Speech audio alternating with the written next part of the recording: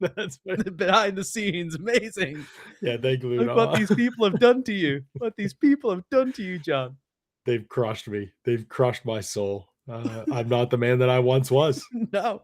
Not afraid to There's say I'm you not the before man. Drew Alla. There's you after day 2 of the 2026 draft. Day 2 of the Steelers 2026 draft changed me. I've truly become the Joker now. Oh, the chat is filling up. People are so ready. I am so ready for this. Keontae Scott's landing spot. Caleb Proctor gets a home today. Oh, look at the squad all jumping in here. This is Wow. great. Ty Dunn's Ty with Dunn us. is coming in. Drop us some Let's scoops, go, Ty. Ty. Drop some scoops in the chat. Yeah, Let's go. tell us what's happening, Ty. All right, day 3, I guess, set up. I know we're going to let people filter in here, but just state of the board. I would say top guys available. I think we should probably discuss Jamal McCoy before we get rolling here. Top guys available on my board. Elijah Surratt still there as wide receiver. I think he's going to be off in the first 5 to 10 picks coming up today. Keontae Scott, we can maybe have a bit more of a conversation there. Safety hybrid player from Miami. So really surprised he didn't go yesterday. Completely stunned from what I was speaking with people last night about the Jag selection, trying to find background on a player who was just not even in my top 380 to even be on my watch list to get through in the class, that he wound up going with the final pick of the 3rd round, and the body type, the style they were looking for, that it wasn't Keontae Scott, I find really surprising. But I do think today coming up, particularly in this 4th round, I've got guys at running back I think teams can find use with. We've got the 2 centers still on the board. Sam Hecht is your top center out of Kansas State. Connor Lew, I have graded really close to Sam Hecht as well. Still got Grayson Halton, still got Caleb Proctor, still got the upfield gap shooting interior defensive lineman. Couple, I think, of edges that can still be useful in terms of pass rush situations, at least. Then our boy Keyshawn Elliott, the guy we liked above consensus, the linebacker. He's going to find a home at some point today, and I'm excited to see where he goes. Very excited about that one. Obviously excited to see where Keontae Scott goes. Caleb Proctor, a tier 4 player for me, that average starter, high rotation tier for me, but really excited to see what the upside could be with that one. That's one that I will have my eye closely on in the league. You mentioned most of these guys already because our boards aren't too dissimilar, even from other people's, I would say at this point, probably in terms of who's left. McCoy, you mentioned Elliott, and he's the only tier 2 player left for me. And then Keontae Scott, Keyshawn Elliott, Sam Hecht, who I definitely like more than consensus, but still really like. I think he's the best center in the class. Still yet to come off the board. And then Elijah Surratt. Those are my 4 tier 3 players that are left. Good starter tier for me. So those would be the 5 highest players, those 4 and McCoy that I have left on my board. Then the tier 4 group is almost totally depleted on offense. The only offensive players I have left in my average starter high-end rotation tier are Jude Bowery and Connor Lew. That doesn't mean there aren't backups I like or developmental guys I like. We'll get to those in a second, but people who are ready to contribute early in their careers as starters or high-end rotation players. Jude Bowery, I think, could develop into a player like that, the tackle from Boston College, and then Connor Lew from Auburn at center. Those are the only 2 offensive players. Defensive tackle, I have Caleb Proctor from Southeastern Louisiana and Grayson Halton from Oklahoma, Bryson Eason from Tennessee, and then at the edge, Joshua Josephs. If he can just get right, another Tennessee guy, if he could, the tantalizing upside of the Tennessee players once they get into real life football situation, will we see it? Denai Dennis Sutton did sneak into this group for me. Deontay Lawson, the linebacker, still somebody that I think is a little bit better maybe than consensus. And then just it has been a really quiet corner group. Some of these guys have gone out of the order we think that they should go in. You and I would have, but Keith Abney's still on the board. Jaden Kennedy as a slot. Kyle Lewis, Ephesians Prysock. All as corners that I still have in that tier. And then Lewis Moore and Dalton Johnson at safety. I really like Dalton Johnson, a player that really grew on me throughout the process. So once we get into the backup tier, there are players I still really like in the backup tier, just trying to be realistic about the NFL outcome for them. But especially now that we're in this range of the draft, really important to be filling some of these voids for teams. So there's still a lot of players that I like that will go in those groups. Completely in my kind of back end rotation to crossing over with my more backup development tier, it is still stacked at safety. All different varieties of body types and play styles you could look for. I've got a pretty deep corner group here. I think I was lower on the corner class than people generally. I think the league has told us they were pretty low on it too. And they went and got 2 guys yesterday in Dalen Everett and Takario Davis, who I just had as camp level, got to prove it type play. So I have 6, 7 guys above them who are probably going to go off the board today. And then, John, we're going to have a linebacker run. A linebacker's run is going to come at some point. This is what the draft does, right? It's usually guys who go up in the first round and then they wait until day 3 for the most part. We had a nice little run of the guys yesterday who we both really like. Really intrigued to see where the Alabama guys go. Where does Deontay Lawson go? Where does Justin Jefferson go? I wound up liking Justin Jefferson a little bit more just because I think he can be a pure coverage player for you early, whereas Lawson, I think, is going to be more of a 1-down, 2-down type player. And I just get a little bit uncomfortable with a pure Mike type linebacker whose communication habits and the general setup of the defense was a disaster over and over again. With Jefferson, I do at least think you could throw him out there and he can match with some tight end bodies for you. Early in his career if he's forced to play. Then we got some of the fun ones, right? The kind of peculiar players. We got Eli Heidenreich. He's going to go off the board today. Let's find out what we got with what he's announced as. Is he a slot receiver? Is he a running back? Aiden Fisher, we both really like as a linebacker who can develop into being a starter caliber player out of this class. Harold Perkins. What does the league think of Harold Perkins? Do they think he's an edge defender? Do they think he's a linebacker? Do they think he's just a special teams ace? I'm interested to see where he goes. And then these quarterbacks, we got these developmental guys. Is Diego Pavia going to get drafted? Is Taylor Green going to get drafted? Is Cole Payton going to get drafted? Let's find out who's going to take a shot on some of the upside swings. I'm interested in Taylor Green in the 6th round if I'm a team. Heck yeah. I mean, unbelievable athlete with great physical tools. Yeah, definitely would be interested in him. He's a developmental guy. At the game's most important position, sure. Lob me those developmental guys. I can definitely see the path to that. Top players left on the consensus board right now. If you're following Arif Hassan over at Wide Left Football, highly recommend that website. Arif and his team do an unbelievable job. If you're looking at their consensus board, top players left on that board, obviously McCoy would be number 1. I'm trying to roll down the list here and see if there's anybody really shocking that's still on the board. Because we had Pregnon go late in the 3rd. We had Chris Bell go late in the 3rd. It's only Keontae Scott, I would say, he was kind of like a shock that he's not gone yet. Yes. I really he's 55, by the way. Yeah.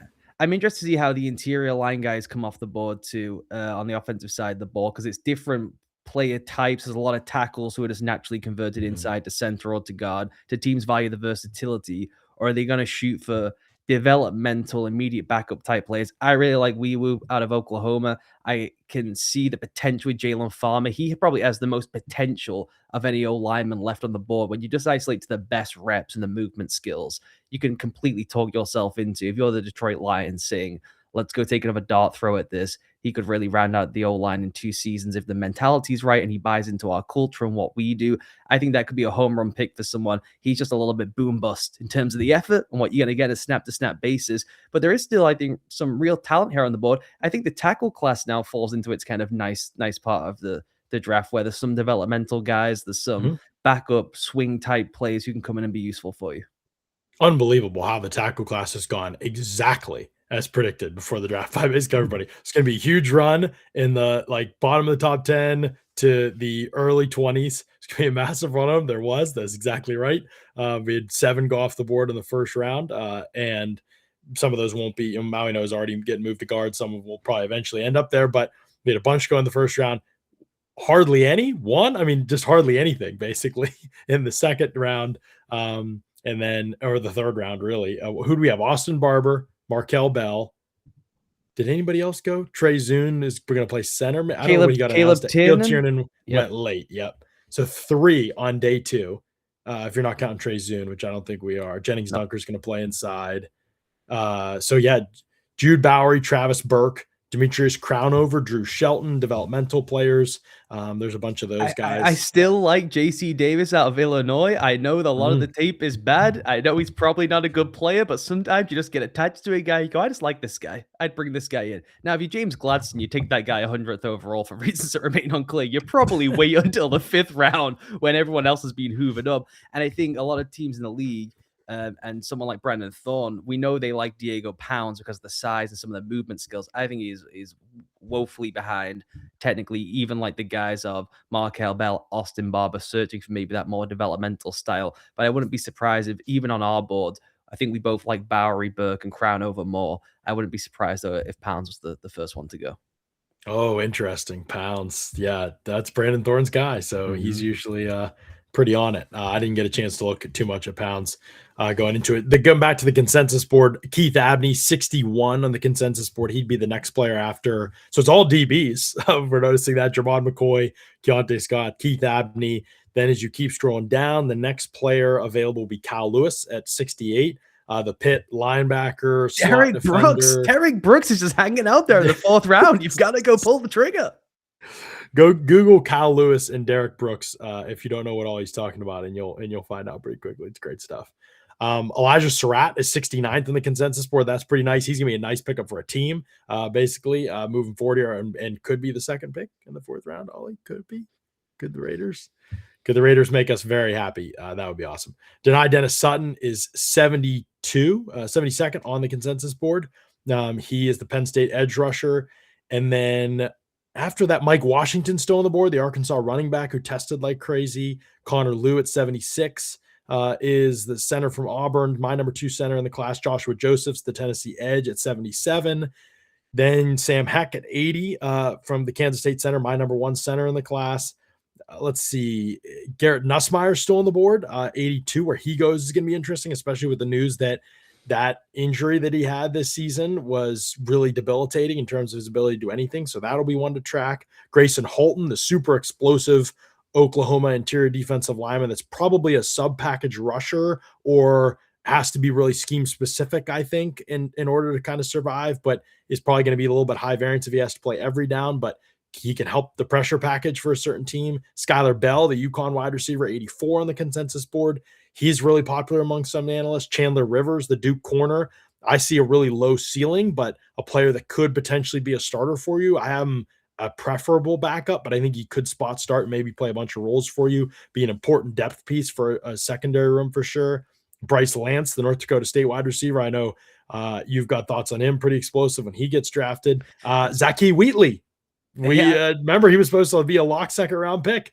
All those safeties, I gotta say, we were lower on that safety bunch, but we've not had Zacchae Wheatley, we've not had Jalen Kilgore, little Micah Tafe is out there running around, probably going to be a scout in the league in 6 years, but he's out there. No Genesis Smith, VJ Payne, we both think is a worthwhile investment, I think, to see if you could make him work at corner long term. Maybe he's a backside poaching quarter-centric safety, but you could potentially work on him to be a corner. I think as just draft investment, draft development, if you're not drafting to a specific schematic need, that is a guy I would throw a dart on for the things you've talked about when we did the full prospect breakdown. There could be some interesting stuff as bump and run, press man, corner type stuff. If I'm the Jets, if I'm the Dolphins, and we're in long-term rebuild, I think that would be a good use of resources, and even getting a player I just think is superior right now, but maybe won't have the kind of upside that VJ Payne could have. Yeah, VJ Payne, super interesting player to me. I posited to you that he could just be an outside corner, and there's some traits I like for him in that role. But a player I'd be looking to get my hands on day 3. I definitely would want to be. It would be interested in that profile. Malik Muhammad, the Texas corner, is 89th on the consensus board. Jalen Kilgore, 91st on the consensus board. South Carolina, really nickel player at South Carolina, has great size and athleticism. But I just didn't see it on tape with him at all. I'm a little surprised the league didn't talk themselves into him. I bet he goes pretty early in round 4, I would be my guess. Kamari Ramsey from USC played nickel this past year, safety the year before. I think his safety tape was a little bit better, a player that I wish I'd been able to spend a little more time with. They rave about him at USC in terms of the makeup. I just didn't see enough on tape to really get excited about him as much as I wanted to. Jonah Coleman, the Washington running back, would be 94th on the consensus board. He's still available. Deion Burks from Oklahoma, wide receiver, explosive fella, 96th on the consensus board. Genesis Smith, 97th. He did sneak in there on the consensus board. And then back-to-back 2 players I'm lower on the consensus, and Genesis Smith and then Darrell Jackson, the Florida State interior defensive lineman, who you have decently. That was one of our bigger probably gaps in where we rank prospects. He's 98th on the consensus board. And then Emmett Johnson, the Nebraska running back, 100th on the consensus board. We didn't talk too much about him, honestly, but that rounds out who is left on the top 100 consensus board. These receivers are interesting too, because it's all kind of the all gas players, right? And it's a lot of manufactured touches players. You've got with Bryce Lance, more of the height, weight, speed type vertical freak. But then we're going to get Deion Burks. Then we're going to get Skylar Bell. And then we're going to get Brennan Thompson. I would not sleep on Eric Rivers out of Georgia Tech. He can really roll. He's smaller, not as big as a household name. I would not be stunned if a team was looking through that kind of archetype of player and just preferred Eric Rivers to some of the bigger names who are probably higher on the consensus board. Yeah, I mean, there's a couple wide receivers. There's so many in every class that you don't get to. Cyrus Allen's another one whose stock was picking up as the draft approached, and so I think that there are some other guys who will get drafted today. That it's going to go kind of. I mean, now that we're through what most of our top 15 at wide receiver, all of our top 15. Elijah Surratt still on the board. He's by far the next best receiver. I have a full 2 tiers between him and the next guy, Bryce Lance, but different player than Bryce Lance too. So if you're looking for what Bryce Lance gives you, I'd imagine Bryce Lance will be one of the first 15 picks today. Would you agree? I completely agree. I wouldn't be surprised if he was the first pick here if the Broncos just took him. Who's picking first today? Oh, is it not the Broncos? This is the Bills. Bills? Oh, the Bills should definitely take him. Well, the Bills should take Keontae Scott, right? Oh no, it's the Raiders. Oh, did the Raiders switch spots with the Bills, or was I seeing it backwards last night? Because we definitely talked about the Bills starting today with Keontae Scott. Did the Raiders trade up one spot? The Bills best take Keontae Scott. Who knows, John? We're on such little sleep now. We will analyze the players. I swear yesterday the Bills were at 101 and the Raiders were at 102. The chattel toss. We always miss the trades. That's the tough part here. When we're on here is missing the details of the trades. Do you think that Jamad McCoy is going to be drafted? Yes, I do. He's going to get drafted today. Do you have a range in mind? I think it'll be this round. I think it'll be in the 4th. Yeah. There's not enough players in the class to continue to justify passing, I think. He's not a cross-off for every team. That's what I've been told. So, but if he's not a cross-off, why wouldn't you have just done it in the 3rd round? That's the thing I can't quite wrap my head around. I think because some teams think he's a question for every team. He's a flag for every team, not a cross-off. And some teams are like, I'd rather have in the first 3 rounds players I know that can contribute or like that I have long-term developmental belief in. He doesn't fit that mold. It's not worth the risk to us. Day 3, when we feel like those players no longer exist on the board, that's when we're willing to kind of take that shot. So that's where I think their process is, not saying whether it's it is right truly nuts that Gladstone took someone who wasn't on the consensus board as like I feel like a more sure thing than taking one of the 2 best corners in the class. He did some wild stuff. I have heard asking around today that Borkircher was there's just a lot of teams that liked him. That's right. The teams are correct again.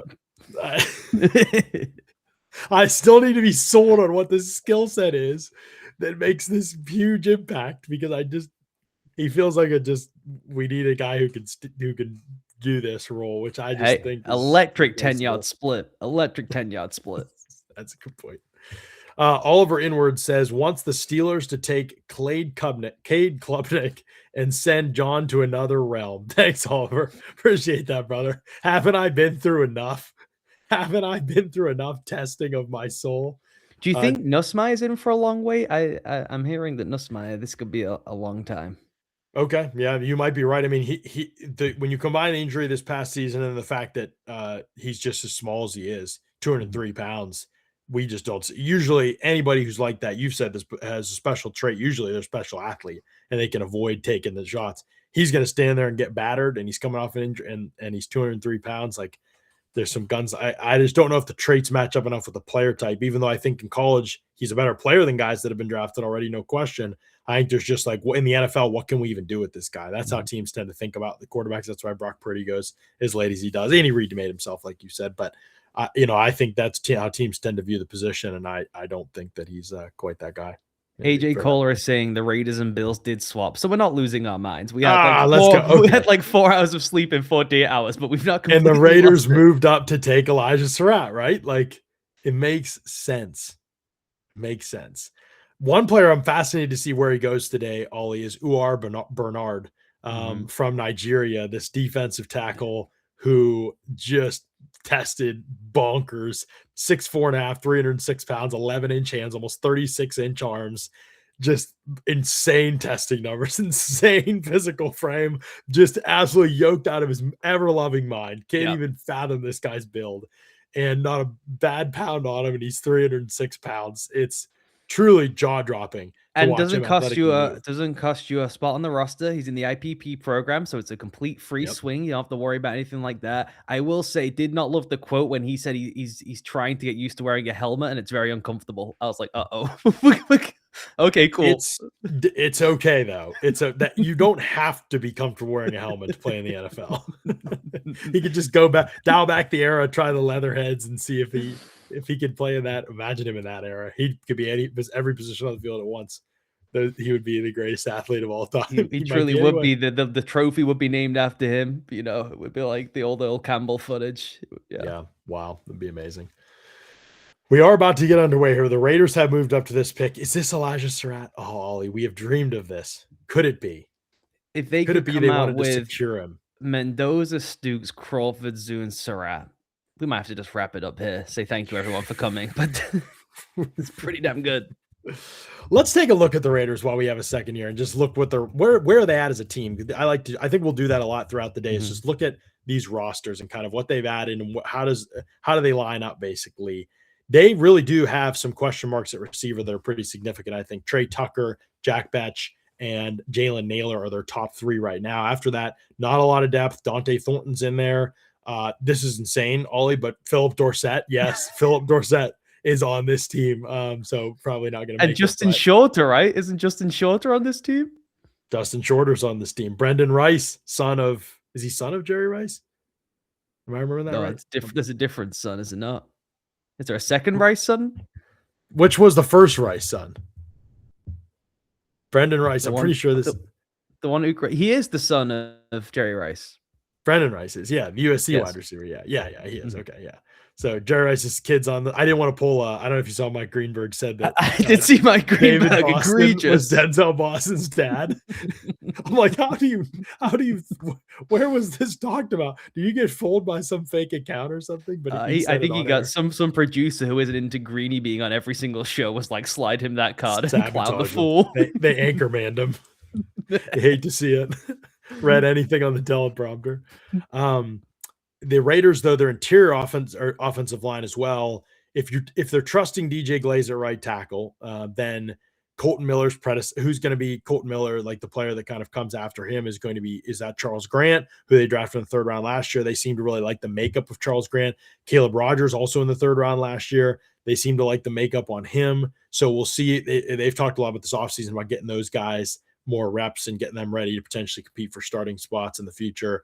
We'll see. They have Trey Zoon now that they added to compete with those guys. Probably he and Rogers will compete, I would guess, with Spencer Burford at that left guard spot. So they have added some bodies. I think they probably feel okay unless there was some great value with the offensive line room they put together. Not sure they'll go there just yet. I wouldn't be shocked by Jude Bowery. The pick is in for the Raiders, so we will get to that pick shortly here. But it feels like they're kind of set at tight end, kind of set on the offensive line for what they're going to be right now anyway. Obviously, they have Ashton Genty in the backfield. They could add another back at some point. We'll see. A wide receiver feels like a big question mark. And then they've done just tons of work on the defensive front. They added Nakobe Dean, Quay Walker, Kwity Paye. Max Crosby came back and didn't leave. Kieran Crawford is here. They re-signed. Didn't they? Am I tripping that they re-signed Malcolm Kuntz? Yeah, they re-signed Malcolm Kuntz. So he's still here. They just have all of a sudden a ton of bodies. So this could be a defensive tackle. That wouldn't surprise me. Caleb Proctor would be interesting here if he led things off. And then they added Teron Johnson to play nickel. Keontae Scott, I still would be interested in if I were them. But outside corner could be a real possibility as well. Darian Porter, last year's third-round pick, who we've guessed was maybe a Pete Carroll pick. And Eric Stokes is back here. Not much after those guys. So definitely have some outside corner needs. They added Traden Stukes to maybe be a versatile player for them, but certainly play safety probably with Jeremy Chin. So they're not as thin as they were. They've done a lot of work in the offseason, added a lot of talent. I don't know how it's all going to come together yet. There's some players I'm still have questions about that are part of this, but it's a big step in the right direction in one offseason. It is. I think corner, as you went through that, I'd be interested in Jalen Farmer just bringing another line and just be like, we're just going to keep putting ammo into that and just find out who the 5 best guys are over 2 years to work around Fernando Mendoza. Surratt, I think, should be the pick. But if they go corner, I'd be cool with any of Keith Abney, Devin Moore, Ephesians Price. I think those would be the top 3 guys I would look at for them. It's interesting because John Spytek likes a certain type of football player, and Elijah Surratt really fits that type of player. Jonah Coleman could really fit that type of player if they're just like, we need another back to go with Ashton Genty. I don't know that Coleman would be my choice for that, but they fit that type of football player. I could see him being really interested in Travis Burke if he felt like they just want to keep filling out the offensive line. Jalen Farmer, some of the hot cold stuff, the best plays, yeah, maybe he thinks he could develop him, but if you're just thinking about what he values as a football player and the guys he's drafted in this class, Caleb Proctor would be another one that they rave about. I just feel like, man, if he would be one where I'm like, okay, your defensive line might be a little bit scary. And also, you think about it this way: the Bucks are interested in Caleb Proctor. He comes from the Bucks. Those guys think a lot of the same ways, Mhm. value some of the same things. So that wouldn't surprise me either. But I hope it's Elijah Surratt. So we'll see.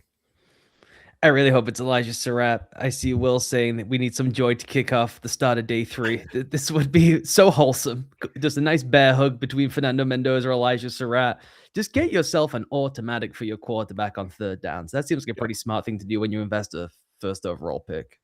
Kyle Fowler Jones asks about Brandon Cisse. We will come back and talk about him later. We kind of recapping drafts a little bit, Kyle. We'll make sure we do that. Jermod McCoy starts off the 4th round. So the Brilliant. Raiders take the swing on Jermod McCoy. And if he's healthy, they've had an all-time type of draft. They really have. Just in terms of what's available in this crop, to be able to get a player that was top 10 on my board. Obviously, there's huge health concerns, but this is the window, and they're the franchise where they're at, where they absolutely have to take these swings. Why not? You got to take the swing. I mean, I would have thought maybe it would have been a team who was more in the contenders, who may would not be comfortable with him sitting out a season if he has to, and then maybe the chance with the bad surgery. But the more that you think about it, it's like, why, if you're a team who is so in the doldrums as they have been, not take a swing on a guy who could just very well be the best player in the class? If he is still the same caliber of athlete, if he has to have a second surgery or not, he has the potential to be a truly difference making corner for you.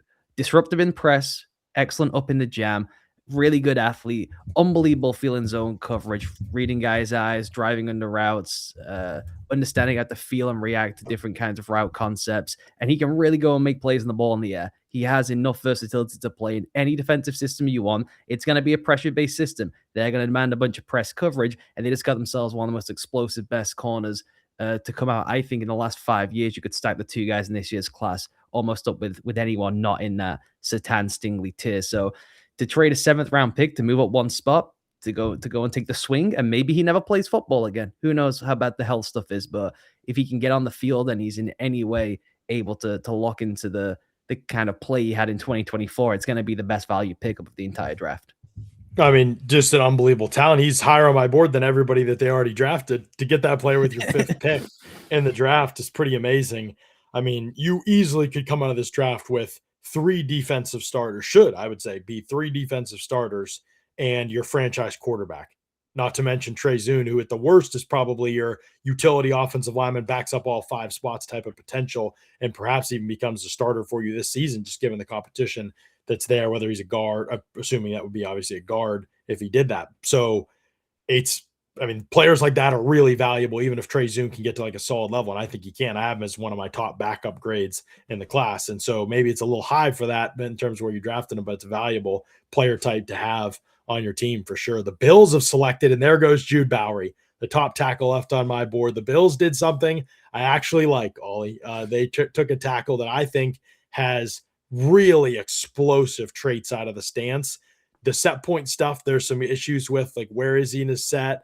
Like the strike timing, the synergy of all of it coming together is inconsistent. He has reps and portions of games where you're like, this is a top tackle. And then it falls apart for portions. And consistency was a really hard thing for him to come by. But I'm really intrigued by the player. And this is a place that, it's not Aaron Kromer anymore, but they have developed offensive lineman well when he was there. We'll see how this new era of Bills football in the offensive line goes. But normally this would be a landing spot I'd be pretty excited about for Jude Bowery. Yeah, he was the top tackle left on my board. You mentioned that he's got all the physical traits. I think one of the concerns with him, it's not just that there's a base problem or there's a hands problem, it's the two together. So it is going to take some development. He really does bring his head into contact a lot. He also goes body to body through a bunch of blocks and just relies on the fact he can move quicker than other people, and was able to get away with a lot of sloppy habits because he's just a really good athlete. But as a developmental type guy, they've got to rework this O-line over a couple of seasons. This thing is getting expensive. They've had to let 2 guys walk already. I like the idea of developing over 2 to 3 seasons. Yeah, I do too. And you're right. I mean, they just need to look for potential to get guys developed within their system, even for depth purposes. They've had a lot of good health at the tackle spots. And, you can't always guarantee that that's going to happen. So I like the move to try and bring somebody like that in. Still think it's crazy that they're just going to roll with this group again. It seems like for Josh Allen, but it's the situation they're in. The Jets pick is in already at 103. We're going to be moving pretty quickly. I do feel like we maybe need to spend a little more time on this Jermod McCoy thing Mhm. because this could be the steal of the draft. One of the things we talked about, Ollie, with him was just the unbelievable explosive traits to close and off coverage, hammer people at the catch point, make plays on the ball. He can do all that stuff at a high level. And then, although I think there's some inconsistencies at time and press, the raw talent and ability he has to mirror people and match people down the field and go make plays on the ball in the air, even though that's inconsistent still at this point, I think it's just like, wow, this guy really could be a corner who kind of does everything for you, which is pretty rare in today's NFL. I think he was really in that tier with Mansour Delane. Yeah, and I would say too, with the fit to the Raiders specifically, we already mentioned the press man stuff he's going to be asked to do. I think he's got massive potential as a blitzer. He was just not asked to do that an awful lot in college, but he's got real juice off the ball, navigates traffic really well. He is so tenacious and aggressive, getting into blocks, getting off blocks, and he can really sink and get under the top of the arc of guys when they step out to him in pass pro. So that to me is like almost the ideal system fit for him to be able to maximize all his talent. Just never thought they would have a chance to be able to get him. The Jets have selected Daryl Jackson from Florida State, your guy in this. I'm just going to call him your guy in this Oh, come class. on now. Just, Ah, I thought Daryl Jackson is effective when he gets a matchup with somebody that's just way smaller and weaker than him, and he can physically walk them back into the pocket on these super slow burn rushes where he just physically, he's super long, big dude. He can walk people back. I think he's okay off the ball. And the rest I found pretty much a non-starter for me. Like I just couldn't really get into the prospect at all. Don't think he works to the edge of people. Think he has bad technique and gets knocked off the ball all the time. It's sealed off all the time. Some of the worst block awareness in the class. I have real questions about that. If he even knows what's happening, real slow to react to what's around him.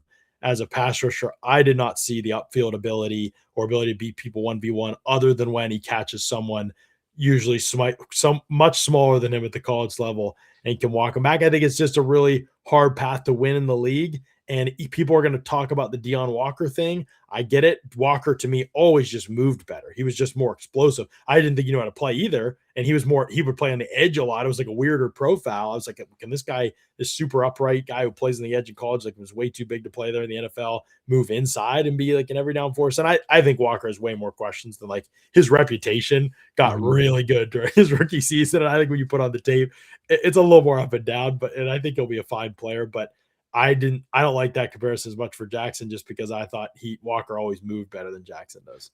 The biggest concern I have for Jackson is, does he love ball?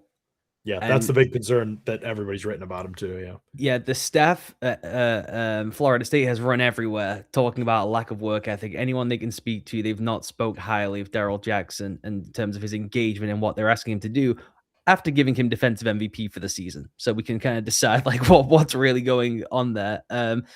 I do think that he has enough pop in his hands, enough violence. He's got real great grip strength. I don't think he's quite the physically imposing force of the point of attack that he should be. It does come when he plays with some urgency. It does come on some must have it downs, but he grinds down throughout the game. He's probably only going to be a 1 or 2 down player for you. If he's going to play on third downs, it'll be pure pocket pushing stuff or just using his sheer length and size to try and command a double so that someone else can get through on some kind of blitz or pressure packages is what I would guess. But he's a true straight line player who lives on power, and we say it all the time. That power doesn't always climb up to the next level. And even in college, when he faced like good competition or even just guys who were technically flawed but had some kind of solid anchor that was almost pro level, he really didn't move people a whole lot. I do think there can be some second surge rush stuff with him. I'm higher on him than you are, obviously, but I do see the real downside here, which is you draft a guy with a lack of burst off the ball who doesn't play with a bunch of urgency, and the staff says he might not love football. Yeah, I can see why you'll be worried about investing in that guy.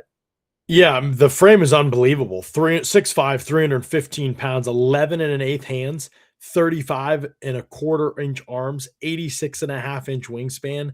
But I just thought the functional athleticism was really poor too. And now the Cardinals have made a selection Let's go, as we Nick. move on here. And Caleb Proctor is off the board. Southeastern Louisiana. Absolutely love this pick. Caleb Proctor, if there's Cardinals fans watching and they want to check him out, go watch him against LSU. That's really the best competition that he played, and he was awesome against LSU. And I know those guys maybe weren't up for the fight most of the year, and so it probably looks better on paper than he does if you watched LSU's offensive line throughout the season. But his explosive traits to play through the gap all the time are really, really impressive. The hand usage still has to come along. It still has to get to the level where it's consistent and he can beat guys 1v1. He can clear blocks. He will sometimes get partway there and then get knocked out of the play because he's not all the way through the gap. So he has to still string it all together. But the first step jump off the ball, the physical frame, I think his frame is awesome. Tested well. Like, I think everything you want to see from a smaller school guy, played his best ball against top competition. You just wish there was like a little more production, a little more finishing as a tackler, a little more finishing plays that look really good at the start. And the second half of the play doesn't quite get where you hoped it would get. Can he get there? But this is a developmental guy I would have targeted. I would have targeted, honestly, he would have been he was easily in my top 100. So I would have been in the third round for me in this class. But this range of the draft feels really good for me, to me, with where he's came off the board. Putting him and Walter Nolan together is all kinds of fun. That is real juice and twitch off the ball. I think you can do incredibly fun things with him in the pressure package. It's going to be all about speed. It's going to be all about pad level. Can he stay under the angle and the leverage of blockers? I think it's really interesting that he added significant weight during the pre-draft process, then tested like a complete maniac. He was down on weight at the Shrine Bowl. He came in at 275 at Shrine, went to the combine, was 291, moved completely effortlessly. Looked like the same player on film at a significantly heavier weight than he actually played in when he was in college. So if he can maybe add a little bit more and have some ability to play in line for you on early downs, that would be helpful. But he is just going to be a quick twitch sub rusher early in his career, probably for the majority of his career. And I do think there's some alignment flexibility with him. And he's going to a staff where it's going to be the chaos structure. They're going to move pieces all over the place. I think he could do some stuff on the edge for you. I think he can do some stuff lined up outside, but really he's attacking back inside. It's just all about speed and crossing face, doing some fun tackle twist stuff with him and Nolan. An absolutely ideal scheme fit for me, where he's going to play in a rotation. They're not going to force it early. There's not going to be a huge load or demand on him. It'll just be maximizing what he can do best, and then can you over 2, 3, 4 seasons extract more from the player? Yeah, will be definitely a fascinating one to watch develop. The Cardinals continue to have all this talent on defense, all these guys that I can't wait to see. And last year they were just so hurt, so many injuries, so many guys. They never had to play together. And Rawls is familiar with all these guys. If he could just stay healthy, I mean, Walter Nolan, Caleb Proctor, they took Darius Robinson, who was overdrafted, but I still feel like can fill a role for you, especially with some of the other pieces now you have around him, if he could just be healthy and stay out there. And he's all ball, they say. So again, like another guy, I think he's never going to be like, oh, he's worthy of his draft spot, but could he help you? I mean, Andrew Billings is a different type of player, but he's here. We always joke around about Baron Browning, first step and nothing else. He's still here. Josh Sweat, BJ Ojolari, could he be healthy ever and be a contributor? Maybe that ship has sailed. Zaven Collins is here. Jordan Birch was a third-round pick last year that I don't even know where he fits in the rotation right now. It's so insane. And then obviously Walter Nolan's the one that I really can't wait to see. And I've been a huge Josh Sweat fan for as long as I've known he was a player and back in college. And we'll see if Sweat's gonna make it to be on the roster by the time they open the season. I mean, he might be on the move. But Josh Sweat? Josh Sweat, Are you doing this again, Ollie? Are you breaking some news? No, I'm not breaking some news. Why would Josh Sweat be on the move? He's been amazing for them. He has been amazing for them. I think there was a potential chance for a homecoming to Philadelphia. They decided to do the Grenard route instead. Sure. Just saying it's certainly possible that he could be on the move. What they have, you mentioned all the different names. They have almost, if you go by your favorite like film analyst, they have one of their like underrated gem players. They've like built the whole plane out of the underrated gems, draft by draft by draft. They still do need someone to just become, if not a blue chip player, but to be on the level of someone like a Sweat. I hope that's Walter Nolan. I think it will be. And I'm just really excited to see what they can do with that front. I'm personally excited for the aggregators to get us again with the Josh Sweat trade. No. Connolly says Sweat trade pending. I'm just kidding. Just kidding, aggregators. Chill out. Chargers selection here being announced. Excellent cape. You love to see Brennan a cape Thompson on day 3 of the draft. Yes, a cape. Oh my gosh. Brennan Thompson, Mississippi State wide receiver, speedster, little guy. one of the things I watched with Brennan Thompson is he can really rip it vertical and then break down and come back to the Oh ball. yeah. It is the deceleration is bonkers. He's not just a fast guy, but he is 5'9". He's 164. This is the range of the draft.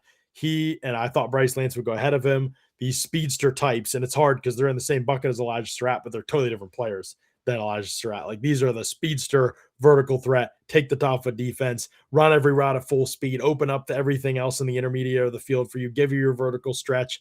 I do think he fits that bill. I'm pretty interested in him, and I think he's a good player. There's wide receivers that will help you, and they may never play 50 snaps a game for you and be one of your top two guys or anything like that. But if you're saying, okay, we're going to be more of like a 4-man group, 5-man group, and everybody's got a role and everybody can help us in certain packs, certain matchups, maybe more than others, he fits that mold of a player, in my opinion.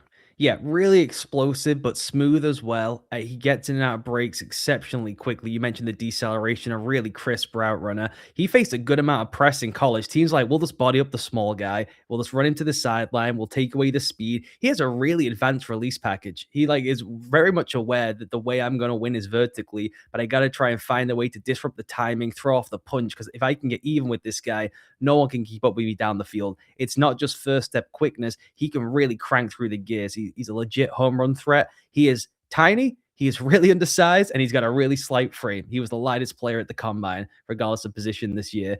This is so Mike McDaniel, though. It's like, get me all the Uber athletes. We'll figure it out. I am a little bit concerned about, will he be in that branch type role where it's all gimmickified, and it's a little bit concerned that McDaniel's that guy. It's going to be bubble screen and orbit motion into flat screen and all that kind of stuff. Just get the ball and force it in his hands. Where I do like Thompson is I do think there's real skill in how he can separate down the field and how he can attack you coming off the line of scrimmage and then can snap out. So even if he's getting a little bit bodied up, he can rip out the breaks so well. And Justin Herbert might be the best out thrower in all of football, that he can maybe still bring you some in the kind of base offense where you're not just kind of tipping your hand every time he comes to the huddle. It's like, okay, here comes some Mike McDaniel bullshit. We know we got our ID and Q on Brennan Thompson. We've got another pick here. Fabechi Wiwu has come off the board. The Oklahoma guard to the Houston Texans. This is a guy you really liked, Ollie. I had a harder time getting into him on tape, to be honest, than you did. But I know you liked him as in this range. I think we ended up grading similarly. I think you just felt like you had a clearer vision as to what he could be in the league than maybe I felt. Yeah, I was a fan of his game. He grew on me. I don't think he's gonna have this crazy huge ceiling, but I think he's gonna be a high level backup to solid start type player they desperately need. Just help all on the line and being able to get a new inflection and generation that can play for 2 or 3 seasons. He's not a powerful player. He's a twitchy, quick mover. It's more finesse. It's more angle centric.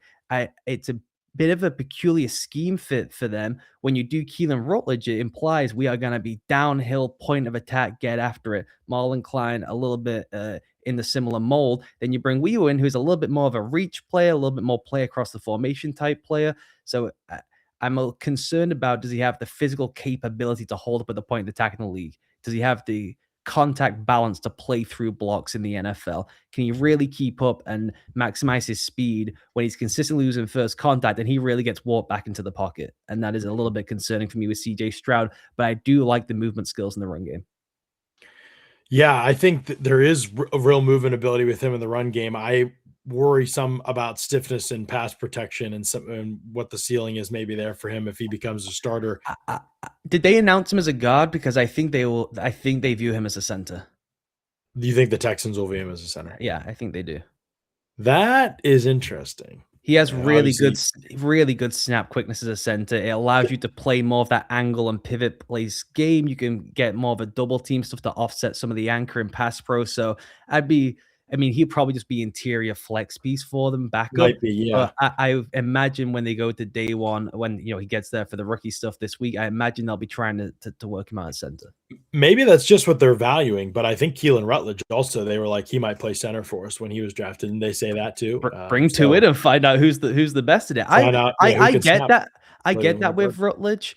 I think Rutledge's stuff on the move like people love the big blast, explosive, clean out the end man type plays. Then we talked about it. We went into detail for like 25 minutes on his pulling Yeah. technique. He's got a major reset and recoil. Takes a long time to get out of the stance. He He's kind of I a said clunky I player. texted Trevor this all. He does the I don't know if you've seen the Mission Impossible movie with Yeah. Tom Cruise and the guy that plays Superman. What the heck's his Yeah. name? When they're in Henry that scene Henry where they're Cavill. Yeah. Henry Cavill and they're fighting in the bathroom. They're fighting that Yeah. guy in the bathroom, and Henry Cavill like, gets up and like reloads his arms before he gets back into the fight. That's Rutledge as he gets up to pull. He like gets up, he like does this with his arms, and then he pulls like he's like it's like an aura thing, and it's It awesome, is. but it won't work in the NFL. No, it won't work. He's got to be able to snap and go. And so I think that kind of like sequencing and feel, I just feel better about Rutledge at guard, and I feel better about Weewu at center. But they'll probably just bring them both in, I guess, and maybe they'll both be centers in the medium term. It's just that Rutledge will actually start.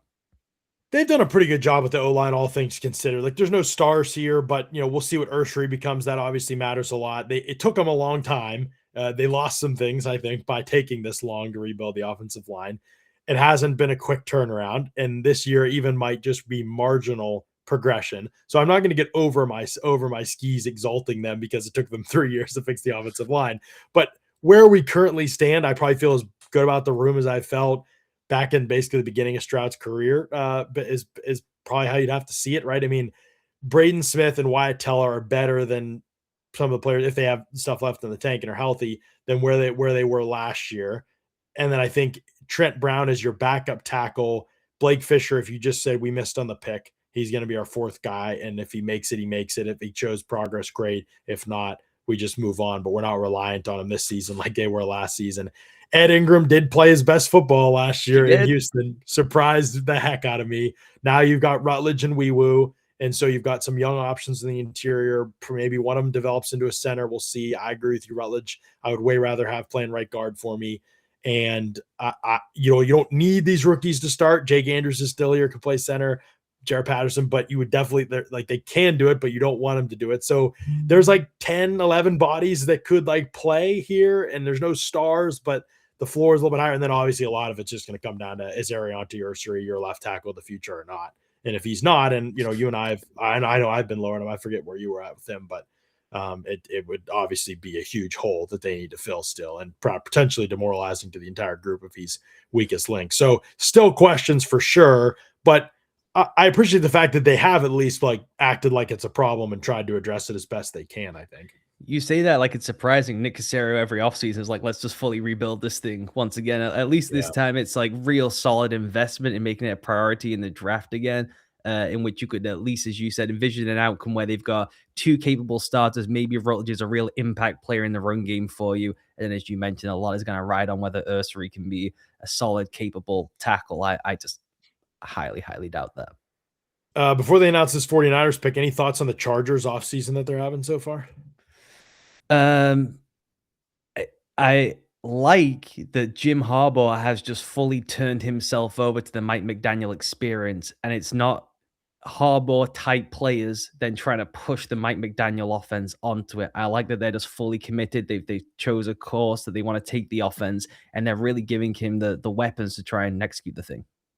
Yeah, I do too. I think that there's real pieces that he could run, the things he wants to run, and the draft picks this weekend reflected that as well. I think the 49ers selection is coming in here. We'll try to, as much as we can as we kind of go, take a look at who teams have drafted so far and kind of get a sense for where their rosters are at. So we'll try to have those mini discussions as we can, because I think those more comprehensive views are helpful these days.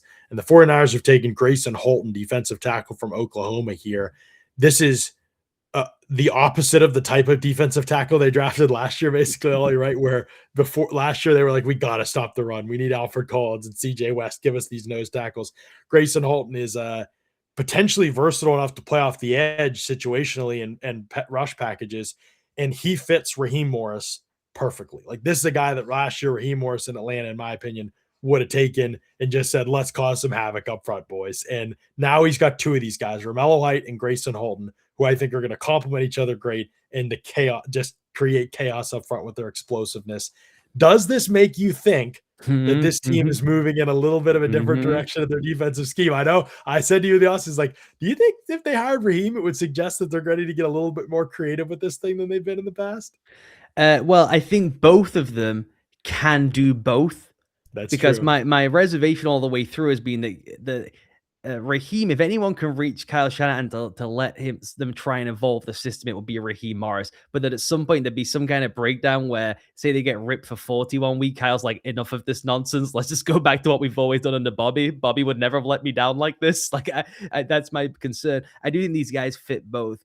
I think Romello Height can be a one-on-one killer, but has the speed to be playing a really mugged up attack-based system. Holton is just pure initial springs, speed off the ball, play under the pad level, explode off contact, go make plays behind the line of scrimmage. I think he can do some for you as a backfield penetrator, and maybe he could do some early down work, as you said. Can he play on the end some on early downs, then kick inside on passing downs? There's some potential there. We mentioned this through his pre-draft profile. We said we wanted him in a stunt heavy group because his ability to turn the corner sharply on the tackle twist stuff is as good as anyone in this class. He's got the lateral speed. He can spring from tackle to end in one simple motion. He really can get after it in a twist or post snap movement based defense. So are they going to be 7 across the line? We've got all the gas boys now, and let's go have some fun. Or are they just going to stay or toggle between the two? We'll be 4 down and go as always, but we still have real speed and we've got players who can be one-on-one players. They just really needed so much more juice. You watched them last year, especially after Bosa went down. You were just they're slow up front. They don't threaten anybody off the ball.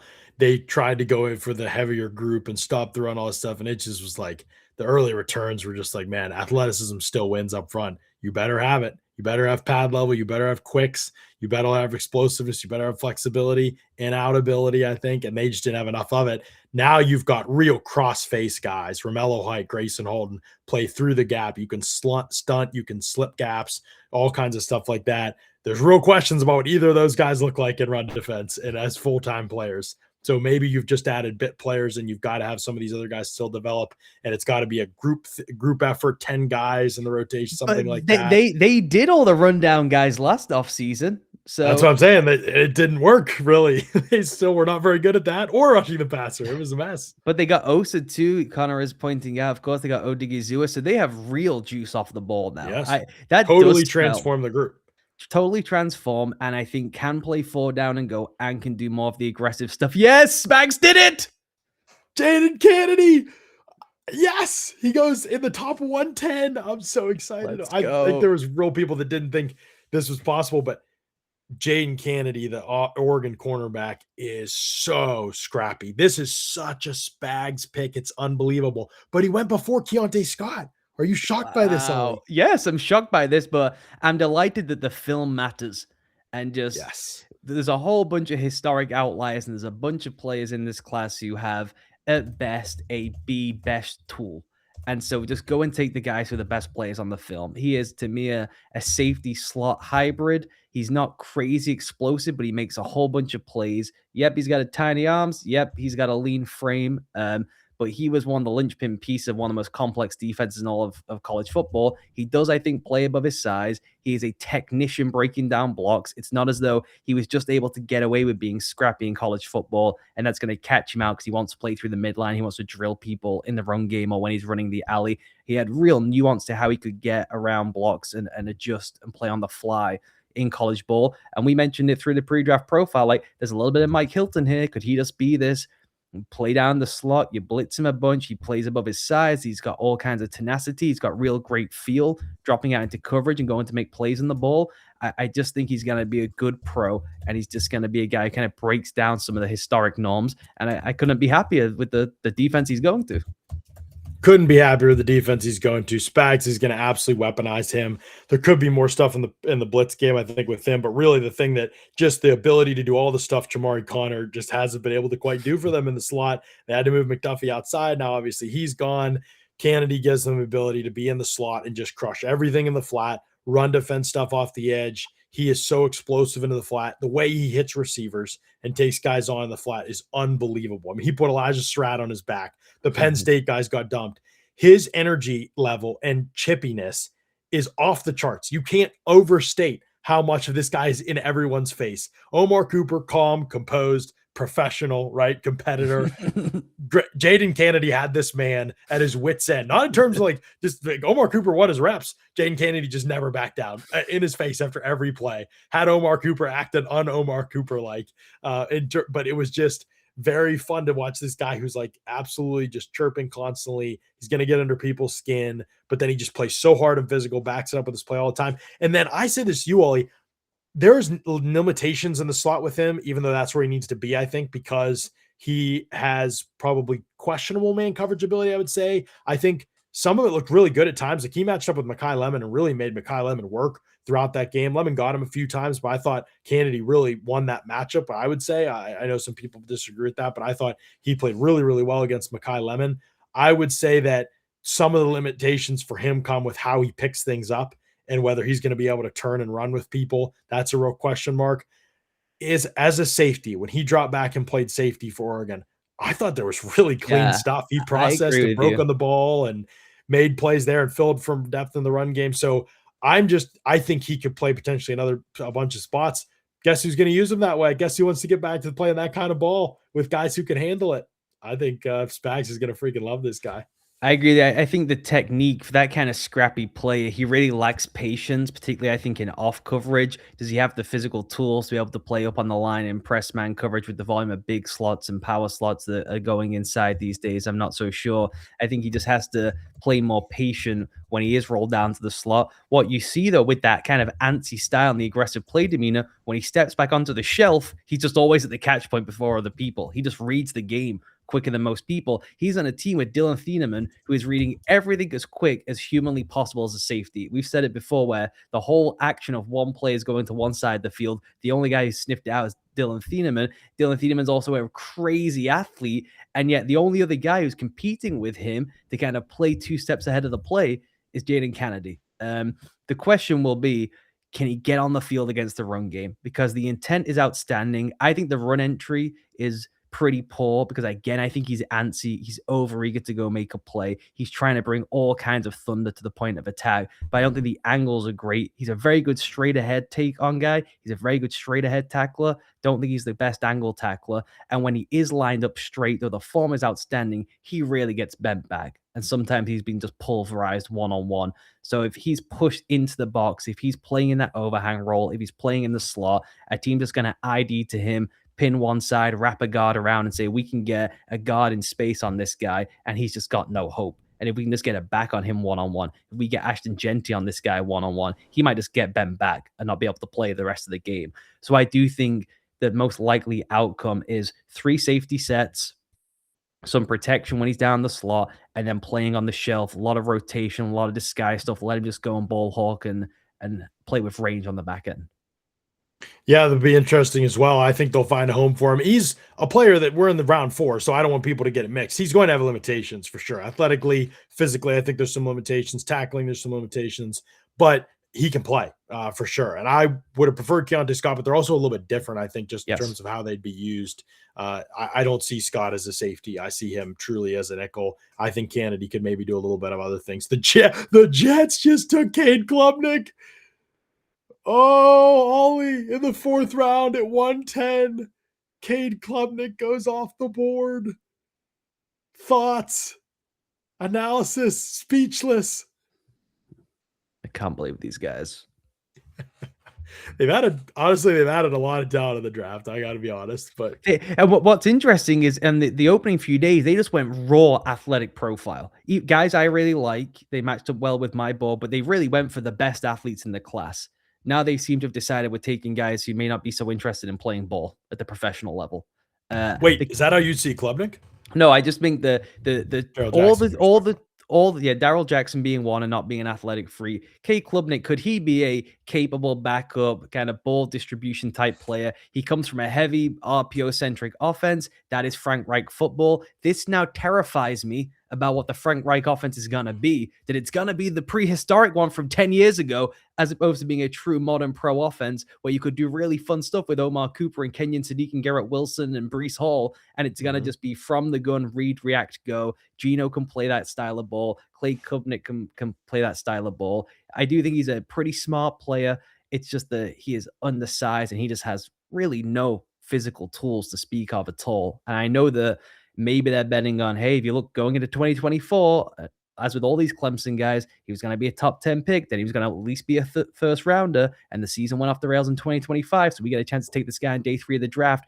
I just don't think he'll be anything better than a backup you're trying to replace for the entirety of his career.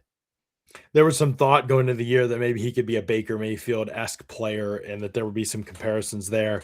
The worst of Baker comes out in him. I'm not sure the best of Baker comes out in him. So that is a pretty tough player to live with. Even as a backup, it and can be a tough player he fumbles constantly. So if you're going to play the crazy run around Baker Mayfield style, you can't just put the ball on the floor every single time. And he gets absolutely rocked. And he doesn't have the frame to absorb these kind of shots. It is flabbergasting he went ahead of Nussmeier because they have the same brittle type idea. Do they have the body armor to play in the league? Can they add some size to absorb shots in the NFL? But Nussmeier is just a better all-around player. Yeah, no question. I thought he was a better all-around. Oh, maybe Cage Casey. Yeah, Cage Casey just went. We'll get to him in a second. And Klubnik is 207 pounds, Nussmeier 203. So size was a big concern with both these guys. Maybe teams just feel like, well, Klubnik's a better athlete. We're going to go with the better athlete. To be able to kind of project forward and that they're, or I shouldn't say teams, the Jets thought this. But to your point, Ollie, when you look at, I'm trying to find the exact numbers here with Klubnik. I have the wrong page pulled up. I wanted to give you the actual fumble numbers with him. As you were saying that. I think it's 10 over the last 2 seasons, something like that. That would be tough. Turnover worthy plays, I have that percentage here, but a lot of those aren't necessarily accounting for the fumbles. Yeah, I see his graded fumbles. I want to get those exact numbers for people, but I'm not seeing them here. I'll find them eventually. But yeah, that's a surprising pick. And then the Broncos take Cage Casey, the tackle from Boise State. And this is a player you had concerns about. I didn't get to him in my board, but you had concerns about because you said just stand on your feet. The balance, the contact balance is an absolute disaster. He is, to me, a camp level athlete. He plays as a technician, and all that stuff is good. You talk about steady base, a wide set, good, solid, like anchor position, and yet then just hits the deck. Moving forward in the run game, slides off so many blocks, plays really high, comes out the stance high, then rises high throughout the rep, and then just will mysteriously fall to the floor. And I'm talking like 6, 7, 8, 10 times a game. You just find Cage Casey on the deck. And I just don't think you can play in the league without backup level contact balance. Yeah, and he comes off the board, and then Drew Shelton goes to the Cowboys here with the 112th pick. And so tackles are starting to come off the board a little bit, and yet none of them are Denzel Burke. That's a little bit surprising to me. Okay, Cade Klubnik fumbles 11, 18, 21 fumbles in his career. There's 20 fumbles over the last 3 seasons with him. That's not great, Bob. Fumbles. It's not great, Bob. About as bad as it gets. And some of that comes back to the pocket presence with him too. So sorry we're bouncing around a little bit there. I could not get that stat pulled up for you in time. Not good radio, I'm sure, to be so scattershot for you all. But let's talk a little bit just about like these last couple picks and kind of where we're at in the progression with the tackle class, because now we've got 2 that have come off the board in Cage Casey and Drew Shelton. Demetrius Crownover is still available as a player that I think is interesting. We'll talk about him when he's picked. And then Travis Burke from Memphis is a player that a lot of people, including Dane Brugler, like some of these people who are in the know, were like, he's not. I think Lance Zierlein said too, he's going to be a day 2 pick. I think Baldy was saying, Baldy like just lives in a big house, I imagine, with offensive line coaches. I think that's the living setup for the Baldinger household. He actually only speaks to O-line coaches. Yeah, maybe a D-line coach, but he doesn't go outside that world at all. That's his whole existence. And he was saying all of them. He would talk about like the top guys in the class. He'd talk about Bowery. They would just like stop the conversation to talk about Travis Burke. So this is the range in the draft where you start talking to let the scouts have a pick. You start talking to the positional coaches. Who is your guy? We want line help. Who is the guy you like the most? I'm surprised that Cage Casey in particular went before Travis Burke. I am as well. I thought that Cage Casey would actually be a guy that slipped down the board a little bit, to be honest, because I thought some of the more traicier guys were going to be maybe ahead of him on the board. Burke and Crownover. Crownover's an interesting player we could talk about. Notable, I don't think we've had any. Let me check myself on this. if we had any edge guys go so far, we've had a couple defensive tackles, 3 to be exact. No edge guys yet, No Ollie. edge And guys. I think there's really still some potential in the group. Deny Dennis Sutton has not come off the board. Joshua Josephs has not come off the board. Mason Reiger, I'm really interested in. The medicals there are going to be a question. George Gums. I bet Logan Fano. You like Nadeem Tucker as a guy that could come in off the board in this range. When is Max Llewellyn from Iowa going to come off the board? Who I think is not going to help you against the run at all. There's some plays that are just like, what in the world is happening here? But there's some pass rush stuff. Maybe as a situational player there, he can help you. Wesley Williams from Duke has some inside outside potential to help you. Vincent Anthony from Duke could be a guy that comes off the board. So there's still a lot of edge rushers that I think will go before the end of the fourth, to be honest with you. Last year, if you remember, there was a run on edge rushers in the fourth. Mm-hmm. It was like Quee Robinson and Jack Sawyer and David Walker and Elijah Roberts in the fifth, I think it was. Like all these guys who were inside, outside, but pass rush type players came off the board. There's others I'm forgetting that all went off the board in a similar range. So I would guess that you'll see teams, especially the teams the back end of the fourth, who are like contenders, give us another rusher for the rotation. Like we need them now. I think that you'll see some of those players maybe come off the board. The Colts are definitely one of those teams that could add one of those players here. They are at the 113th pick, and their pick is in. And yesterday, Chris Ballard was asked about, okay, well, what about the pass rush? Because he's taken AJ Halsey and who else did they? Oh, CJ Allen. Mm-hmm. So they hadn't addressed the pass rush at all. And he talked about in the offseason wanting to get more explosive and faster as a defense. He talked about that at the combine. I was there at his podium for that, and he was really passionate about that. Probably feels like he's done that with these picks. Keontae Scott is here. And remember, Kenny Moore has requested a trade, I believe. And Nick Cross left the building. Luana Rumo's beloved Nick Cross has left the building. You could do probably not from the depth with Keontae Scott, but in terms of some of the pseudo linebacker work, some of the blitz game work, you could do that with Keontae Scott. Could they be could they be an Elijah Surratt team? They Indiana guy. That could be a Pittman replacement, right? Pittman Elijah replacement. Surratt? Yep. Indiana guy stays local. That could be an option here. So actually a lot of picks that fit them pretty well here, I think. It's Bjorn Werner. Bjorn Werner is one of the nicest human beings I've ever met in my life. Just throwing that out there. Bjorn Werner making the pick. Oh, Bjorn Werner. Yeah, when his draft profiles would blow out back in the day.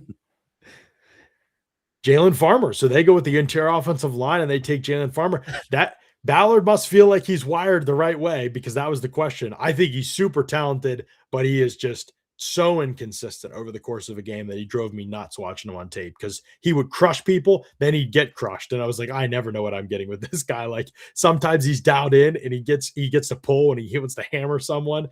Other times it's like the pass protection stuff, reprehensible, so late off the ball. Guys get into his pads. He gets walked back for a guy who's huge and powerful and athletic. Gets walked back. Seems like he can't quite process, what should I be doing? How do I get out of this ugly situation that I found myself in a lot of the time? So just a really inconsistent player. It's worth noting they've developed players very well in Indianapolis on the offensive line. So if you're a Farmer fan, you probably are happy with this landing spot. I still just have major questions about, they usually have players with less bad habits come in, I would say, that they have to like undo and stuff. So it's interesting. I like him there more than other places, but I still have my questions. He is so explosive, though, and I think explosive as a vertical player can probably play outside the formation a little bit for you. I think he does have a strong anchor. When he stays screwed to the ground, he's got the anchor, he's got the redirect ability. He doesn't give up a ton of ground against bulls. It's just, as you mentioned, there are so many lapses in concentration. He's lay out the stance consistently. He will just kind of give up through reps. So kind of the second surge rush stuff, which is the primary part of pro football these days, he just kind of thinks the play is over, and the play is not over. It's just it just feels like a guy not dialed into what's happening down to down. This is, though, further confirmation that Chris Ballard just listens to the pod and builds his board based on what is happening on the pod. This is 2 years in a row now where he's mapping up to my board. There was Justin Wally, there's Farmer, there's guys I just like more than some of the guys in consensus. I do think Farmer can develop into being a solid starter who just teases you every season that he could be a high level player because he's such a good athlete, and just you'll never get over some of the lapses. Chris Ballard just shows up in the chat here. Be absolutely epic. Thanks for the help, boys. Devin Moore, the cornerback from Florida with the long injury history, But honestly, some pretty good tape. But I just really do worry about the athleticism. What's left in the tank was my biggest concern when I watched him. But the Cowboys get another player here, I think ideally could contribute for them mentally. I think he's ready to contribute. I really liked his tape. I watched him, I think, after we podcasted. I liked the tape. I did think it was pretty easy to get a completion underneath against him. I think he plays like a guy who knows he's athletically limited. So in certain schemes, though, he can be protected more than these other guys, and he can play a little bit more than these other guys. And I still think there's probably enough instincts and feel for him as a processor that he could make some plays on the ball. And you're like, some plays on the ball, he doesn't get killed. He gives up a lot of yardage underneath, and maybe he's not like super impactful in the run game. I think he's not that he's not up for the fight, but maybe he just doesn't have the movement and the physicality to get off in those situations. He also tight, I think. Yeah, he's just got a really slow pedal to drive. He's another guy whose eyes. Oh, Baltimore. We got to talk. Ravens take Elijah Surratt. We'll come back to Devin. We'll come back to Devin Moore, but we got to talk about Elijah Surratt. You please go on Elijah Surratt. I just think he's a complete pro, man. He gets open all the time, and I thought that was one of the most misunderstood parts of his game. Yeah, is he going to have issues if he were facing press man coverage every single snap of his career? Would he have issues in the short to intermediate game, especially in breakers over there? I think it's possible that he could. He also has a ton of release packages, though. He is hard to pin down 1v1. Athletically, he's not the hardest guy to mirror and match, but he can physically and quickly at the line of scrimmage gain an early advantage. So with a quarterback that plays to timing, I think he can still really be good in those situations, effective in those situations. And then the other part of it, I think, is just the back shoulder contested catch down the field stuff that he can do. A totally different type of player for Lamar Jackson in terms of what he can do there. So I'm excited that he gets to go play with a good quarterback. I think he has a real path to actually playing. And I'm excited about that part of it for him. But it is has Lamar Jackson played with anybody that you would say is like Elijah Surratt? No, I guess the corpse of DeAndre Hopkins was an attempt to do some of that, right? Yeah. That didn't go very well. It didn't go very well. The thing with Surratt I admire, you mentioned the release package, absolutely absurd, has the most variety in his releases. He's had to develop that, but he's already found answers. The things people knock about him in terms of the athletic profile, he already found those answers in college ball. That's why he's open all the time. He creates massive amounts of separation on these deep comebacks and these curls for a guy who's not got electric feet. I'm just a huge fan of him. You mentioned everything about him just feels like a pro. And even without having the quick type, right, to rapid, like cross face and snap out of the break type stuff, he still had a ton of receptions on quick and breaking slants. Obviously excels on the outside the numbers type work. I just feel like he's going to be, particularly against zone stuff, just an automatic go get it player, 3rd and 7. He's just going to be a reliable blanket type of player. And will he get locked up by bigger, longer guys who can match the foot speed and overwhelm him slightly off the line of scrimmage and press coverage? I'm sure he will. But you're taking a guy in the 4th round. So I thought he was a hidden gem all the way through, that he would come in and be just the player he is today is the player he will be in 8 years. And those players are just undervalued because you're shooting for the moon and shooting for all pros. Even they took Jacoby Lane before they took Elijah Surratt because they're shooting for the moon with the athleticism. Elijah Surratt is just a professional receiver ready to go from the opening week of the season. Yeah, couldn't be more excited about the Bucs selection here coming up. So we'll see what they're able to add to the group here. Keontae Scott, could he be a Buck? That'd be pretty fun. Interesting potential fit. We've talked about that being potential blast. We know they've wanted to go interior defensive line, but there's not a whole lot left with Proctor coming off the board, Grayson Halton coming off the board, and some others. So we'll see what they do here. It's got to be 116. Keontae Scott. Wow, what a pick by the Bucs. What a pick, Ollie. They're having a heck of a draft.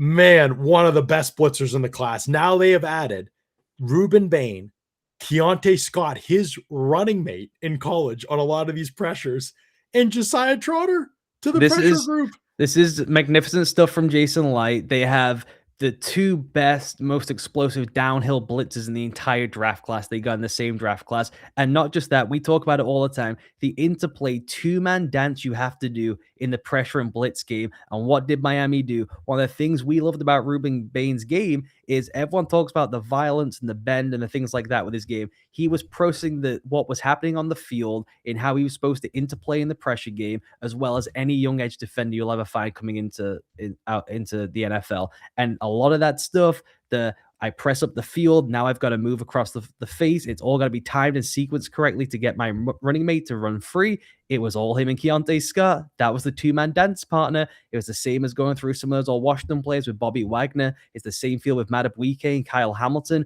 They just have that innate feel and chemistry together for when I'm supposed to go and when it's supposed to match up to your footwork too. And Scott is just a complete downhill killer. I mean, he is a complete weapon. I do question the long speed. I am worried in the league about a lot of condensed formations or having him run big, vast amounts of space all across the formation. But wow, is he a weapon? Wow, is he a scheme fit for Todd Bowles? And to get him and Trotter together, someone might get vaporized in the backfield next season. Because if there's a three-man party in the backfield with Trotter, Bane, and Scott, good luck to whoever stood back there. That is why you don't spend a 13th overall pick on Ty Simpson, because that three-man party coming to you is demolition. Scott is unbelievable. I'm so excited because I get to watch this guy now every week of the season. Get to watch this, all three of these guys. They are just like the violence that they play with is exactly what this defense really needed. The physicality they play with to be able to stay right where you are in the fourth round and get Keontae Scott, a guy many people thought was going in the second round. Just really, really remarkable stuff. Yeah, there might be limitations in coverage in some ways, but again, think about him for this defense, Ollie, what Todd Bowles runs. That has to be a big part of the reason why you feel like he landed in a really ideal spot, right, for his skill set, just because some of his limitations won't necessarily get exposed a lot in the way that the Bucks play and the way that they're going to probably use him. Yeah, it's the perfect ecosystem. I think of him in the same lineage of Hilton, Teron Johnson, Kader Kohu, Tahib Still. Those are pretty limited players on the half turn in coverage, but you put them in the right setup and you just maximize all the strengths of their games. You can hide some of the weaknesses. Uh, there's a little bit of a concern here about just play recognition if your starting defense has Trotter and Scott together, I would say. But they do have high IQ players all over the rest of the backside. And it's just really fun to just, if you shut your eyes and think about them playing forward, it's incredibly exciting. A little bit of a concern, everyone having to turn and run the other way. Okay, we'll address that when we have to address it. But it's going to be about as violent a young group as is coming as a collective into the league. It's an unbelievably violent group up front. Really exciting when you're talking about attacking. Yeah, I think that Jason Light is knocking this out of the park to add three players like that, but you were 100% right. They're going to play fast, and teams that are like, oh, look at this eye candy. It might be a lot of out of the gap type of stuff. There might be some issues where people are out of the fit and there's some undisciplined play and it leads to some explosives, things that I think can be somewhat fixed. But also I would definitely understand if there was some skepticism maybe there with some of all the pieces coming together, but it's hard. You can't just do this through the draft. We've said that. You have to be able to do it in other ways, but you have to feel really good about being able to get a talent like that at this point in the draft. Elliot Fry asked a good question about, are these guys too bowl centric? Does that concern you for the long term? How versatile are these guys to other schemes? I would just say, as a non-Bucks expert, the skill sets they have are just pretty ordained. Like, these aren't guys who are going to have significant development, I would say, in the type of players they are. And those to me translate to any scheme in the league right now. They're really macro players for what the league is doing as a whole. If you drop Jesse Minter in there, if you drop Brandon Staley in there as a defensive architect, these guys would find a role in those systems. It's just different the way they distribute those skills compared to what Todd Bowles will ask them to do. So I do think they're scheme independent type players, but they do fit. It's like the perfect middle band, I would say, of like, these are perfect plays for Todd Bowles, but it's not like drafting, like we talked about before with the Raiders and some of their corners. Oh, we're drafting long, athletic, bump and run corners, and then we bring in this real off coverage quarters based system where we're triggering from depth. Like, it's not, to me, a scheme dependent situation for these guys. It always has been all about competing in the beyond the line of scrimmage for the Bucks. That's what it's all about. How do we affect the quarterback in terms of pressure? How do we affect the offensive line in terms of the blitz and the twist game? They're all about that. How do we affect the run game behind the line of scrimmage? Can we do that? Everything's about that. So they've always been a team. We'll concede some things in coverage. We'll bend, but we're going to break you in the end with turnovers and sacks. And they did that when they won the Super Bowl, and they've not been able to do that as much in recent years. Part of that's injuries. A lot of that's injuries, but a lot of it is decline of players too. I think this is a step in. If Todd Bowles your guy, okay, at least they've given him players that fit the theory of the case, I think, in Tampa Bay. And I think that's something that you have to say, well, if that's going to be your coach, you got to roll with it. And so you can argue whether there's limitations with the coach. I don't think you can say the coach doesn't have the players he needs to play his way this season. It's just a question of whether that way is going to be successful or not. I think that's what you have to come back to. The Lions, did the Lions make this pick? Jimmy The Rolder? Lions made a pick, but we got to talk before that. Travis Burke Oh, went off the board. He went to the Chargers, a incredibly hardball coded player. He gave some stuff to Mike McDaniel. He said, "Here's your space center or guard. You can move Jake Slow around. Here's the tiny explosive receiver for you. You can have fun with the gadget plays, but I'm getting me a long, tall, brawling tackle at some point in the class." And they go and they get Burke. yeah, Burke is hopefully going to give them the depth that they need at that position, I think. And that is really important. I know that there is going to be some, well, they have two great young tackles. I get it. And I am sure fans of Travis Burke wanted somewhere we hit at a more of a clear cut path to ascend. But the value of the player here, great. I think the potential fit and impact if somebody gets hurt, great. So yeah, And I'm what did excited we by that say part of it. about Burke when we did the draft profile? He has almost the identical physical measurables to Joe Alt. He just doesn't have Joe Alt's juice or balance and foot I forgot speed, about that. but they Yeah, he have a doesn't look real like Joe Alt, no. but But if you're looking for, I thought Burke would be a solid upper tier backup. That's how I viewed him. And for them, it's like they could just take Joe Alt off if there's an injury concern, then throw Burke on there. So I understand people wanted to get because of the mentality, the latch and sustain through blocks. People do think there's a real chance of him being a solid starter. I think he struggles to sink. I think he struggles to deal with real dip and speed off the yeah, ball. I'd He agree with plays that. really upright. He is dependent on a two-hand strike, so he needs some development. I don't think he was the technically defined player, but lacks some speed that he was somewhat built to be. He's just a power imposing mauler who's got some stuff to clean up. I just loved him as a long-term backup, maybe a second contract somewhere a team wants to try him to be a starter. But for the depth they need, that's about as quality as a walk in, we know what you are, and be a solid backup for us from this class and where they were selecting. Yeah, I think absolutely. You have to find a way that if Rashawn Slater isn't great coming back from a very serious injury, Joe Alt's been banged up multiple times throughout his career already. You have to find a way that the whole thing doesn't just crumble around you the way that it did in the past. So you definitely stay invested in the two young tackles that you already have, but you also have to have more answers if things go awry. So I totally understand that pick, and I think it's just good value on the board now. You don't want to chase that too early. Some people have mocked the Chargers attack on the first round. I'm like, hold on a second. At some point, you got to be like, what are you investing in this same position when a guy's not going to play? You actually need to give people to Justin Herbert that are going to be on the field with him during games more consistently. So I like that pick for them. Jimmy Rolder goes to the Lions, the Michigan linebacker here. I liked Jimmy Rolder. I ended up with him. Is he my next line? Oh, Keyshawn Elliott. We still have Keyshawn Elliott on the board and Deontay Lawson for me.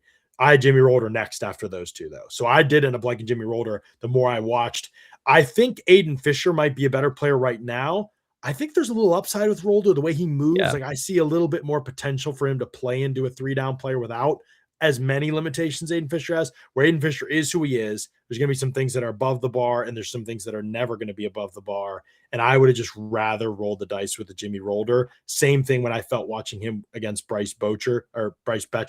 I thought the same thing, that I just thought there was more meat on the bone with Jimmy Rolder to be, and I thought they were comparable enough as players now that I ended up with Rolder a little higher than those two. The Jags traded up to take Wesley Williams out of Duke, which is a bit of a surprise one to me. I liked Wesley Williams as a backup development player. I see him more as a heavy down end. I think his Mhm. best stuff may come inside as a three-tech upfield rusher. It's interesting just looking at the Jags defensive group now. You obviously have Walker and Hines Allen, but the young guys they brought in, they traded for Ruka Horoho. They drafted Albert Regis, which is more of the rundown type player. Wesley Williams now more of a rundown enforcer on the end. So the younger players they're bringing in tilt more that way. They don't really have true speed bend burst coming in off the edge here. They've not identified that. It's continues to be a bit of a strange draft, I would say, for the Jags. Yeah, they really seem like they're intent on these. I don't even know what. Wesley Williams is an awesome high effort player, high character player, incredibly intelligent fellow. When he's at the podium, you're like at the comment, you're like, man, this guy is awesome. Like, just in terms of like, I'd want to sit down and hear about his life and just listen to him talk about like life. He's really thoughtful dude. So I think they added a really quality person to the room, and I'm sure that impressed him during the process.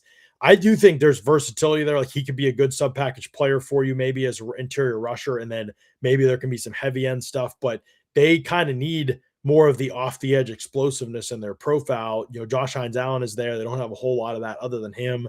Gardeck's back there, so he can still be your kind of rotation, move around roamer piece. But did think maybe they would be a team that would be willing to roll the dice on Joshua Josephs, and that profile could have been potentially exciting for them. But hard to speak to that one with too much criticism, just because I don't no idea, who necessarily what Joshua Joseph's the person and how they've evaluated that part of it.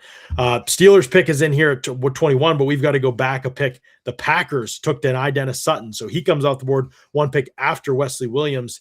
My biggest concern with Denai Dennis Sutton, it looks great on the hoof, but the reason he's here at 120 all is because it just doesn't happen in the NFL. He's first guy off the bus, unbelievable length, like his arms, everything about the physical makeup of the player is just like what you want to see from this position. But then when you put on the tape, I thought he just tried to be somebody that he really wasn't. He's not really a high side rusher. He's not really a bend and get under punches guy or a guy that's going to rip around the edge for you.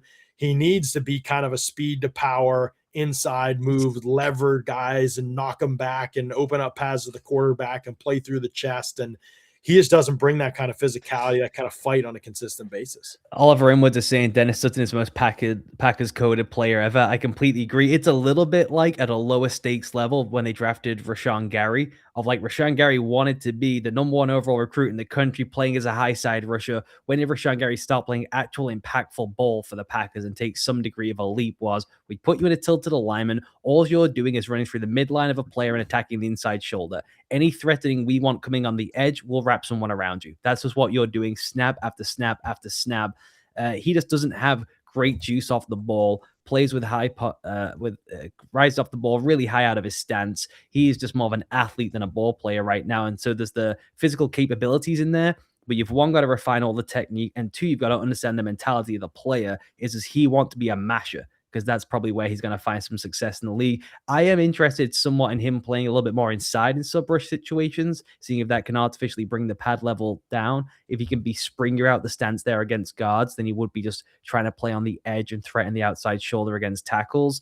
So I can see taking a swing. This is in my development range, and he's one of the development guys I had there. I had him graded comfortably above Wesley Williams just because of what the potential could be. So it's I think a solid pickup for the Packers. Yeah, solid pickup for the Packers for sure. At this point in the draft, not many. The only player I had over him basically was Joshua Josephs, and like I said, there's hard to really be that critical of that. I think with him because you obviously have the questions about who he is as a person. Josephs the Steelers are taking a choice here. Josephs is the least Packers coded of all the guys on the board, I would say. Sutton was my top ranked edge left on the board. Who did the Steelers take? Did I miss that? Was that the Iowa receiver? You missed it. You missed it. All right, Ollie. They continue to amaze. Unless you've got a higher profile on them than other people out there. Iowa wide receiver Caden Wetjen has become the Steelers pick with the 121st pick. He is number 253 on the consensus board. 253rd player on the consensus board, and he is wide receiver 30 with a 6th round grade for Dane Brugler. So, have I watched Caden Wetjen? No, I have not. He is one of the best return men in the country. I think they just drafted a returner in the 4th round. Just pretty gross. Pretty gross stuff. They continue to have one of the all-time. I mean, I think the national media won't be on this the way that you and I will be, because they'll be like, "Oh, Jennings Dunker in the mullet, and Drew Allen, the local kid, gets a shot at quarterback," and they're going to play up every quarterback. And the tiny white guy are going to be like, "Yeah." The film watchers are going to be like, "Hold on a second. This draft is horrible. This draft is horrible." You know, it's bad when you pull up this college stats page for him just to see what kind of production he put up at Auburn or at Iowa. And the first statistical box is kick and punt returns and not receiving production, He is which a he had really good returner, precious though. little of. Yeah, I'm sure he is. I did have a I don't draftable give a grade as rip a about that. I did have a draftable grade as a special teams player, but I don't know what other value he can give you more than return because he is 5'8". He does have some of the smallest arms in the entire class. Like he just doesn't have an NFL frame beyond the return stuff. It's like Braxton Berrios is basically what you're gunning for here. 23 college catches. So it should take me about 10 seconds to watch his tape. 23 college wide receptions, 20 last year. He has one career receiving touchdown, and he has 15 carries or 23 carries in his career, 15 last year for 79 I yards. don't think that he even played snaps on offense. If you pull up the snap count, it's got to be under 500. He Oh, might be the least productive player that's ever been drafted this early he in is. college. He is. I remember when I was putting it together, I think Fran had a note that it was the lowest yards per route run of any receiver drafted in the last decade, and he's also only run like 40 something routes. He had 7 targets against USC, finished with 19 yards. Just And take Eli Heidenreich, man. This is am nasty business. am I having a stroke? Is Bryce Lance still on the board? And they just took a punt Oh, returner yeah. in the 4th round. Yeah, no, you're not having a stroke. That's right. They took him over Bryce Lance. If and you wanted Skylar to Bell. go and get small, shifty slot guy who could have some receiving value, Eric Rivers from Georgia Tech has real gas off the snap. Could have filled that exact role for you. You could maybe talk yourself into Skylar Bell if you were one of those teams. Drafting a specialized punt returner who you think could maybe be a gunner, even though he's 5'8" and is like smaller and lighter than I am, it makes zero sense. They're having an all-time draft. It's just one of the great mid-round disasters we've ever seen. I think we'll look back on this one and hopefully be able to laugh about it. Non-Steelers fans are probably laughing already. Meanwhile, I'm having a great time, if I can be honest. The Raiders are on the clock. They missed their chance to add Elijah Surratt by like 6 picks. Oh, they missed out on Wet Jam. They were so close on Wet Jam. They could add Wet Jam. They could have Bryce Lance here. I'd like that for them. Bryce Lance. You have to want to do an Al Davis pick. I think haven't they said that before? They do like an Al Davis Memorial selection. Bryce Lance would be the most Al one to go. It'd be absolutely outrageous if they said that. Just admitted we're burning a pick for Al Davis's memory. Hey, Al had some hits. I'll have you know, John. Oh, no question. Yeah, Sam Heck and Keyshawn Elliott are my only tier 3 players left on the board. Can the Raiders impress us again, Ollie, at 122? I wouldn't hate Bryson Easton here. That would be really interesting, yeah. Mike Washington. So the Raiders this is the Ashton Genty change of pace guy. Mm-hmm. That's an interesting part of this. You watch more of them than I did. But at this range in the draft, it feels like an appropriate. I would have been upset if someone reached for traits at running back in the 2nd round. This range of the draft, I think this feels like a totally appropriate pick.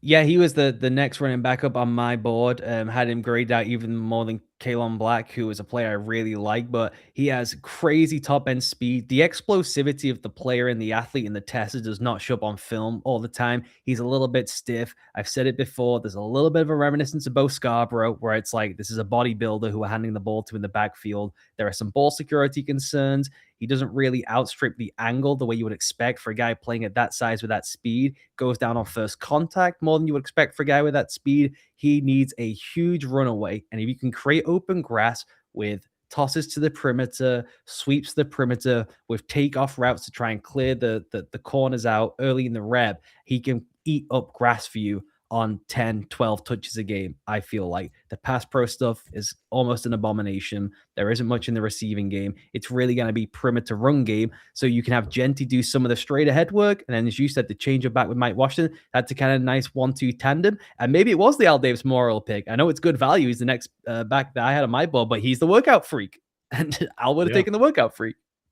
Yeah, sure. I mean, I think, and again, in this range, I think workout freak at running back because it's such a position that is so you have to know how to play this position, right? The way you play it really matters. The technique, the timing, the nuance of running between the tackles, of the nuance of moving into small creases at certain times, like all that stuff is so like understanding of this position and this position only dependent before you can even get to these like otherworldly traits. You have to be able to do that kind of stuff.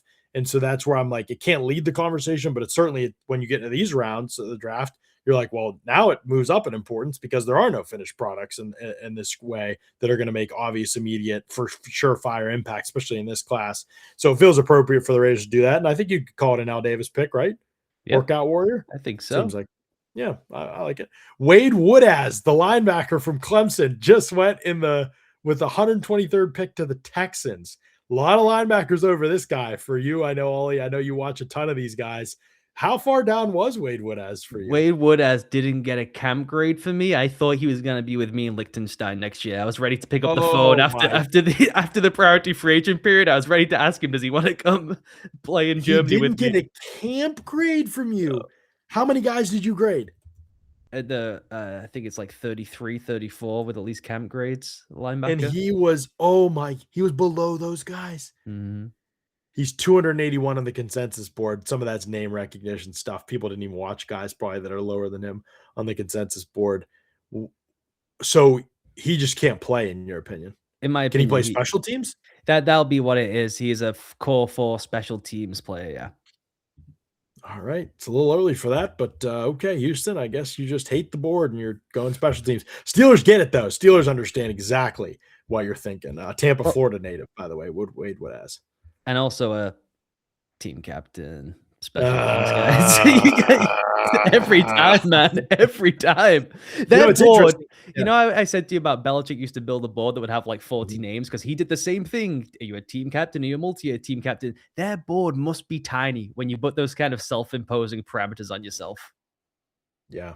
Must be like basically non-existent, which does make sense to me. I get it, but I disagree. I think there's still some good players, but that's how these teams see it. Sometimes they think they need a special teams role filled. People are quite upset about the Steelers pick. I feel all your pain. I'm sorry. I've tried to hopefully prepare people as well as I can for the disaster that this organization has become, but I think people are going to start seeing it in the record too, and it's going to be more downhill before they start to climb and build again. Caleb Johnson last year, Jennings Dunker, Caden Wedge. I'm pretty sure Pittsburgh is just drafting based on color scheme. That's amazing. I'm glad he Trying threw to the find, scheme in. yeah, That's beneficial. Jordan Parrish going for a walk. I'm so angry. Blaze Milburn says our roster is just so good and well rounded that we have the luxury of taking punt returners in the 4th round. That's all that it is. That's simply it. Good stuff. The Bears have taken Malik Muhammad. The Bears. I'm Malik Muhammad. I'm I intrigued compared. by that. Yeah, I compared him to Emmanuel Forbes and the play strength being so concerning. And to me, is more concerning for Muhammad on his college tape than it was for Forbes, who was lighter than him. Mhm. But he just plays so upright that I felt like he would just, there's no way he could play early in his career just because he's such a liability in that capacity. I do think in zone coverage, I think some of his movement, he's a good athlete. He's got some size and length to him. I think that there's a player in there. I don't know whether he can ever get to the point where he's functionally strong enough to be able to hold up. He wants to be in the fight, and that is a nice step for him in the right direction. But he goes to a situation which I think he has some developmental potential in Chicago. I agree with that. I mean, he absolutely rips it as a blitzer. Dennis Allen wants to be more in the blitz type game. He's got more of the body type to be a little bit of a pesky press man corner where it's not all perfect. The feet are all over the place, but you just kind of are a nuisance and you ride out the rep.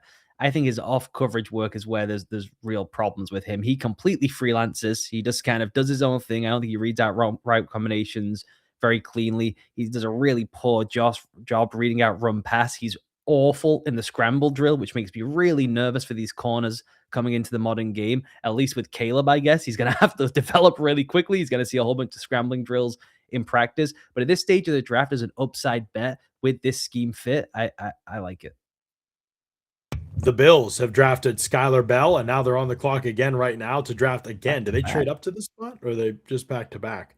But yeah, Skylar Bell, 125 overall to the Bills. So they do add a wide receiver. And honestly, at this point in the draft, not sure. Did I have any wide? I've only have Bryce Lance over him. Different type of player for sure compared to Skylar Bell.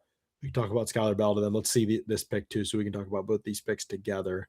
Blaze Milburn is asking if you're drinking moonshine. It's a great idea with the Steelers draft. Are you drinking and I not telling should. me?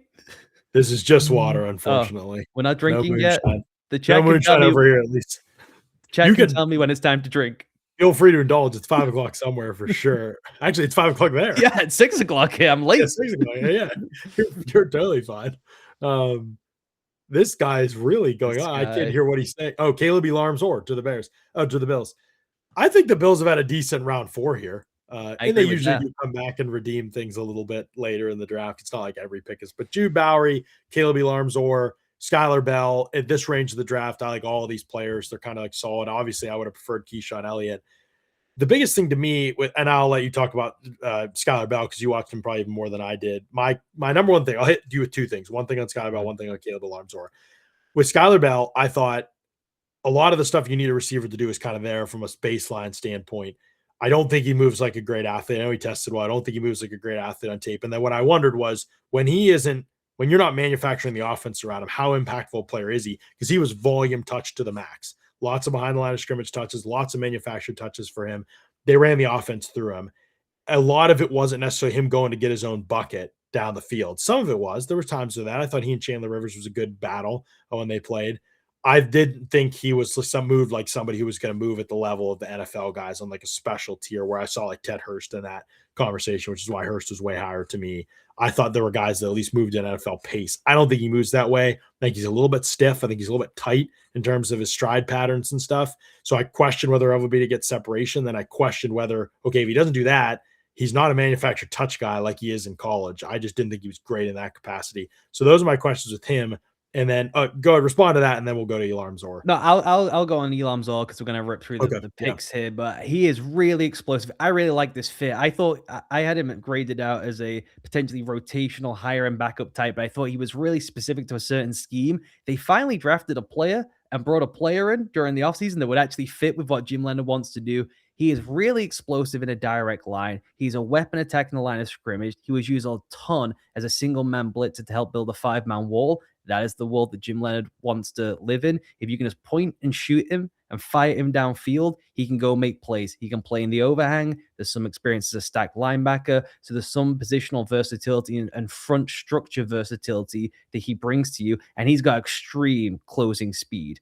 The question is just the feel, the read and react skills down the box. He struggles navigating through a fractured line of scrimmage, a muddied pocket. It's all got to be straight line work. It's linear plane type stuff. It's similarly in coverage.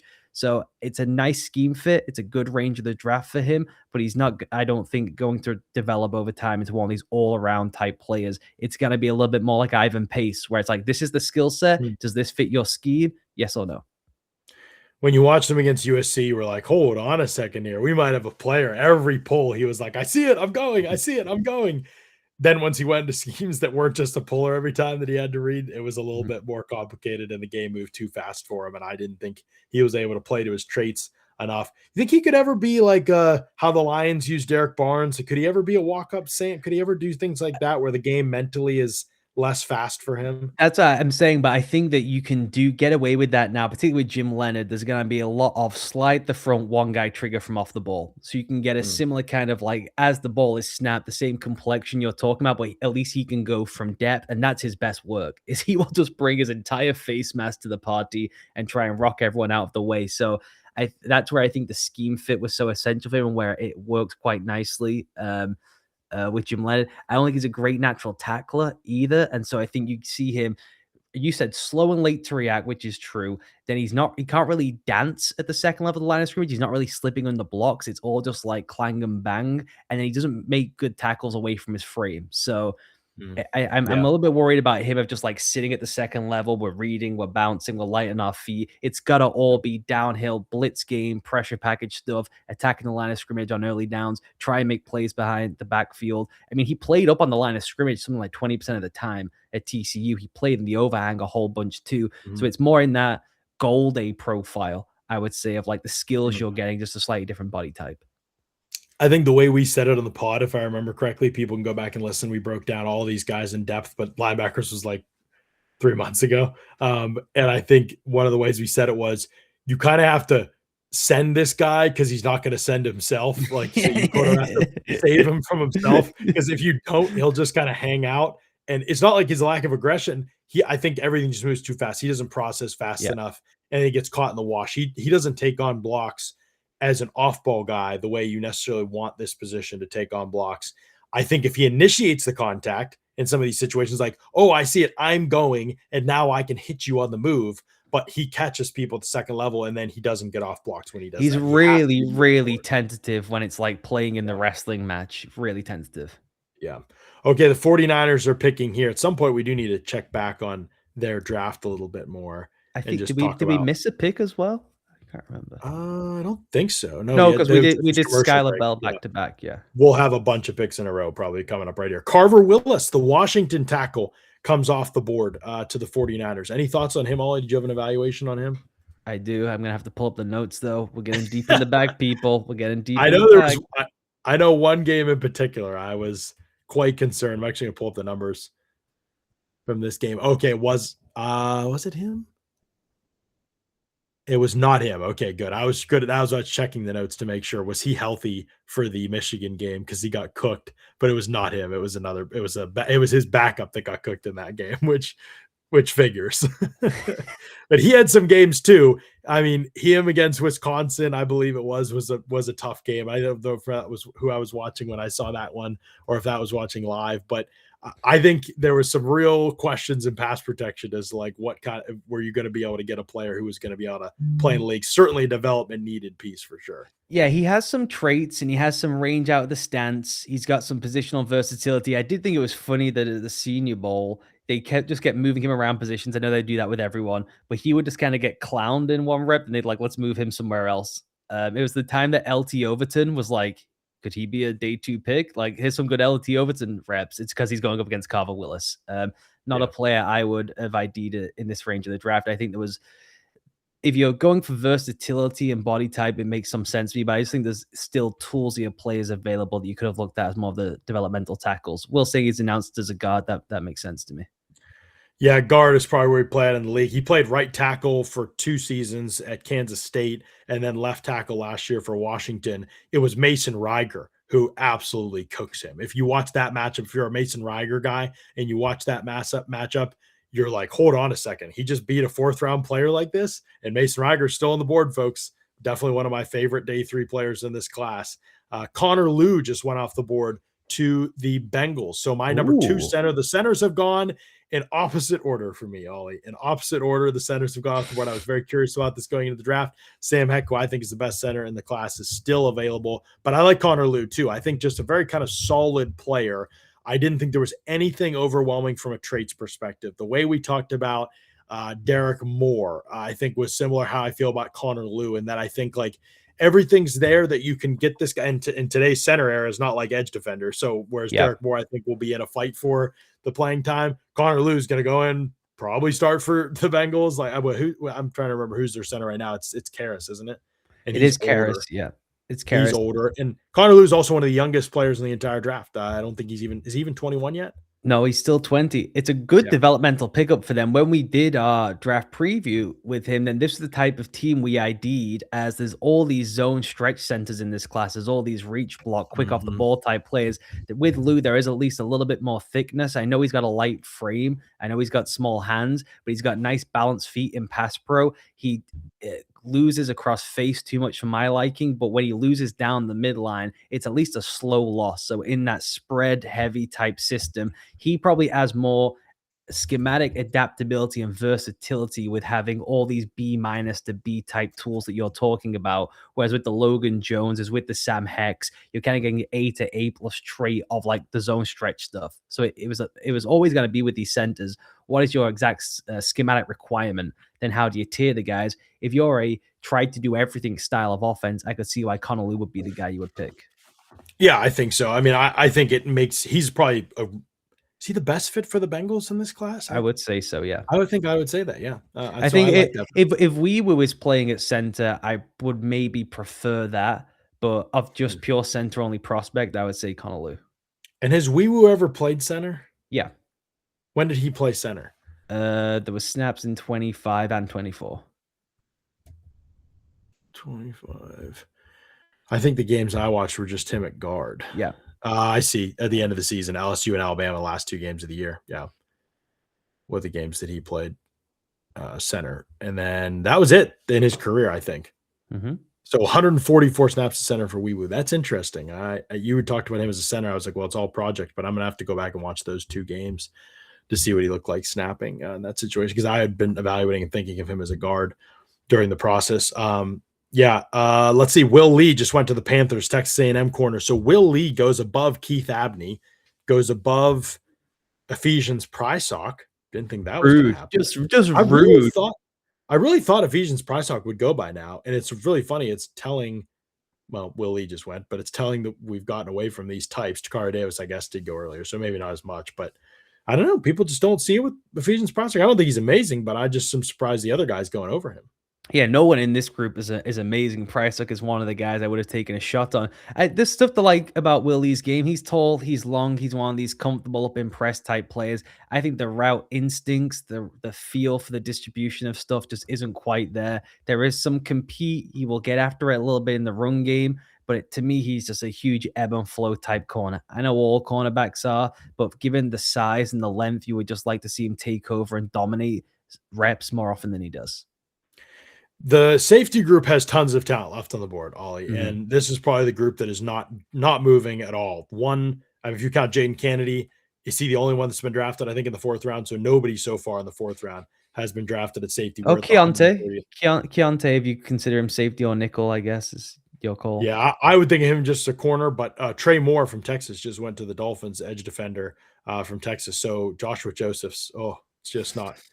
We are down good. bad. It's not good for our guy. Yeah, I mean, obviously we know why, but also the lack of development too is part of it too. Mm-hmm. But I'm surprised Mason Reiger, George Gums, what's that medical's going to be on Reiger? There's a lot of these edge guys. But back to the safety conversation, you had Downs, Thieneman go in the 1st round, Stukes, Emmanuel McNeil Warren, and Bud Clark go in the 2nd round. McNeil Warren and Bud Clark right at the end of the 2nd round, basically. AJ Halsey in the 3rd round. So those were 5 of my top 5 safeties. 5 of them went in the top 6. Bud Clark, the only one I didn't have in there. And then my 7th safety was Jacoby Thomas. My 7th safety. Yeah, my 6th safety was Lewis Moore. So 6 of the top 7 safeties that went were my top 8 safeties, basically. And then Jaden Kennedy goes as a nickel. So really, I have tons of safeties left on my board here. Oh, and a safety just went. The Chargers take Genesis Smith. This is maybe the most shocking pick of the draft, because of all the teams that Genesis Smith could go to, it would be a Harbaugh team. Who made this pick? Were they trying to draft someone different? Were they trying to draft Dalton Johnson and got the numbers confused? I'm shocked by this one. I might have to retire. Everything you thought you knew about the Minter defense, I know he's not there well, anymore. Jesse, this is what happens when Jesse leaves. These clowns get involved. Mike McDaniels comes in. Let's just get speed and space players. They've had some weird picks too. Yeah, I am. The thing I'll say with Genesis Smith, team I thought. Someone is saying, has Jim Harbaugh gone woke? That's hilarious. Does Genesis... Harbaugh. What'd you say? Oliver Inwood said, "Has Jim Harbaugh gone woke?" It's very funny. Someone says Harbaugh thinks he can fix him.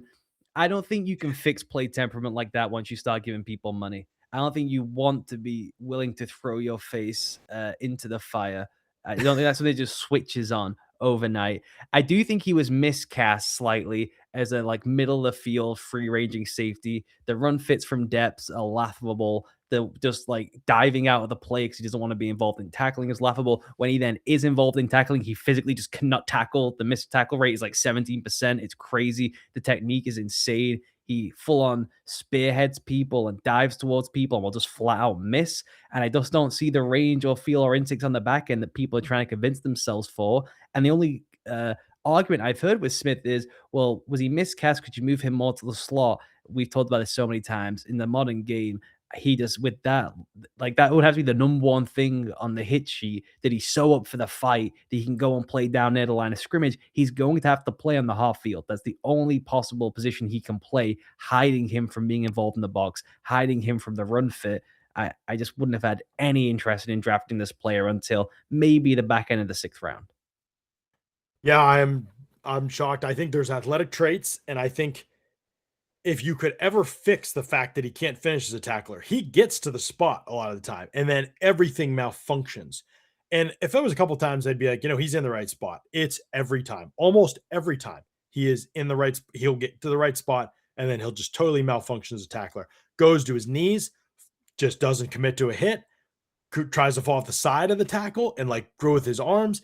What happens at the point of the tackle for him is like you need to see a sports psychologist if you want to keep playing this sport so that you can work through some of the stuff that's happening when it comes to just finishing in these situations. That's what the type of situation I think we're talking about with him, where that's really concerning to me in a sport that's fast and physical. Yeah, And then the upside stuff I don't see either. I like no, everybody's like, but he can make such great play. I'm like, where? I don't see these no, plays. yeah. Find me the plays, the vision and the understanding what's happening in the middle of the field. I mean, he breaks the shell down on his own over and over and over again. I mean, we've talked about it with Dalton Johnson and Trainer Suggs. Like it is hard to appropriate the blame, but there are things that happen in some of their coverage where the only possible person who can be responsible is that Genesis Smith lost his head, tried to attack the line of scrimmage, and he's supposed to still be the deep post safety. It's like a man-free look. There's no post safety because he just takes off from 25 yards of depth, thinking I think it's a run play, and yet it's just a drop back pass situation. It makes absolutely no sense. This is not a Jim Harbaugh player. It really is. I'm shaking. I now I have to drink because this I am so shooketh. It's I got on Twitter to seek explanation for some of these picks, and I saw our guy Corey Canan wrote, "Jaguars are reading the consensus board upside down." Ben C is saying the emoji reports got mixed up. I need to see one of these. Yes. I said I would ask for one after the draft and publish it, but I will ask for the. They may not do it because he's on the team, I guess. Although I guess I could black the names out, but anyone who's on the live show can know it was Genesis Smith. But I need to see the emoji report for what did they put in for Genesis Smith. Alan Plotzker says, "Are there any safeties who are so bad at tackling who ended up being good?" I don't know that I've watched somebody who's as bad as Genesis Smith because it isn't just that they can't finish or wrap up. It's the total malfunction of everything about it at the tackle point that happens, or the physicality point. Can't take on blocks either, by the way. I would say that Chauncey Gardner-Johnson, I think it was his second to last year, maybe, or maybe it wasn't his last year, was reprehensible as a tackler and finisher. I don't think he was soft. You never had thought like malfunction. He just got ran over. He was always getting knocked back as a tackler. He ended up becoming totally fine. He ended up being like a hammer in the NFL. And so he did get over it. Even Warry wasn't a great tackler, I felt like, but he got better. But no, these guys are not on the level of the total meltdowns that happen at the tackle point with Genesis Smith, where it's almost harder to miss the tackle than make it, I think, on some of these situations. Diving out of the way of contact. AJ Cole is saying the broadcast bullet point said aggressive to the alley. That's the exact opposite of what you guys said. No. Aggressive to the alley in the terms of can he cover ground quickly? If he's triggering from 15 yards, can he get to the line of scrimmage in a hurry? And so it looks fast and explosive and like there's good movement. It's when then you have to engage with another human being, which is a part of tackle football, where I think the aggressiveness falls off. And I think it's notable that it didn't say big hitting boomstick. DJ never criticized anyone. He's saying arriving to the alley, we got no problems. I don't love the run entry angles, but the speed and the aggressive to do the thing, I can see why that would be on the bullet point list. What happens once he arrives to actually play not flag football is where I have the concerns. Exactly. Aggressive to the alley, not through the alley. Once he's in the alley. Yeah. Once he's in the alley, he's like, how did I wait a minute? If there's an alley fight, he's going the other way. He'll go back out of the alley. Yes. Excuse me for coming down your alley. I'm sorry. I'm leaving, I promise. Okay, Matthew Hibner. We have another Southern Methodist pick to the Ravens. We missed Jeremiah Wright to the Saints too, if you want to talk about him first. The guard from Auburn, Jeremiah Wright, goes to the Saints. Really surprised in the fourth round. I know Dane had him in this round too. I just watched the tape and I thought, I'm not sure that he's going to be up for it in pass protection. I'm not sure he's the movement, not sure he's the athleticism or the sync with Jeremiah Wright. I just had some questions. There are no guards really left to me that I watched that were desirable. I didn't quite finish the full evaluation on Jeremiah Wright, but was familiar enough to have questions. I guess you could make an argument. Did you have anybody you really liked more than him of the guys you watched? And where are we here? The interior line class you're talking about? Yeah, interior line class. Yeah, with Jeremiah. And as Cooper, Oh yeah, yeah. I would have had Cooper too, also just based on what I'd seen. I haven't Brian watched Brian Parker. Oh, Logan Taylor's one I thought. Billy Shrout still hasn't gone. Billy Shroud, the health stuff is gonna push Yeah, him down. I think kind of down. Parker's the interesting one because I think he can be an all five position type player as like a maybe a poor backup as a tackle, but then maybe a capable backup at guard. And I'm intrigued by him long term. Can he become a center over a couple of seasons? So I'm surprised he wasn't valued maybe more because we just got that versatility and baseline. But I think some actual upside as a center player in a class where he doesn't fit the mold of the Logan Jones is the Hex, the Slaughter, where it's all just kick and go off the ball. He can play more of a man scheme power based game if he does move to center. Sam Heck still on the board hurts my heart a little bit. So does Keyshawn Elliott. Can't wait to see where these two go. The Falcons on the clock now. A pick is in. We got to talk about Matthew Hibner.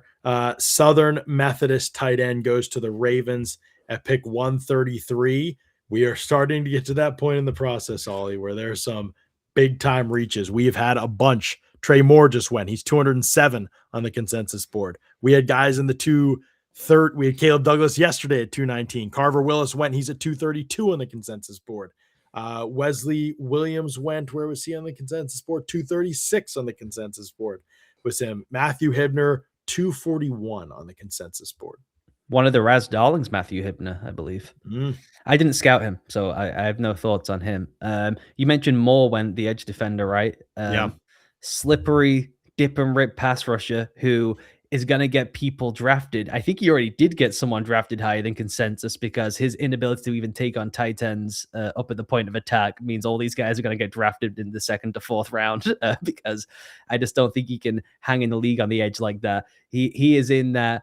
And I know we use this name a lot, but that Nick Herbig style of player.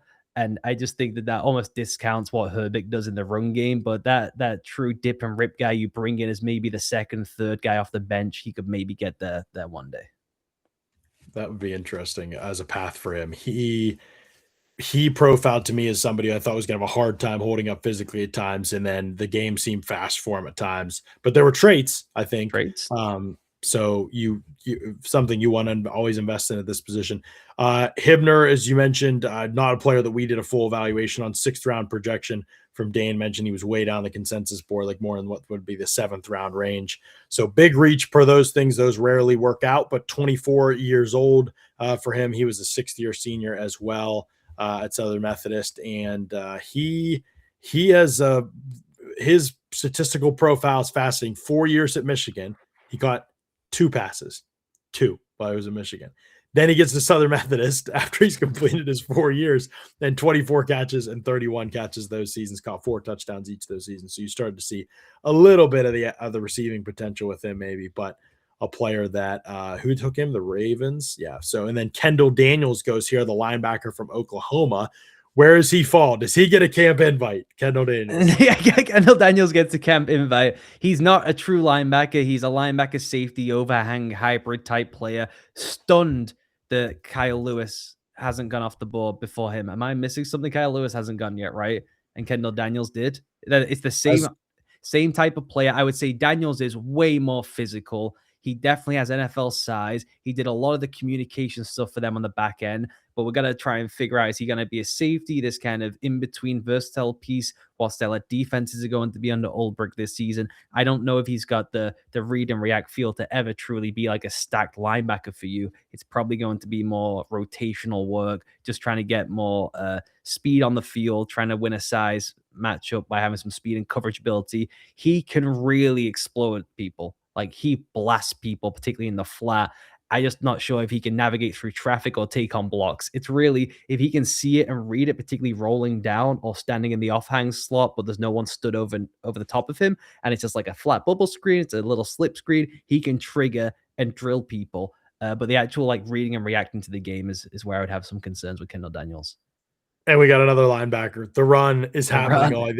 We are in your wheelhouse. My heart is filled.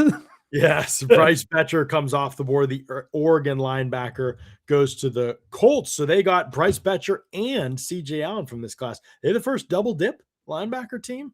Chat can correct me if I'm wrong about that. They might be the first double dip linebacker team, off-ball linebacker team in this class. I thought with Betcher, there's enough of everything where you can see a path to him starting, but I always think he might be like a little bit limited as a starter. He's a little bit crazy, which you like at this position, I think, for sure. But I did feel like he's going to have to be a guy that plays ahead of blocks more than he did in college because I don't think physically he can hold up or get off the blocks as well as you'd like. So he's going to have to be a guy that I would have liked to see instincts that were just a little bit more above the bar. Can he find things quicker? Can he get through trash quicker? I think Aiden Fisher plays quicker through the Yes. blocks and through the trash.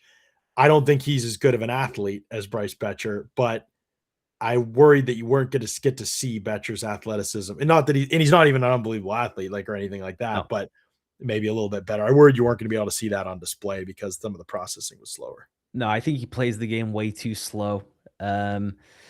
I would be more interested in a Kyle Lewis, a different style of like there's just something different about his game. I think Betcher is more of a fluid play than explosive, but then there's this lag in reading out everything that he's doing. Where I just had him as a lower end potential backup. What is the nickname those guys had? What was it? The Caucasian Oh, something? the Caucasian Collision Club, Yeah, I think which is they called it. hilarious because he does Him and not create Thieneman.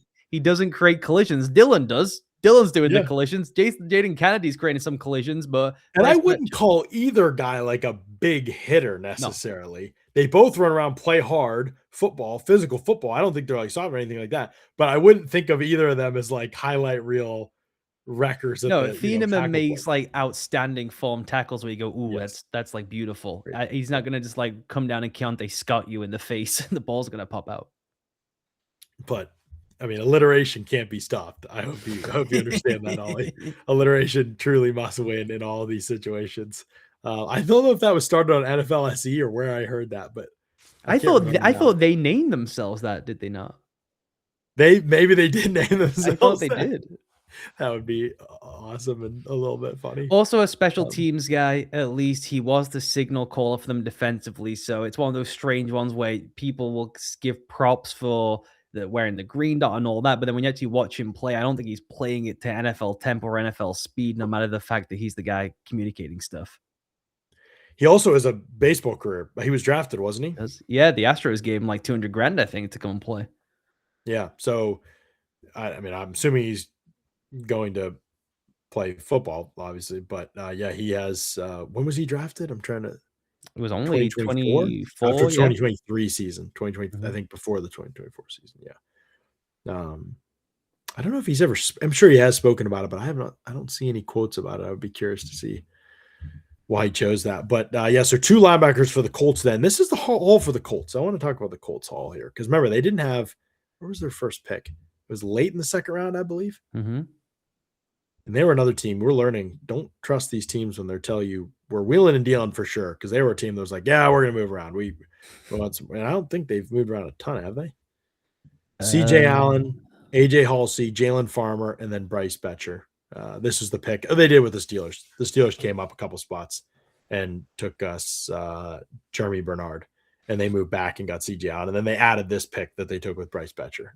So that was where this pick comes from. I like So the Halsey, I like the Betcher, class. Allen, and Farmer. Yeah, I I mean, like the considering class. where they drafted, Yeah. like near the end of the second with the first pick, they got good value with these They got picks. really good value compared to my boy. I like CJ Allen as the prototype Jermaine Pratt type replacement. Over time, I know that doesn't get fans all sorts of excited about some of the linebackers, but it's essential to the system that they run, and it can be a viable player when Jermaine Pratt was at the peak of his powers. He was a linchpin piece for a defense that went to the Super Bowl. So I could see that kind of runway for CJ Allen. We talked about Halsey, who I like. Farmer, I would be willing to bet on the athletic traits just at that phase of the draft. What else is available for you in the guard and tackle swing situation? Guys like Carver Willis are going off the board. I would struggle to not just say, okay, maybe he never loves ball. It's tough. We've not sat down and spoke to him. These people have, and just say, let's just bet on the twitch and the movement skills. We're so good at coaching this stuff up. We're so good at line development.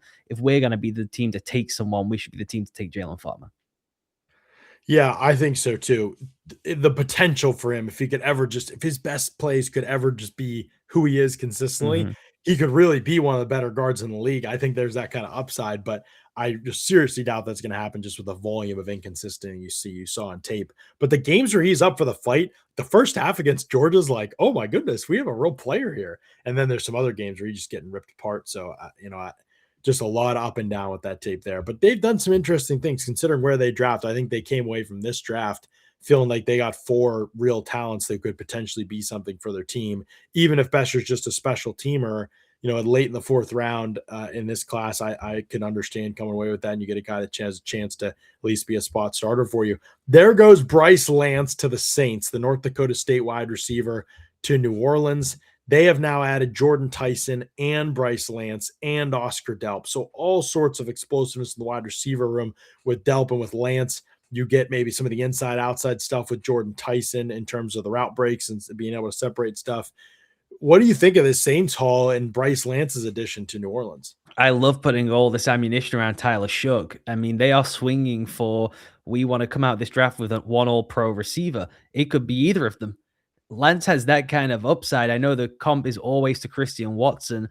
I think Watson had better downfield skill and talent in terms of the body control and the leaving and being able to set the leverage of a corner, put them one way, then kind of rip it back the other way. So I liked him more as a bit of a technician. I know people saw Christian Watson as raw coming out. I thought in that specific area of the game, which is what he was drafted to do, he was actually more refined than Lance was coming in. Lance is a better downfield ball tracker. I think he's better right now with the ball in his hands.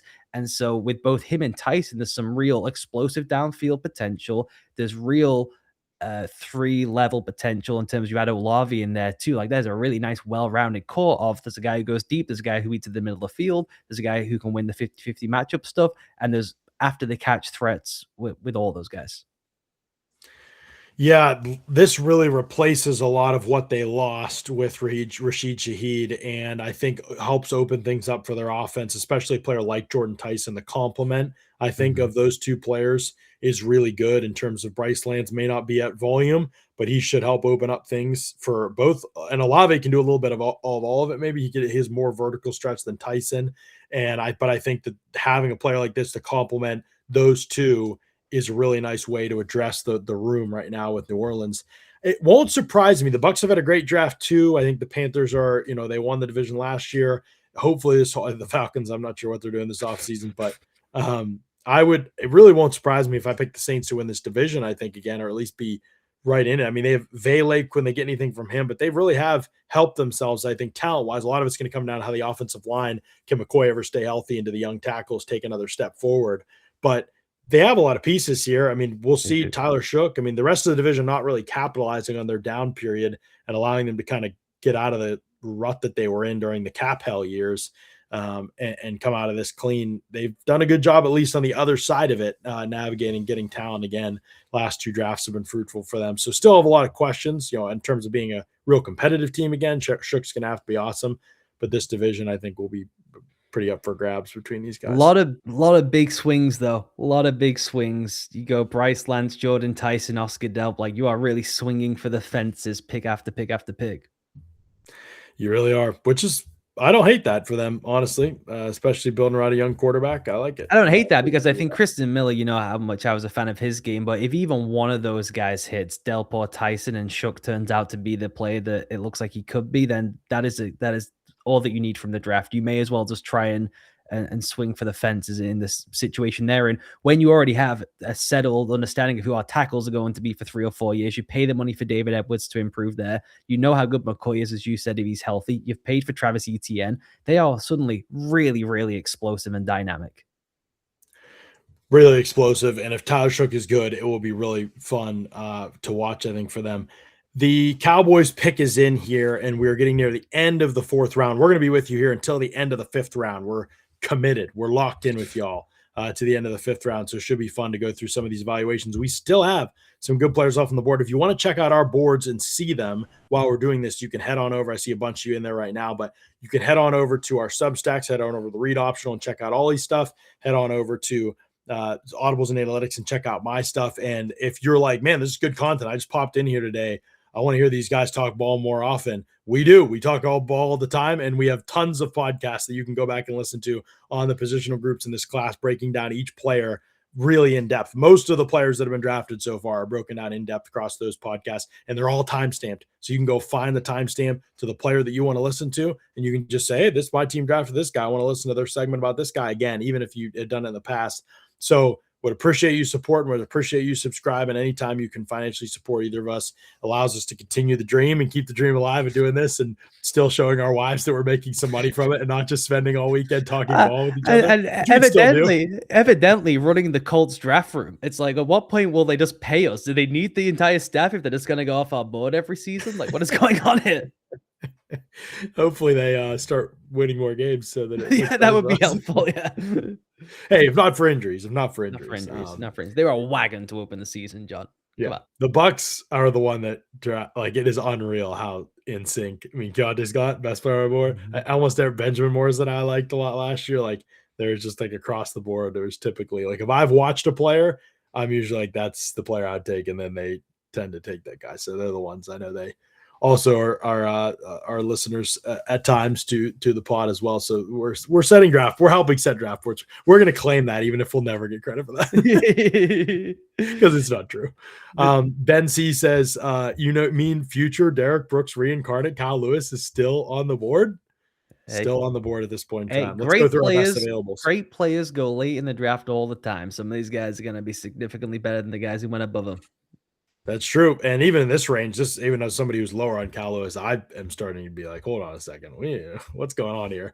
I did think he'd go day two. Yeah, particularly when players of his ilk are going ahead of him. The idea of, well, is he a linebacker? Is he a safety? Well, like 4 of those guys have already gone in this class. I did think in that bucket of players, he was at least the second guy up.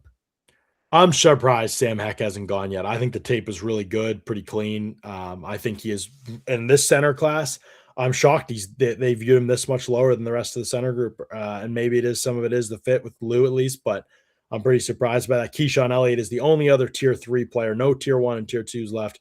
Those two, Keyshawn Elliott and Sam Heck, are the only 2 tier 3 players left for me. And then I'll go through my tier 4 players, but we just had a player that's tier 5 for me get drafted, LT Overton. Once upon a time, rumored to be a top, first round top pick, 10 pick in the draft. And at some point, yes, has gone to the Cowboys. One of the more overhyped players that nobody talked about, if that makes sense, where his ranking of the consensus board was out of control and nobody talked about him. He just sat there at 50, 40, 30 on the consensus board from like the whole last year. Nobody said anything about him. There was not much to say. The tape is nondescript in a lot of ways. The tape is nondescript. A slow burn pass rushing heavy end. Those guys usually go back into the 4th round. That's just how the league views those players. I'm not sure if you think, can he play more? We had this discussion for like 40 minutes on the podcast trying to figure out what can we actually say about LT Overton. It really does leave you a bit milquetoast when you watch him. I think he's got heavy hands. I think he can keep the outside arm free on the edge. Can he play inside for you? Someone be a bit of a sub rusher? Is it more of an overload front situation where he's not like the primary guy trying to create penetration, but he's willing to mash and work around you? If you remember when we did that show, the comment I kept coming back to where it left me feeling a bit hollow was Taco Charlton. The Dallas Cowboys drafted Taco Charlton. This is at least a more sensible use of taking someone like a Taco Charlton, who I just don't think he's a great athlete. He's stiff in the ankles. You can go and find Missouri in 2024 and say, okay, this is exciting film. I can see why people are talking about the kind of Alabama big name guy coming in. I think he's got good block recognition. I think he understands what's going on at a high level. I think he's got the physical capability to put into action against NFL speed, kind of how quick he's processing stuff. The physique and his physicality made him, I think, a big high school recruit. Yeah. And then the more he moved up and developed, you could see he just wasn't a good athlete compared to everybody else. And the testings really confirmed this. I'll get to that in a second. But immediately you were like, well, could he ever play on the edge? And my answer was no. I think I watched 10 plays of him, Ollie, and I texted you. I was like, take LT Overton out of the edge because we were doing edges on the podcast, and he was on our list. And Kyle Lewis just got drafted by the Dolphins, by the way. So we'll get to that in a second. And I said, do you take LT Overton out of the edges because he's not an edge? And we were like, okay, sounds good. We'll move into D tackles. And he has made that decision for himself as well. Came at the combine 6'3", 274 with an 81 3/8 wingspan. Well, that'd be great if you could play that at edge. You can't because he ran a 4.87 40 at the combine, and then he ran a 4.94 40 at this pro day. He went from 274 pounds at the combine to 287 pounds at his pro day. He's moving inside full time.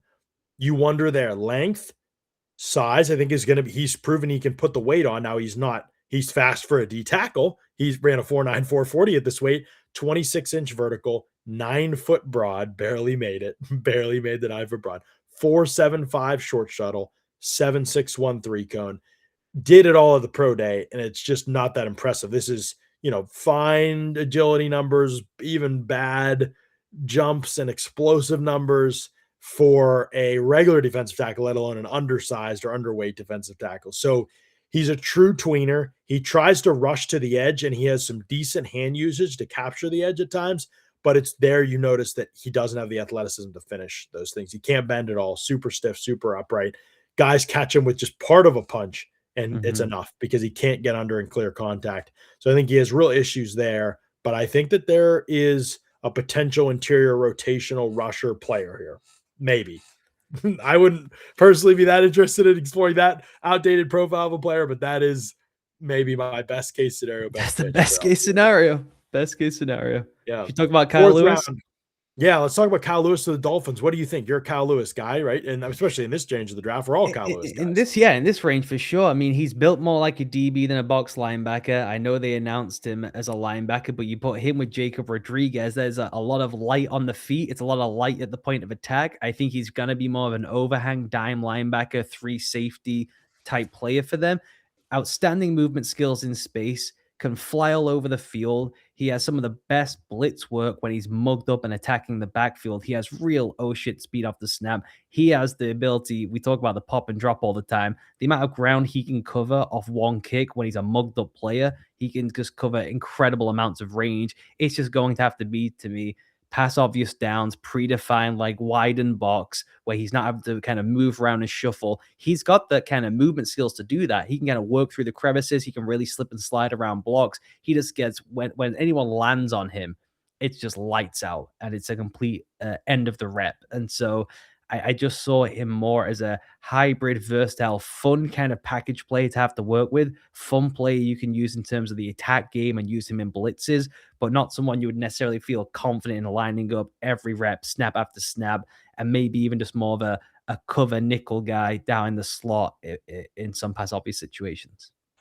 Best thing I thought with Kyle Lewis was some of the anticipation in zone coverage, especially going to the flat. Can he get there and disrupt passes? The biggest issue I have is he gets there fast, but then can't get off blocks. And I Mhm. don't think he plays through the trash well, definitely not in the box. And then even on the edge, not quite to the level that I want. So I just felt myself left really wanting. There's some athletic plays in space and coverage, reactionary plays as an underneath hook zone defender where I'm like, man, I think or curl hook defender where I think, man, I'm like, there is potential there. But the problem is he can't play there all the time. So is he just like a certain packages defensively type of player? That's sort of where I was at. We don't see a ton of man coverage stuff with him in the games that I watch. So how would he match up as like a full to me? He seems like a guy you'd put on the field and could he be part of the pressure stuff? I have questions about that. Like, I think there's definitely upside to maybe do some of that stuff in the league. And then is he a guy you put on when you know it's like long and late downs? That's what You I'm know you're thinking. playing zone defense, and that's the role for him. And how many snaps a game is that?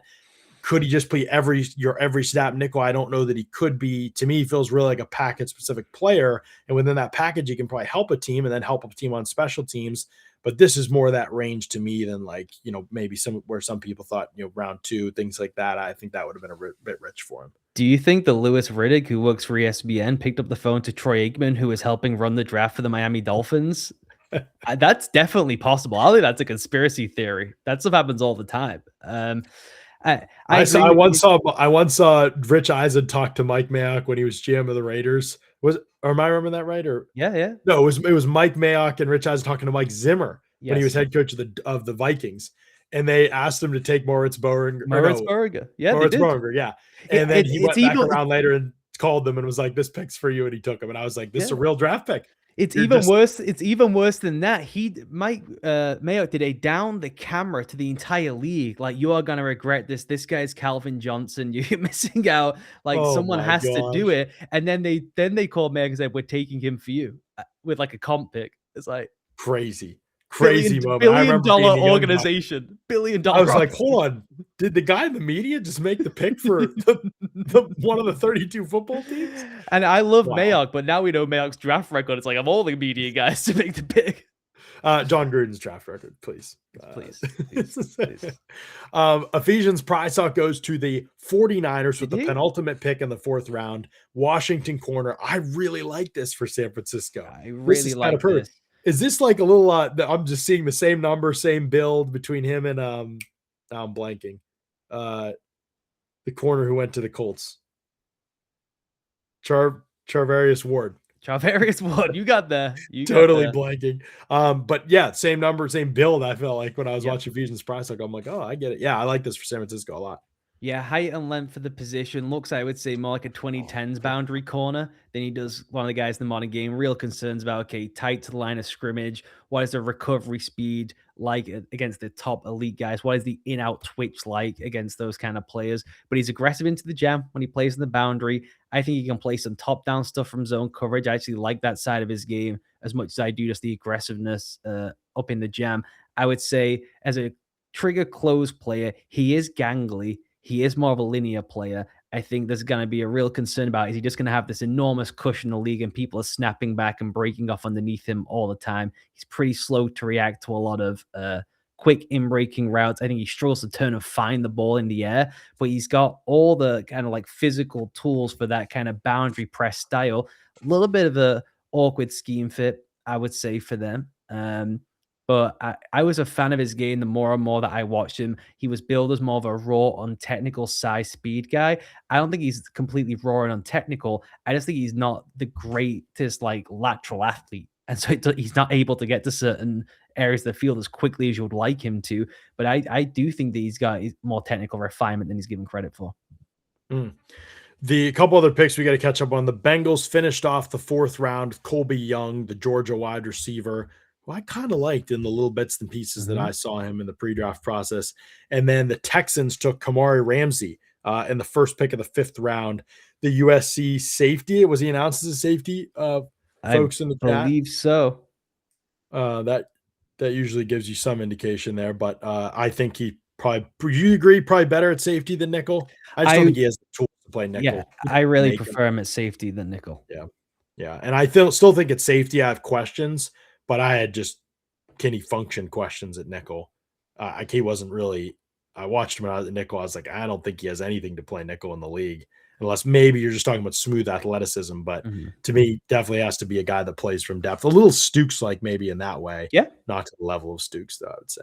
All right, it's time for me to get a bit of people. We're entering the 5th round. It's what the people came for. The 5th round. Let's go.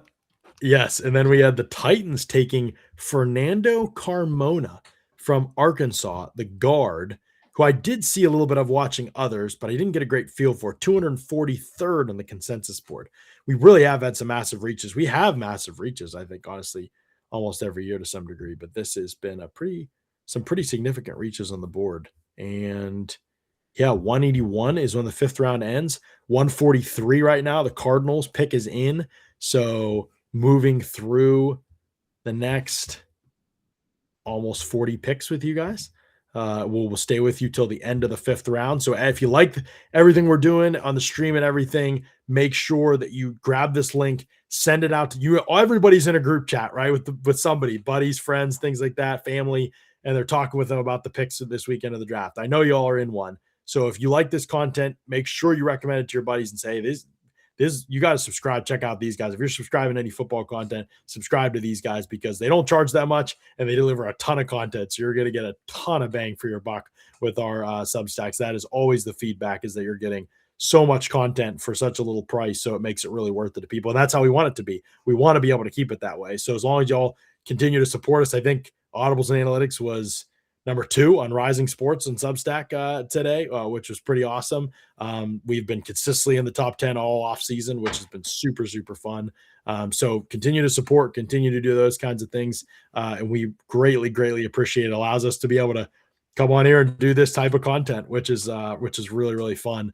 So really appreciate and love the support from y'all. And we will be with you until the end of the 5th round. Ollie, we have Arkansas guard off the board.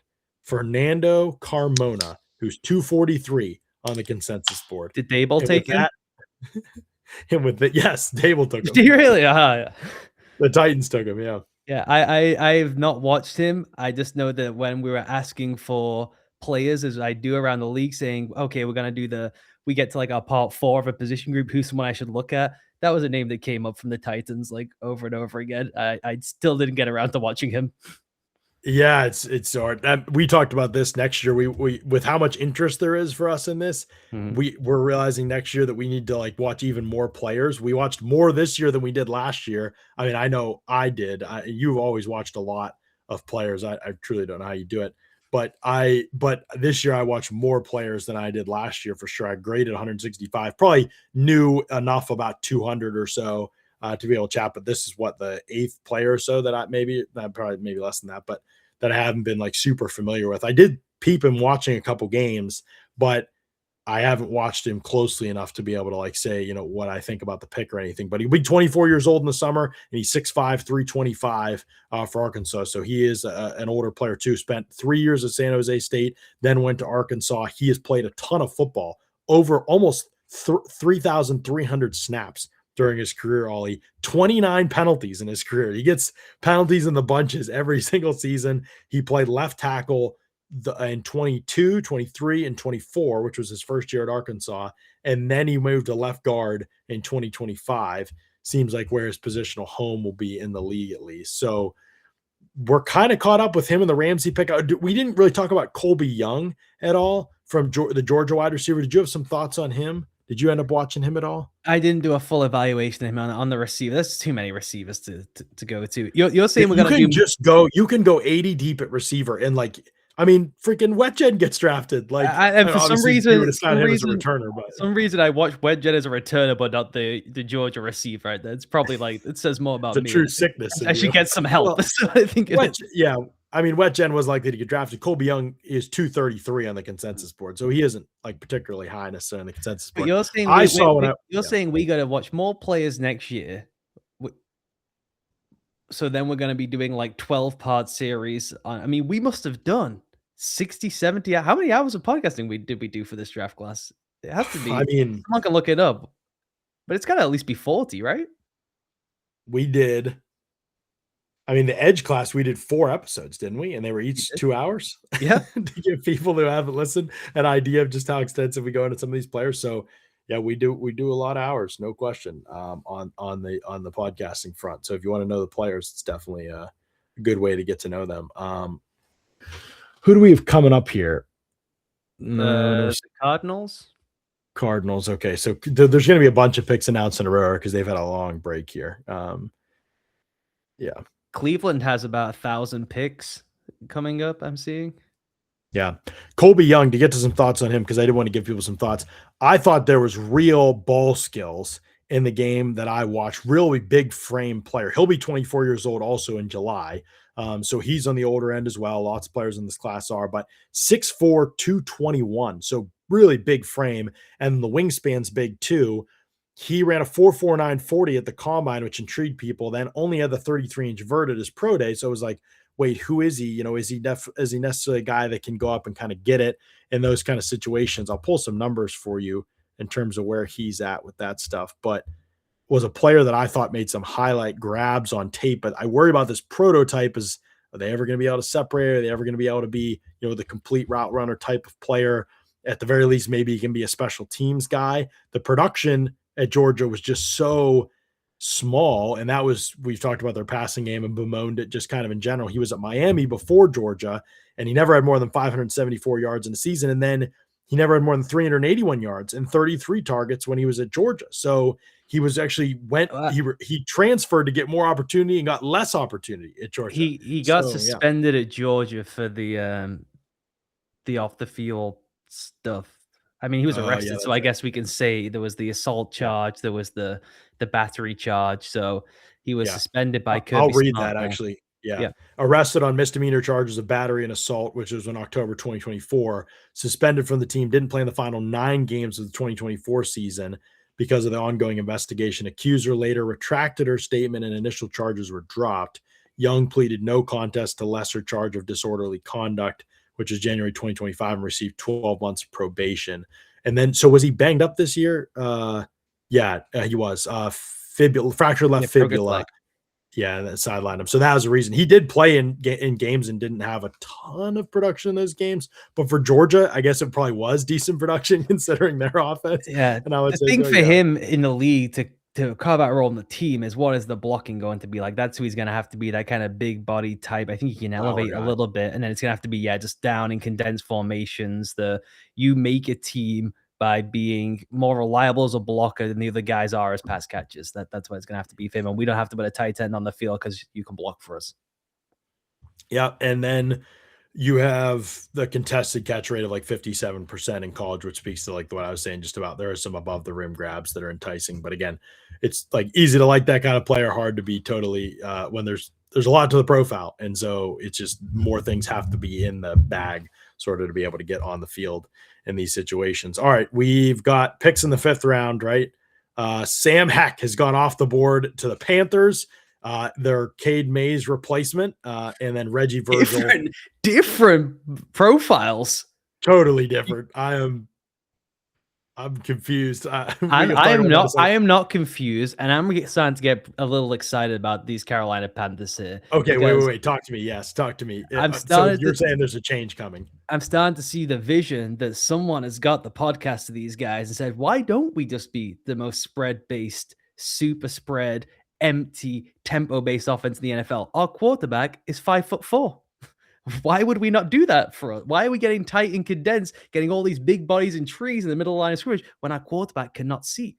And what our quarterback has is a supercomputer going on upstairs, has got a genius-like feel of understanding of coverage and shells, and we should just let him play point guard from the backfield as though we had Drew Brees. That's what we should be trying to do. And if he can't do that, we're never going to win multiple playoff games with this guy. That's just the reality for me with Bryce Young. And you go look at their draft now, and they've got all these basketball players on the outside, these guys who can be one-on-one winners. And in Tet, they got a guy who can draw doubles down the field. Then you go and get Sam Hecht, who I think can be a run off the ball guy in the reach game, has the light balance to be able to play, I think, one-on-one in that spread pass pro world. He fits that style to me more than it being with Cade Mays. It was, we're mimicking the Lions some. It's a lot of duo. It's a lot of man blocking stuff. It's having a big, powerful former tackle inside who can reset the point on his own. And it's just a big unit to be stood in the way in the middle of the line of scrimmage. This is a little bit more balanced. This is, we're going to see a lot of 4 down fronts because we're going to have 5 out in the pattern over and over and over again. So I'm starting to buy in to the offensive vision here with the Panthers. They're coming around. Man, would be exciting if they were just like a different type of team in the league. I love that. Like the teams that bring something a little bit different every year that when we're analyzing, and it's like, well, the league's going in this direction. We've got a different type of quarterback. We can't play that way. That's not the world we want to live in. And if we're going to maximize the quarterback, we might need to change the play caller. We might need to change the number one voice in his ear, and we might need to change some of the things we do offensively. Now you've got Brezal here. You've got Sam Hecht here. I'm really intrigued to see what it looks like because I thought the worst thing they could do, Ollie, was be like, well, we won the division. We're fine. And I think they've, to Dave Canales' credit, they've avoided doing that and thinking that they're super sweet and everything's just going to obviously a linear path of growth for us because we won the division. We're moving in the right direction. We were competitive in the playoffs against the Rams. I just think that they have really assessed this thing properly in terms of saying, if it's going to work long term, forget about last year, forget about what it looks like on paper. We're not foolish enough to think that we don't need to change some things in order to continue to achieve a greater even level of success. That's the aim. So I give them a lot of credit for looking in the mirror and trying to be honest with themselves. And it might not work. He might not still be good enough, but it's the process they should take. Yeah, and even with the Monfro Freeling selection, I had him graded out as the best tackle in this class. I think he can play in any kind of system for you, but he also has the potential to be just a left side island for you in pass pro, right? So again, can you play one-on-one? This isn't like taking Caden Proctor. Is he a guard? Is he playing kind of tight to the formation as a condensed player when he's a tackle? We play with really tight, narrow splits. This is a guy where the expectation is he's going to leap out of his stance. We can set a really wide pocket. A little bit concerned that Monroe Freeling is 6'7", and Bryce Young is, struggles with some of that stuff. But I am starting to see the vision come together, and it's making me a little excited. Struggles with some of that stuff, and it's just can't see over a 6'7" guy. This is why you come to the Substacks. Get this analysis. Reggie Virgil went to the Cardinals, the Texas Tech wide receiver that we thought would be the first Texas Tech wide receiver off the board. Reggie Virgil, thoughts, Ollie? Oh, we're going deep in the notes here, people. I didn't know if you had the notes on him. I mean, I think it was a. This is still early even for him. I'm gonna find where he is on the consensus Yeah, board. straight line juice player, tall and long. This is the guy who I had as straight as a comp, as a cheat code when I could pull up my notes quickly was Tyquan Thornton. Is just like a smaller, Ah, thinner, linear type player, a track athlete. He does have good ball tracking down the field, though. He was kind of the shot play design guy down the field. I don't think it's quite as good off the snap in terms of like Brennan Thompson. I don't think he tracks the ball quite as well as Bryce Lance. But as you go through the rest of the draft, and if you're looking for that kind of vertical stretch type profile, then Reggie Virgil will at least give you some of that vertical presence. yeah, no doubt. 20. He'll be 22 years old in about a month. So he started just at 1 year for Texas Tech, and he was where was he before that? I'm trying to remember. Miami of Ohio. The thing that's Oh, concerning with that's right. him is that he's the burner who wouldn't test. And so That's you right. don't know how much does Burner the who track won't speed. burn is tough. No, he tested. Yeah, Oh, I think did you he? might be thinking of something else. Yeah, he did. He ran, and that was part of the problem. He ran a 4.57 at the Oh, combine, 4.61 at his pro day. So he ran even slower at the pro day. 6'2", 191 at the pro day, and then yeah, the wingspan's small too. And then but then yeah, doesn't make a bit of sense, by the way. 158 10-yard at the combine, 168 10-yard at the pro day. What? how? 457 pro day at the combine, 461 at the pro day. What? 36-inch vert at the combine, 33.5-inch vert at his pro day. What happened? What happened, Reggie Virgil, between your combine and your pro day in those couple of weeks? You lost it. You got washed in a small amount of time. You hate to see it. That's really tough. But he had 41 catches at Miami of Ohio his last year after not doing much in 22 and 23, and then 57 catches in 2025 at Texas Tech last season, and 6 touchdowns. So we've got a couple other picks we got to get to here. We talked about Sam Heck a little bit. Actually, we didn't talk about Sam Heck as much. We talked about the Panthers more than Sam Heck, I guess, at this point. I really liked with Sam Heck that I thought there was a lot of consistent, good, high level play with him. I think the wide zone, heavy rushing attacks, I thought would be teams that like locked in on him. Panthers obviously have a need at center, I think. He could be the guy that pushes, who'd they bring in there? I just looked too. And now I'm blanking on who they brought in at center. But he could push that guy. I think really explosive on the snap and go stuff. Like he snaps and he rips it right off the bat. He makes the first contact a lot, and he wins that way because he's not like necessarily this big imposing frame, and he does get shrugged off occasionally. I think that's a very common thing with centers around the league. But he strains and recovers really well when guys kind of work to his edge and stuff like that and feel like they've created some sort of advantage. He finds ways to hang in there. And what I thought was just punching above his weight all the time. Like Yeah. Dom Orange, Lee Hunter, massive guys compared to him, and he found a way to battle both of them in the run game, turn and seal and scrap and find ways to get advantages and just create creases.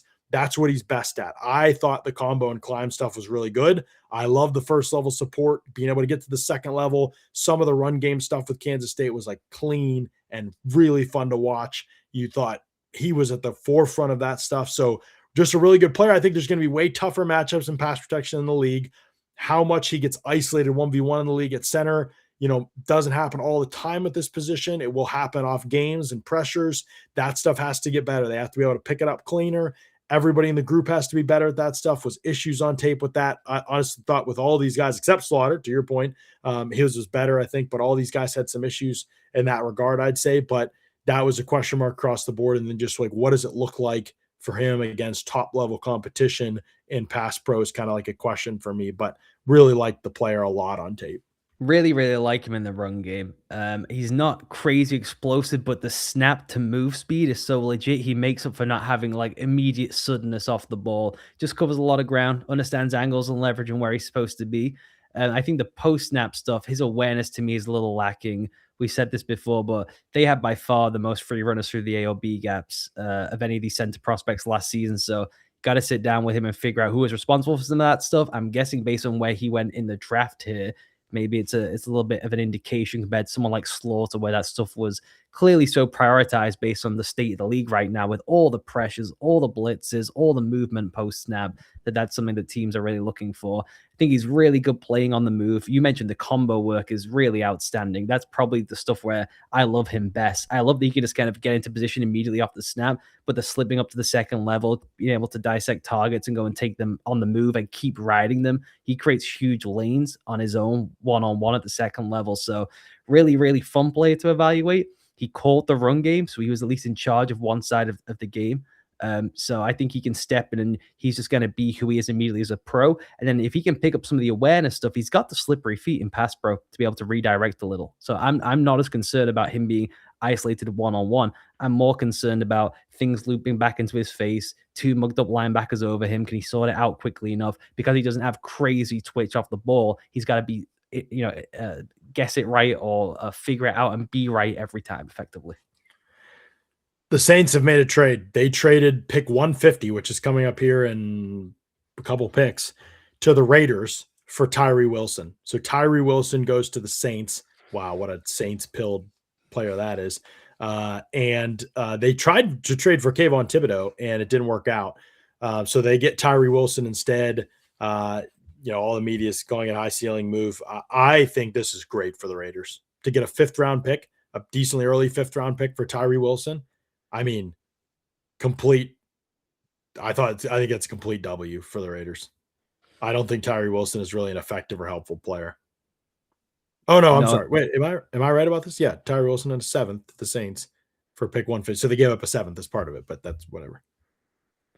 He was not going to make the team coming out of training camp. His best stuff is his interior sub rushing type work as just a long guy who can maybe clog someone up, and then the really quick guys off the ball can kind of create some impact behind the line of scrimmage. That to me is so minimal value. And there's guys in the class where you could reset the timeline for that exact skill set and go and get them today. Yeah, and we'll see who they end up with that pick. But I mean, again, continues to be the right types of moves for the Raiders. They continue to push the right buttons. Luke Fortner, by the way, is the center for the Panthers that I was trying to think of, and we were just not making fun of him. We were just talking about him the other day.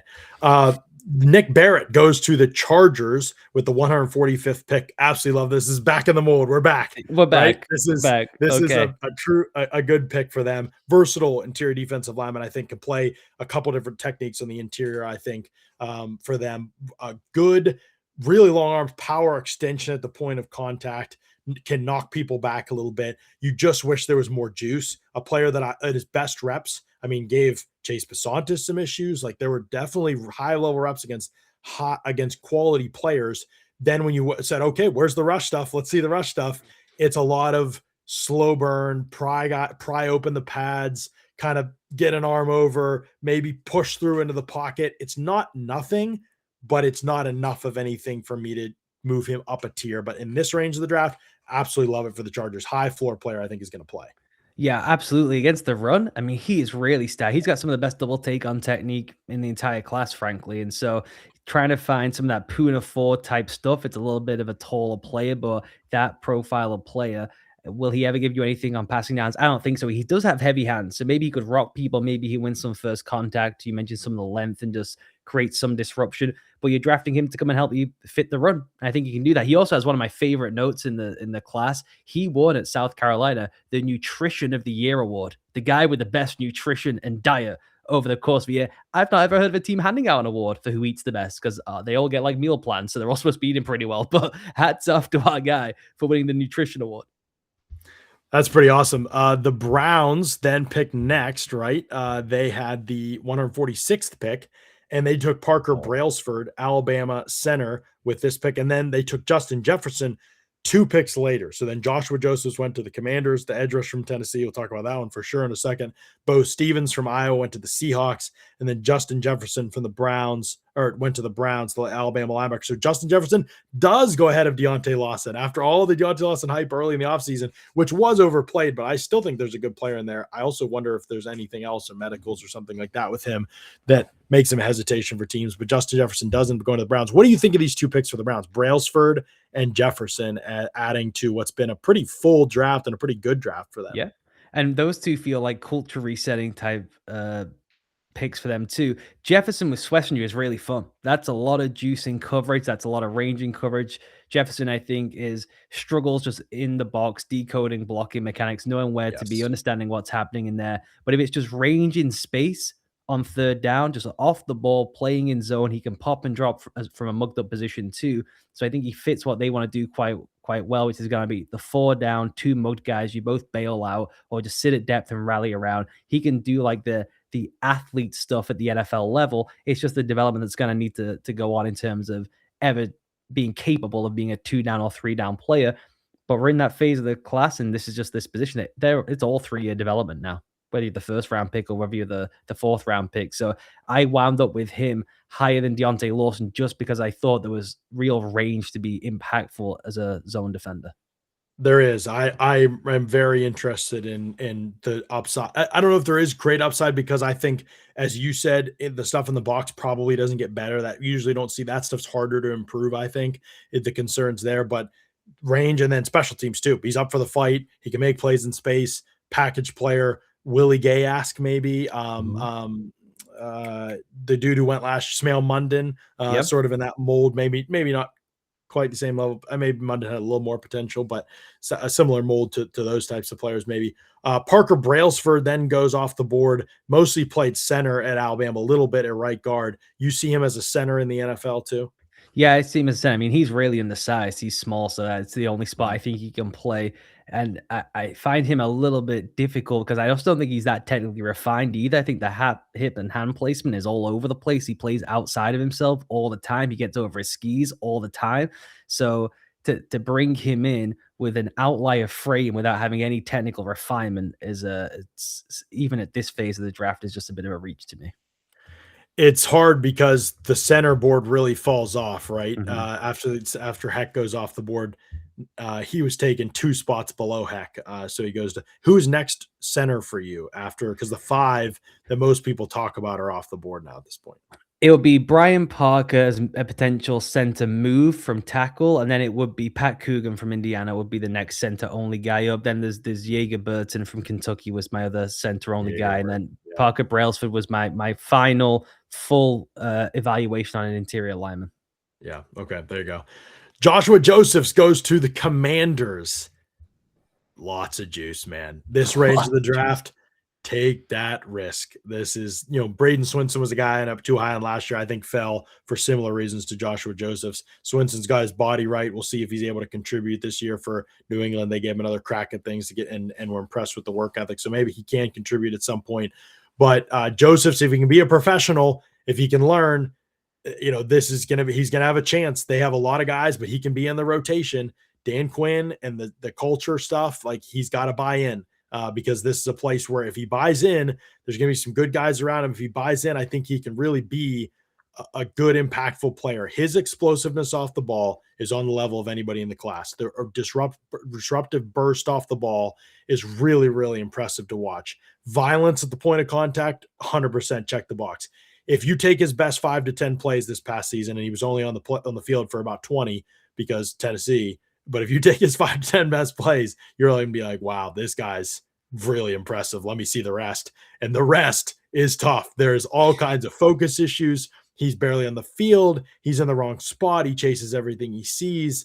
He's just an undisciplined player. There needs to be a whole remake of that part of his game. The mental processing part of his game needs to improve. He has all the athletic tools. He has unbelievably long arms. He's super strong. He pulled Monroe Freeling for a huge sack in that game, just rocked him. He's got the stuff you're looking for in speed to power conversion edges. Don't know if he's ever going to be super bendy. Don't know that he needs to be with his first step and his speed into power. But the amount of rushes he wastes, the inefficiency of some of his strikes, the misses with the hands, the lack of versatility and variety as a pass rusher, it all has got to get better in the league. But the ceiling is crazy because his tools are bonkers good for this range of the draft.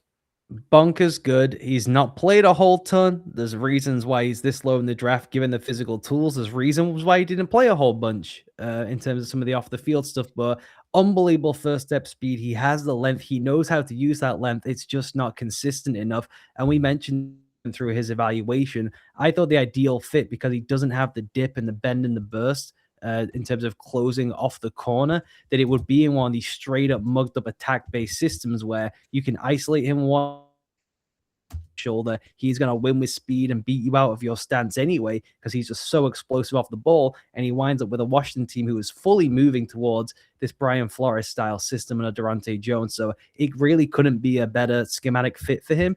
If he was going to hit anywhere, it was going to be one of these kind of systems. And so I'm really excited to see him as a rookie. The Raiders, they do it again, Ollie. They do it again. Dalton Johnson, who we both like from Arizona, the safety. This was a guy that we watched Genesis Smith together, and you were like, hey, did you check out the other safety? And I'd seen him miss some tackles in the game I watched, and I was like, I don't know, man. He's better than Genesis Smith for sure, but that bar's on the floor.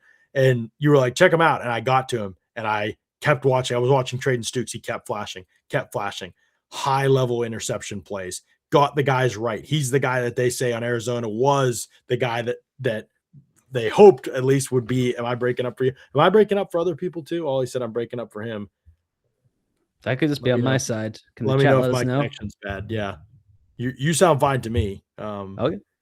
I'll close some of these tabs and see if that helps. But yeah, I thought that was the big thing with me was I was like, man, this is like a player who can actually make a difference at the catch point. And now they add him to a group that has Traden Stukes. So they get him with Traden Stukes, which is pretty fun to have those two back together. The biggest thing to me that I thought with Dalton Johnson was he's willing and he comes downhill in the run game. He'll actually bang in the box when you need him to. Does miss too many tackles for sure, but really catch point stuff is really good. And then he'll jump stuff in the flat. He'll run to the flat and go through blockers. He does everything. It's just the execution. He's not that big. He's not that athletic.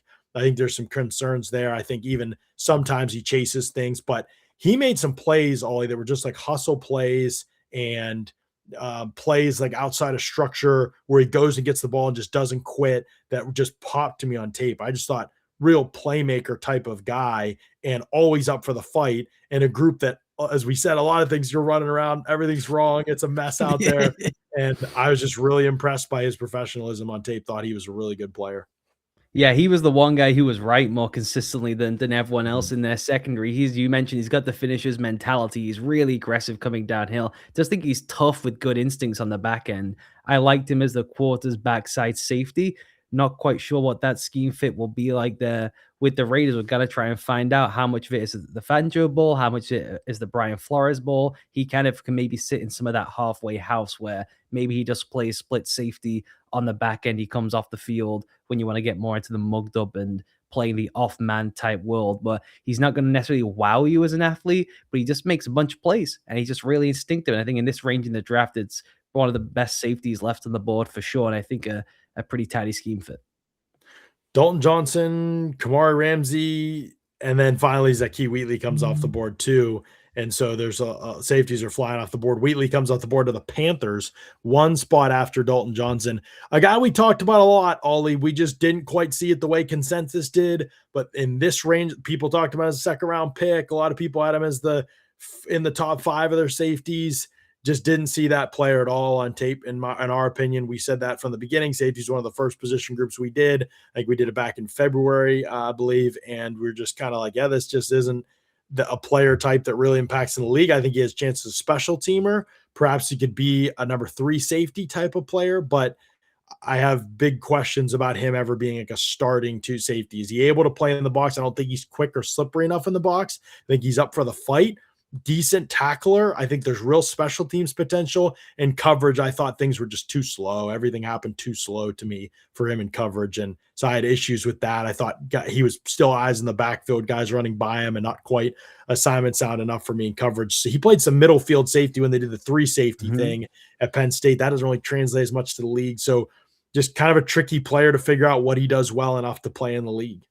Yeah, the coverage stuff was really brutal. Let's just be honest about it. I thought he was confused constantly. He would either chase ghosts, so just chase movement, and the movement never really materialized, or he would just freeze, and he just couldn't figure out how to find the ball. And he was just caught in no man's land consistently, and what the depth of his drop was related to what the route combination was. I laughed with you at the time about the Carnell Tate one, the opening play against Ohio State, one of the most brutal reps of any safety you'll find in this class. But that was indicative of the player over and over again over the course of the season. And then I just think you say, okay, where else can we put him on the field? Around the box. He is aggressive and he's willing to fire himself into the line of scrimmage, but it really is just wherever he happens to enter. There is no run entry. There is no gap integrity. There is no run fit. It's just, I'm going to put my head down, hit the first thing that I see. So there's aggressiveness there, and there's the tenacity you want to see, but he really does play out of control. He takes really bad passes to the balls. He takes really bad passes into the run fit. So he's big and physical and a willing tackler, but there's so much to clean up in terms of, does he have the right feel for the game, both in coverage and then playing closest to the box. So I agree with you. It feels to me like a team's ace who, could you eventually make him be a high backup type player for you if you're a split safety team? I guess that's possible because he's got the physical tools to do it. But just was not my kind of player in this class, and I think the league kind of saw it similarly. We've got some other picks we need to keep rolling because they're going fast and furious right now. Okay. We're falling behind, which is fine. There's some really interesting picks to analyze here coming up. And if Bucks fans want to share this, we're going to talk about the DeMonte Capehart pick here in a little bit to the Bucks. But if you want to blast this out even on socials, or any fans, we're about to talk about these 5-6 picks coming up. If you want to blast these out to the fan bases and let them know that our analysis on these is coming on your social medias or through text to the people that you know. But we're going to talk about these picks. Justin Jolly, the tight end from NC State, goes to the Broncos. If he was going to get drafted, Ollie, I know you're not a fan. This is probably where you wanted him to be, right? This is it. That he's been chasing this Joker guy now for 36 months. They finally got him one. Welcome Jatavian Sanders to the Broncos. He's going to be like, well, he's a 5th round pick. Sean Payton's going to be like, well, he'll have to earn his place here, you know. Let's rattle through the picks. We got to do it. Let's rattle through the picks. Oh, yeah. You just want to go through all of them. Okay. Jager Burton goes to, is it Jaeger? Is that how you say it? Jaeger I think it's Jaeger, yeah. Yeah, Jaeger bombs. Burton goes to the Packers at 153. The center from Kentucky, we were just talking about him. The run on centers has officially happened, Ollie. We got the 3 to open the 5th round. So pretty good stuff. Jaden Duggar goes to from Louisiana, a linebacker. Where is he, a camp invite? He's a camp invite. Let's go. Still over Woodaz. Let's go. We got another one. DeMonte Capehart from Clemson goes to defensive tackle, goes to the Bucks at 155. We'll come back to that pick. George Gums, who I'm super interested in, from Florida, goes to the Colts. I love the draft that they're having. An edge defender in the 5th round comes off the board. If you want to watch an incredible tape, go watch George Gums against LSU. I was jaw on the floor. Wait, hold on. How are we not talking about this guy? It's not quite always that way, but that tape shows the potential. Not quite always that way is being very kind. It's never, ever that way again. It's pretty amazing that he has that kind of game in his repertoire and can't recapture it. And then Keith Abney, one of the top players, 61 on the consensus board, goes to the Lions this far down the board. I know even you were a little bit lower on him, Ollie, but even at this range, I have to be amazed that he was here in this corner class. Yeah, I mean, I was lower on him than the consensus, lower than most people, but I still had him down as a backup development guy in tier 4, and he was ahead of Devin Moore for me. He was ahead of Will Lee. He was ahead of Dalen Everett. He was ahead of Takario Davis. So this is really late in the class for Keith Abney. He's more of a technical corner, I would say, without an A+ trait, smoother rather than sudden. I did question some of the athletic tools to be able to play in the league, which is why I think he's fallen in the draft, unless there's something we're just not aware of. I think the recovery speed is a real question mark. When he loses off the snap, he loses by yards, and he will just panic and completely abandon his technique. And then when he's playing more in off coverage, I just think he's a little stiff, being able to react and match sharp breaks. If you put on the Iowa State game, they are going after him pretty relentlessly with comebacks and curls and deep outs, really to challenge him to be able to transition and direct out of the pedal. And I just don't think he reads what's happening in the backfield all that quickly. I think he's either got to lock in on what's happening with the receiver or lock in with the quarterback. He doesn't really break on the arm of the quarterback. He breaks once the ball is on its way out. So I just think there's some instinctual stuff that's a little off with him. Maybe he can be more of a scrappy guy. He is smaller, but can he be a kind of scrappy guy up in press? Can he fly around a little bit for you on the back end and make some impressive plays at the catch point? I think that's more who he's going to be. We got to go back and talk. Do you want to talk a little bit about Justin Jolly and just kind of how you see him as a player? I mean, a guy I think they tried to use at NC State, it felt like in sort of manufactured touch ways. And I just didn't think when I watched him, just like, this isn't an athlete to be doing this kind of stuff.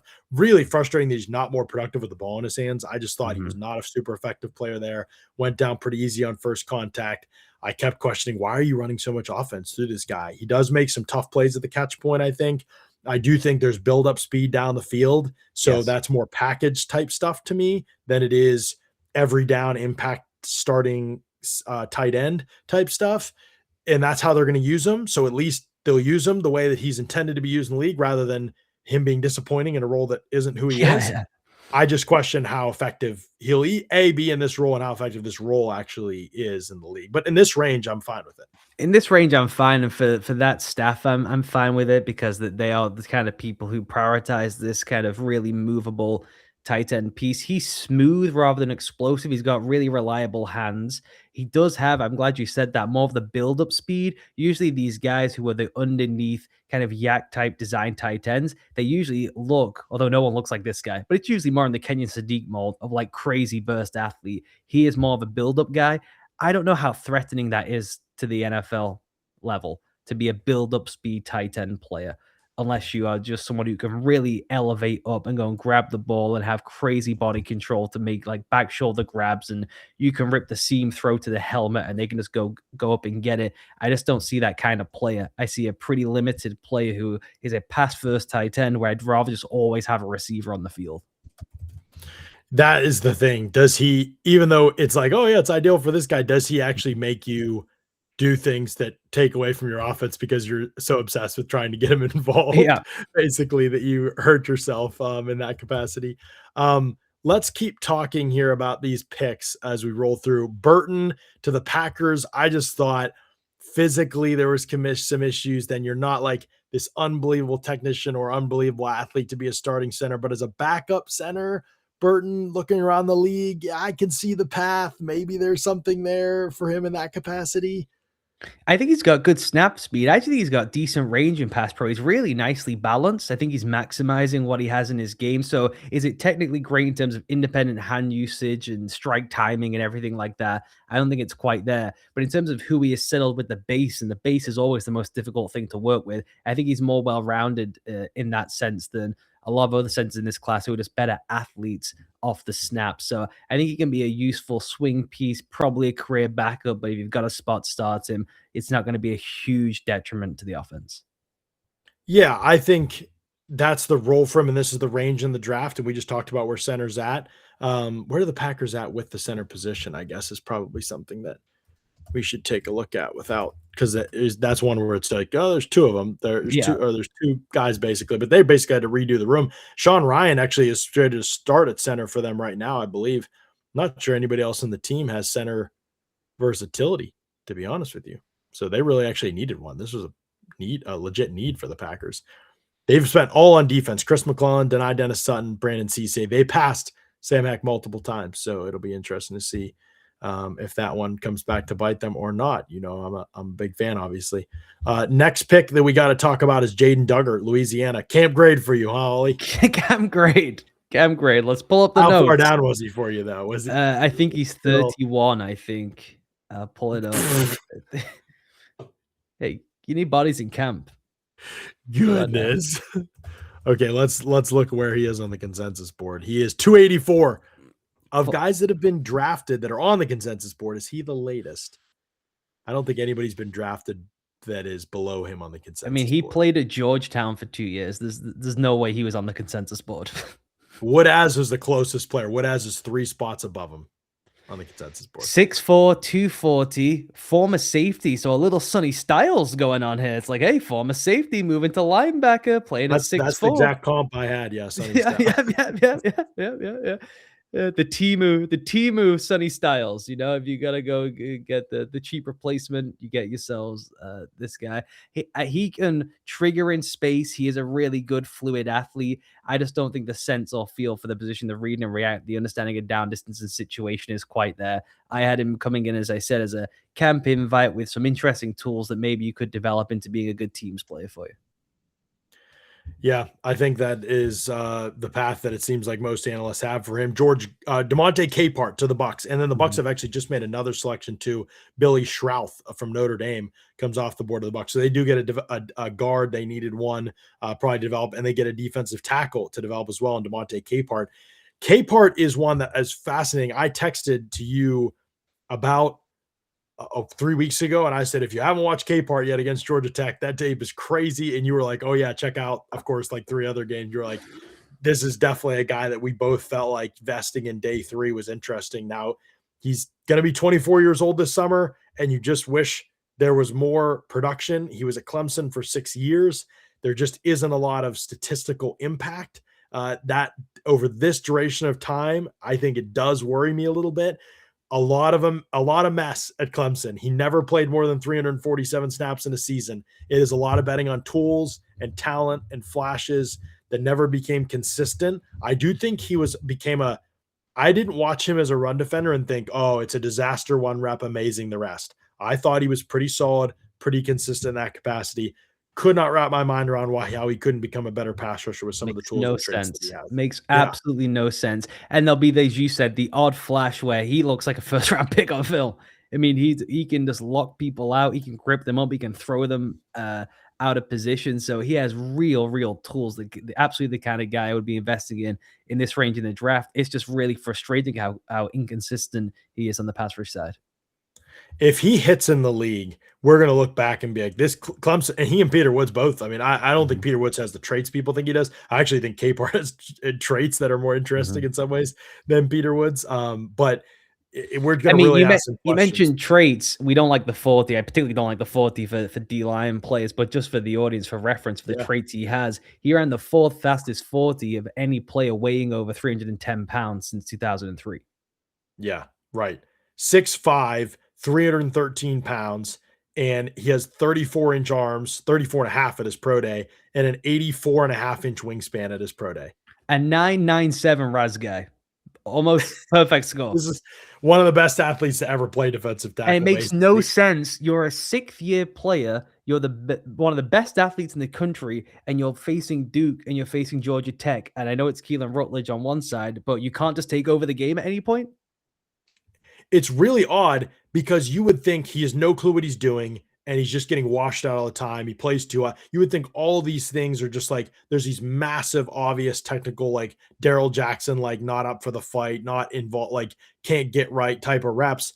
And I just thought there was like a decent floor. I mean, it's not perfect, but I just thought like not a type of player that was super high variance on tape where you're just like, oh my gosh, the worst reps are just get him off the field. Like there are reps where things happen, but I didn't think it was like this guy just can't be out here reps, which is what you Yeah, guess. I Why think isn't producing more? he's probably a little bit robotic in how he addresses blocks and things like that, where it doesn't always feel instinctive, I would say. He does have the Mhm. luxury of being such a supreme athlete, you can get away with some of that work. But it was certainly not, as you were saying, where it's like, oh, there's one crazy flash play, and then it's just he's completely out of it for the rest of the snaps. Like it's more just solid, and you're just frustrated, going, how is he not more dominant given the physical capabilities and the fact that you understand that the technique is there?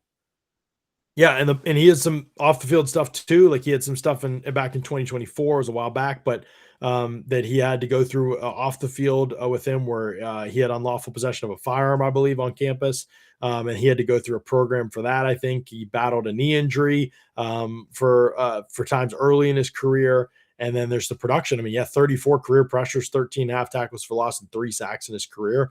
So it might not ever become anything, but I just thought on tape this was the type of player worth investing in. I had him. Was he my next D tackle? Yeah, because yeah, with Vic Barrett off the board, yeah, he was my next defensive tackle. Oh, Bryson Eason was the one that I had ahead of him. I had him ahead of Tyler Onyedim.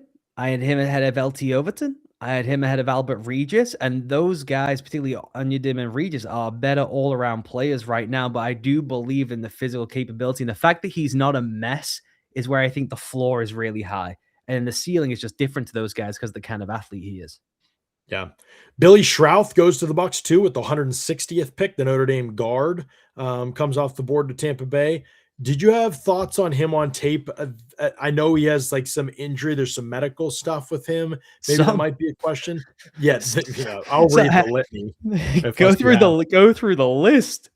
Okay, I'll go through the list. He was Dane Brugler's number 7 guard, and he had a third, fourth round grade for Dane. And then I think Brandon had him graded pretty similarly. So, like I think it was like early fourth for early hundreds for Brandon. So in this range of the draft, I think makes some sense. But his durability is going to be questioned, as it says in the Beast, because he missed the final 5 games of his final season because of a left MCL sprain in October 2025. He missed 4 games as a sophomore because of a right ankle injury at tightrope surgery on that one. That was in 2024.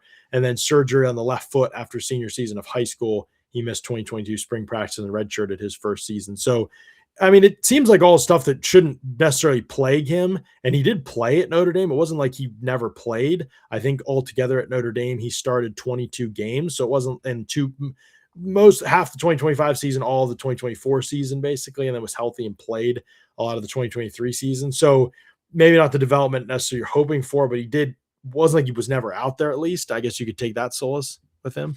Like, if you I guess. I like that. We're looking for the upside stuff. I mean, he I didn't miss that much time, honestly. Like if we're just talking about I watched him. I thought he is really slow in everything he does. He's that's not what I got thought. anywhere near high end athleticism. He's a real waist bender that he cannot sink and dip with people inside. He's 6'5" and he can't dip, so he gets himself in compromised positions all the time. I don't think he has the core strength to be able to play from compromised positions. And if you get a 6'5", 310 guard who's like, okay, he's not a true bender. Francis Mauigoa is not an elite level bending type player. You want to have like real rocks in the hands. Like, well, then the thing I'm trading off then, if I'm not getting a guy like that in pass pro with any kind of range, is he's going to maul people at the point of attack. I thought he was pretty strong into contact and could like twist people and wrestle with people, but there's not really like knockout, clear people out the way, create a huge path, just destroy the point of attack. So I just found him to be an unimpressive prospect in the sense that I think he's going to really struggle in pass pro if he's just isolated one on one and he doesn't give you like real oomph and upside as a run blocker. I'm trying to remember, and some people in the chat can help me with this too. Did the Bucks trade up for that pick? I think they did, and I'm curious what they gave up. So if anybody in the chat could grab that and find that and knows what they gave up, they traded up for that pick. I'm pretty sure they did. I don't think they had. Yeah, I'm trying to get everything confused in my head now, but I don't think they had 2/5. But I'm curious what they gave up for that one. Pretty surprised by it, honestly. I just didn't see him as like this is not the type of player they usually No. draft on the offensive line, in my opinion. Not that there are a lot of better players left, though, right? I mean, did you have a lot of players ranked over him? Or were there Ranked any over him, interior I guys? had Logan Taylor and Brian Parker the second would have been those guys. Then below him would be Inez Cooper. I thought that would maybe be more their vibe than the That Billy is their Strauss. vibe. Matt Inez Gulbin, I Cooper had. ended Green York, what he's most known for. Yeah, I'm surprised I didn't see that one as a fit. George Gums goes to the Colts. Crazy explosiveness. There's some real bend, power, and length in his hands. I mean, he's got crazy tools, rocked up build. He looks like a first round build, and his best Mhm. flashes, he looks like it. And then there's just tons of lack of awareness stuff. The more you go through the tape, there's tons of just. I think it just got sloppy. I think the run defense is real potential. The pass rush has real potential. Honestly, I think there's potential across the board. It never happened for him, and now he's older. And I think is there injury history with him too? Am I remembering that right? I think he had one, but not I'll anything go too look bad. I through. think an MCL or something like that. The big concern with him is he's a sub package player. He isn't that Q Robinson mold that you mentioned. He gets just body bagged by tight ends. It's really really tough. And I think he probably got. And I don't want to speak out of school. I don't think he would have got the highest glowing references from the previous staff. I think the dedication to the craft. I think when you walk off the bus, as you like to say, looking like the first overall pick in the draft, and you've got real twitch and flexibility, it's like, well, I'm probably going to get drafted no matter what. I'm not quite sure there was the dedication to the down in, down out, what is necessary to be an every down player in the league. Yeah, that'll be a big question mark for sure. He did have a torn meniscus or repaired meniscus in his right knee in November, so he has that might have been a red flag for He's some. also one of the worst advanced stats guy in the class, and having like poor advanced stats in terms of win rate, must have it down win rate, quick pressure rate for a guy who that's his thing. It's get off and bend. You go back to some of the guys we've liked previously as like, oh, take the sub rusher before you take the kind of bigger name, heavy end, but what can you really do on third downs? You've got to at least have something that can back up and support like the get off the bend actually Yeah. goes to production at some point. Got it. The chat is reminding me this was the extra fifth the Bucks picked up when they moved down in the third. So that is helpful. Thank you for reminding me about that. I forgot they moved down in the third. Um, Keith Abney goes to the Lions. So who the Lions selected now? We were surprised by that one a little bit. The Lions, we'll come check the Lions, but we talked about Abney a little bit. Michael Taft, your guy, goes to the Dolphins. Ollie. He comes off the board. I thought real athletic and size limitations with Michael Taft, but boy, he's up for it. He fights, he scraps, he anticipation instincts. Like he makes some breaks on the ball. He's tough in the slot. I think he can play safety if you need to. So strikes me as a depth DB that's going to work, play teams. Was he big enough, fast enough? Finish as a tackler in space. I thought there were some issues with that just because I do think he's just not quite the athlete. So I understand it. I bet for some teams he was more undrafted, but I get that there's like the things you want to sort of bet on too to take him in this range. So this is probably about as high as I would have seen for him though, and he gets there. So good for him. This is with that short arms. I think he's pretty stiff on the half turn. I think he's got poor change of direction. He's moving a lot. It's one of those classic plays we love where there's a lot of going on. There's a lot of motion, but they ain't covering much ground. It's just like, so it feels blurry, like they're doing stuff, but they're not actually getting A to B in the time that you need. He's also really light. He is not going to be able to play in the box in the league at any point, I don't think. Can he play on teams? Can he kind of be scrappy and fight through stuff? I think maybe he can. Where I would have him more towards what you were saying of, is it priority free agent? Is it like deep backup teams type stuff? Is for a player who has those athletic limitations, you've at least got to be so well-rounded and not have the mental lapses and be able to play ahead of the scheme in terms of your understanding and recognition of what's happening. He really gets tunnel vision in coverage. Like he is just reading the quarterback the whole way, he loses any sense of the route distribution. So it's kind of a two dings on the resume of athleticism and then, okay, he's the scrappy, like fighting kid. I get it, but it doesn't really translate to actually like understanding our scheme and executing it. Someone, I guess, has got to do bed checks. Someone's got to be an adult in the room when the team goes on the road, and we'll take Michael Taffy. He can do that for us. Oh, the Tanner Koziel highlights are playing right now. Or no, Charles Demings. No. Charles Demings is the roller skater, right? No, it's Keith Abney. I told you he's the Keith Abney's the roller skater. That's right. I couldn't remember which one of these guys you're talking about. They're playing it. That's amazing. They're playing the roller skating. Shout out Fennel. Fennel found the roller skating film. Fennel in the truck. What a pull. Unbelievable. What a pull from the truck. What was it again? He's the four-time national champion as a roller skater. Still holds national records for speed skating. Did you see him ripping around that thing? Hey, Detroit Lion now bites some kneecaps on those roller skates. That's good that stuff. Really doesn't see it. I don't want to like stereotype. That doesn't feel very Dan Campbell-y that we're bringing the kid who's the great roller skater. That is true. Maybe he's changed since his younger. I like Abdi. I do think that could be a good pickup. We got a fullback kind of off the board here, Ollie. I don't know, tight end, fullback. Was it the Illinois guy or the Minnesota guy? It's Max Bredesen. Oh, okay. I guess he did play inline, more, but is he going to be a fullback? He's listed as a running back a lot of these places. I think there's a lot of thought that he might be a fullback. I think he would be a fullback, He's tight end, fullback, maybe something like that, Michigan, but he goes to the Vikings at the 159th pick. He has like hardly any even receiving production, just a true blocker. One of the best quotes from the Beast that was in here when Rayshawn Benny says, "I watch Bredesen highlights to get jacked up."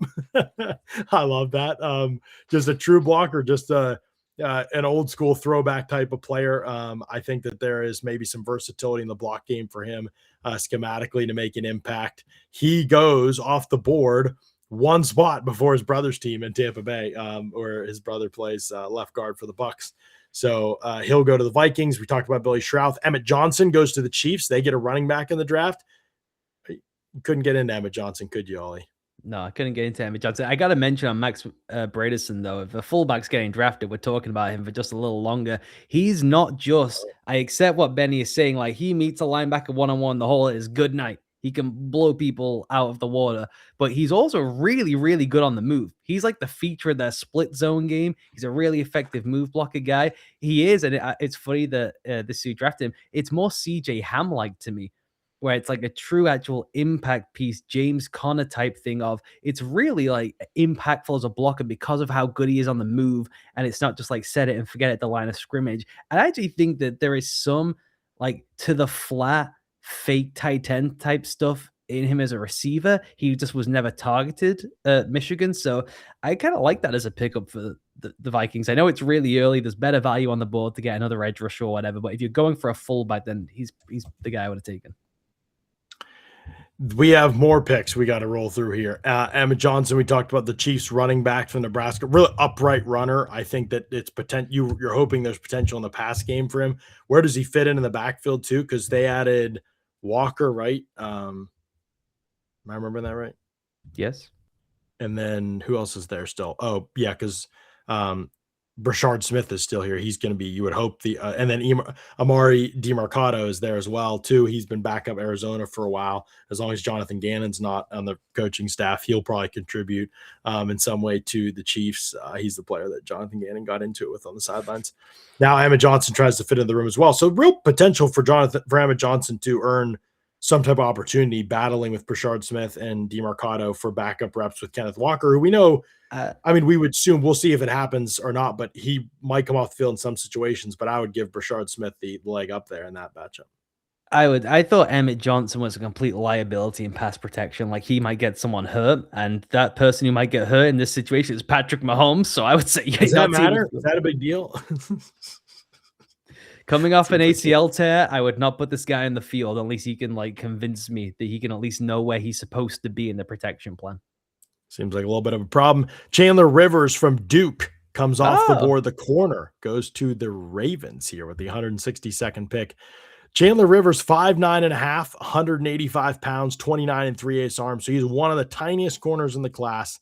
Thought that he was intelligent, inside outside versatility, maybe in pass obvious situations. Thought maybe he could even play a little safety for you in certain spots if you needed to. Don't think any of it's going to be perfect. Think all of it comes with limitations. I think that he is mostly there's going to be certain situations, certain matchups where things affect him. I think Antonio Williams was a good matchup for him. They were kind of like a good fair fight. I felt like those two guys.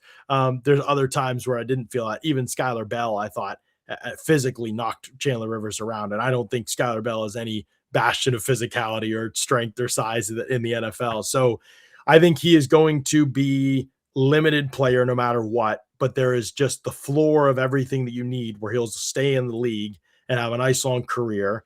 And there's been other Duke guys like this too. Ross Cockrell had this kind of a career, didn't he? Just found a way over the years. Like, he was always part of the mix. He got some spot starter. It's like, we always want to replace him, but dang it, it's harder than we think because he brings baseline stuff. And I think there's some of that with Chandler Rivers too, to be honest with you. I agree with you. Did you see who just got drafted? I did. We got to jump ahead here. We'll come back. Charles Demings, Tanner Koziel, and Nick Singleton. Keyshawn Elliott is off the board to the Chicago Bears, and Dennis Allen sees ball how we see ball, Ollie. What a beautiful, sweet thing it is that Keyshawn Elliott, our prince, did not go to some clown coach. Respect to Dennis. You know, I've taken some shots over the years on this podcast. I'm willing to say it. Respect to Ryan Poles. Does Ryan Poles know ball? Are we starting to learn that Ryan Poles may know ball? Is that possible? Could he have learned ball during the fact that he's been given all these chances and been just dunked on so many times? Did it motivate him to learn ball? Did behind the scenes Ryan Poles actually become the Joker? It's really possible. And if you remember going all the way back to when we first talked about that linebacker class, like you said, that was in January. And this is a guy I just thought was a starting caliber player right from the jump in the league. And he was at that time, he wasn't like 340th on the consensus board or something wild when we first talked about him. And my comp all the way through was TJ Edwards.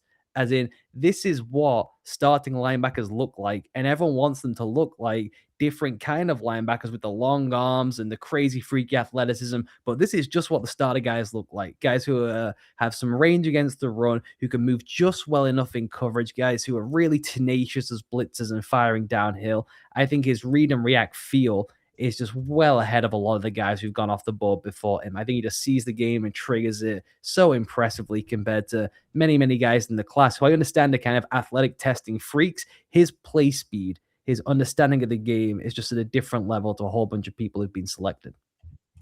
Yeah, it was in both of our top 5 linebackers, right? Yep. And I thought that I think the athleticism is understated. I think he is a totally fine athlete at this position. And I think his processing speed is really impressed with me, sifts through trash really well, finishes and makes tackles. I think sometimes physically there's really challenges for him in the box. And I think that those limitations show up at times. Coverage, I think he is not going to be a playmaker, but can he be solid enough for you in that regard? I think is a question. But this range of the draft to get a player of this caliber that could potentially, I think, start for you at some point, just an awesome pick by the Bears. Yeah, and I think he's got both knockback tower and then can control with grip strength. He really takes as good run entry, run fill type stuff. His technique is just so honed in. It was just seeing professional stuff over and over again as you rattle through these linebackers who have all these athletic traits, but you're just not seeing them address blocks the way someone like Keyshawn Elliott does, just with the violence and then also with the technique. So I really do believe he'll compete to be on the field consistently for them at some stage in the rookie season. I think so as well. What does their linebacker room currently look like? Do you remember? I know it was pretty vapid last season, and they haven't poured a whole bunch of Great resources. usage of the word vapid. Great usage of the word vapid. This is, if you were going to pick a landing spot for him just based on liking him so much, this would have been pretty high up there, right? It would be TJ Edwards and Devin Bush. I like Devin Bush a lot, as you know, and Edwards was my comp. So it's like, we'll just move Edwards along. We're done with that. We're good. We'll bring the next guy up. So yeah, I do believe he'll be starting by the back end of the season. They still have Ruben Hippolyte. Are they ever going to admit defeat on taking Ruben Hippolyte, who some teams didn't even know was draft eligible in the 4th round? Great athletic profile, didn't he have? Wasn't Yeah. that his deal? I never watched him, to be honest, but I have seen him play a little bit in the league, and they should admit it. They should call it. No, they the whole point is to develop. But what is this his 3rd season he'll be going into? Yeah. Yeah, I'm fine. That's fine, Ollie. You got to develop these guys. Are you always That's saying that, awesome. right? Is it Always development. Not Keyshawn. They said, you know what? As Ruben still develops, let's go think about a football player to come play. I really do hope that Dennis Allen has control of their linebacker board. It looks like he does. And so I'm fired up. I'm fired up. One of the top guys left on our board. We had him just graded significantly higher, I think, than most people. So it's just fun to see him get to a spot where he's not going to be completely stashed and have no chance to play early in his career. Yeah, it is really exciting. Now, who does that leave as the top players on your board? And we'll get back to some of these other picks too before we wrap up. Top players on my board right now will be Lou Moore, the safety from Indiana. We'll see. The size consideration means obviously that might not be till late in the proceedings here. Then Bryson Eason would be the next guy up, the interior defensive line from Tennessee. Those are my final kind of tier 3 players in this class. Now, Dame Tucker, I'm still holding out hope, John. At some point, someone's going to want another edge rusher. We've seen some of these guys go, some of these sub-package rushers. The Dame Tucker's got to get drafted at some point. So those are kind of the top 3 guys still left on my board. I'm putting our podcast out there, just letting people know to check it out, and where the timestamp is for Keyshawn Elliott on there, so that people can check that out. Bears fans can check that out on Twitter. But yeah, we got to go back and look at some of these other picks because there's a lot to talk about here. Charles Demings. This is your guy. This is your athletic profile pick. He goes after this. We're going back now to after Chandler Rivers. So 163 to the Vikings, Charles Demings. What do you think, Ollie? I'm fired up. Maybe the best mover in the entire draft class. No one is as athletically gifted as this guy. I have absolutely no idea if he can play football at the FCS level, let alone the FBS level, let alone the NFL level. It is a complete roller coaster, but he has crazy juice, crazy leaping ability. Is just a different kind of mover. So getting him into a situation where the Vikings have done this with Brian Flores, where it's like they just go and get smaller school guys, no name type players, guys who burnt out in other spots, and they're able to find a way to just slot them into a pretty slim system of responsibilities and say, we're just going to execute this over and over and over again. So as a developmental spot for him, I loved him as a developmental guy. I had him ahead of Will Lee. I had him ahead of Dalen Everett. I had him ahead of Takario Davis, not as a football player, but it's just the freakiest of all freak athletes. And I think it's worth, in this draft class that was so thin all the way across the board, he was worth taking as a developmental guy. Tanner Koziel comes off the board to the Jaguars, who just cannot help themselves. Give them all the tight ends. They will take all of them, please and thank you. Koziel had a crazy contested catch profile, catch radius. That kind of stuff for him is really strong, I think. The questions mainly for you, Ollie, I'm guessing, were just what does he develop into as a blocker? The size seems to be, 6'6", 250. He's got huge wingspan. The measurables are there. He ran 4.7 flat, jumped well. All the testing stuff was really fine, and he's added a lot of weight per the beast just over the over the last year, really. I'm just adding weight to the frame and trying to be more than just like a big, tall, slower wide receiver, basically, but still gotta get into the details of being a run blocker to be an every down player in the league. Yeah, well, I would say with him though, as receiver wise, is he is more natural as a pass catcher, I would say, than Oscar Delp and Boa Kershaw, who went earlier on as kind of the hey, what can we develop these guys into? I think he really is a receiver who's been bulking up over time.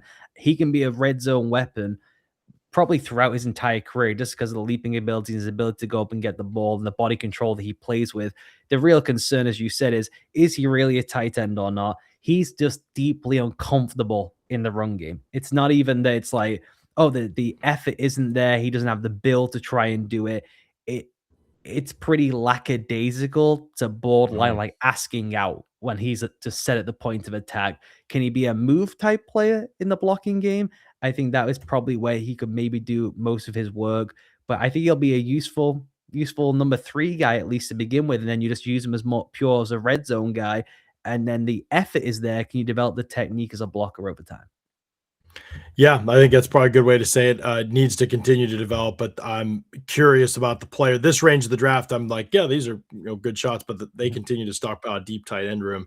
Nick Singleton, the Penn State running back, goes to the Titans. I know we talked about not being necessarily a big fan of Nick Singleton. We're in the middle of the fifth round, so I'm not going to be super critical at this point in time. But pass protection stuff, just something for all these guys that's going to have to improve. We talked about quite a bit. Jalen Kilgore finally comes off the board to the Bills at 167. The Bills taking Jalen Kilgore. It's perfect. It's so perfect. What is Brandon Bean doing to us? Keep doing it, Brandon Bean. Keep doing it. Keep being you, brother. I just didn't see it with Jalen Kilgore at all. I know I was probably even more pessimistic than you. I ended up not having him be a total cross off just because enough good things about the dude, and then the athletic profile and the size, and you're just like, okay, somebody roll the dice. This range of the draft is fine. I'm mostly being joking about the being part of it, but I feel vindicated that Jaden Kennedy went over him. I feel vindicated that Keontae Scott went over him, and that Kyle Lewis and like all these other guys, and like that he was this big slot that just didn't bring it on tape. He's just total mess from a technical standpoint, gets beat out of the blocks all the time by guys, falls behind in reps constantly. Thought he was just a mess down the field. Just think his radar as a tackler is really off. Like, really just seems like a big athlete playing football. I know you were higher on the mental capacity as part of things for him, but I just thought real total project type of player who didn't show enough of the stuff I really value to be really worth the investment for me. And by not showing the stuff that you value, you mean, do you want to be here? Welcome to Saturday in college football. Are you interested in showing up to play for us? I think Yeah. that's a real fair consideration and speaks to why he was a fit with that profile in this draft class. And someone like Jaden Candy went ahead of him because Jaden Candy is always up for it, and Jalen Kilgore is not, frankly. And Dane had him as third round. I think he was in the consensus top 100 pretty easily, if I remember right. 6'1", 218 at his pro day, 210 at the combine, 33-inch arms, ran a 4.4 flat 40 at that size, and jumped 37 inches, 10.10 in the broad. So the measurables, like you said, are there. Started 33 games, so he had the experience, but it just straight up didn't show up on tape. There's lots of flags too, pass interference stuff. Could he be in the box? I don't know if he could play in the slot. I don't think he processed fast enough to play safety. There was just like, where do you put this guy? He physically looks great, but so total project type of player for the Bills, and we'll see what they can get out of him. Kendrick Law, the Kentucky wide receiver, goes to the Lions. Did you watch him much? I have no notes on Kendrick Law. Oh, We're in that we can stage of come the back draft, and people. yeah, we'll circle back on him and get some notes from the Beast and stuff for him. But Riley Nowakowski comes off the board. The Indiana H-back fella is off the board. Let's go. And guess what team took him, Ollie? It's got to be those Pittsburgh Steelers. This team is run by fools, but I do like Riley Nowakowski. I'm not going to lie to you, Ollie. I have no idea what he's doing in the league. Like, this is crazy to take him this early, probably. I think, but I honestly, he can I make the people. case?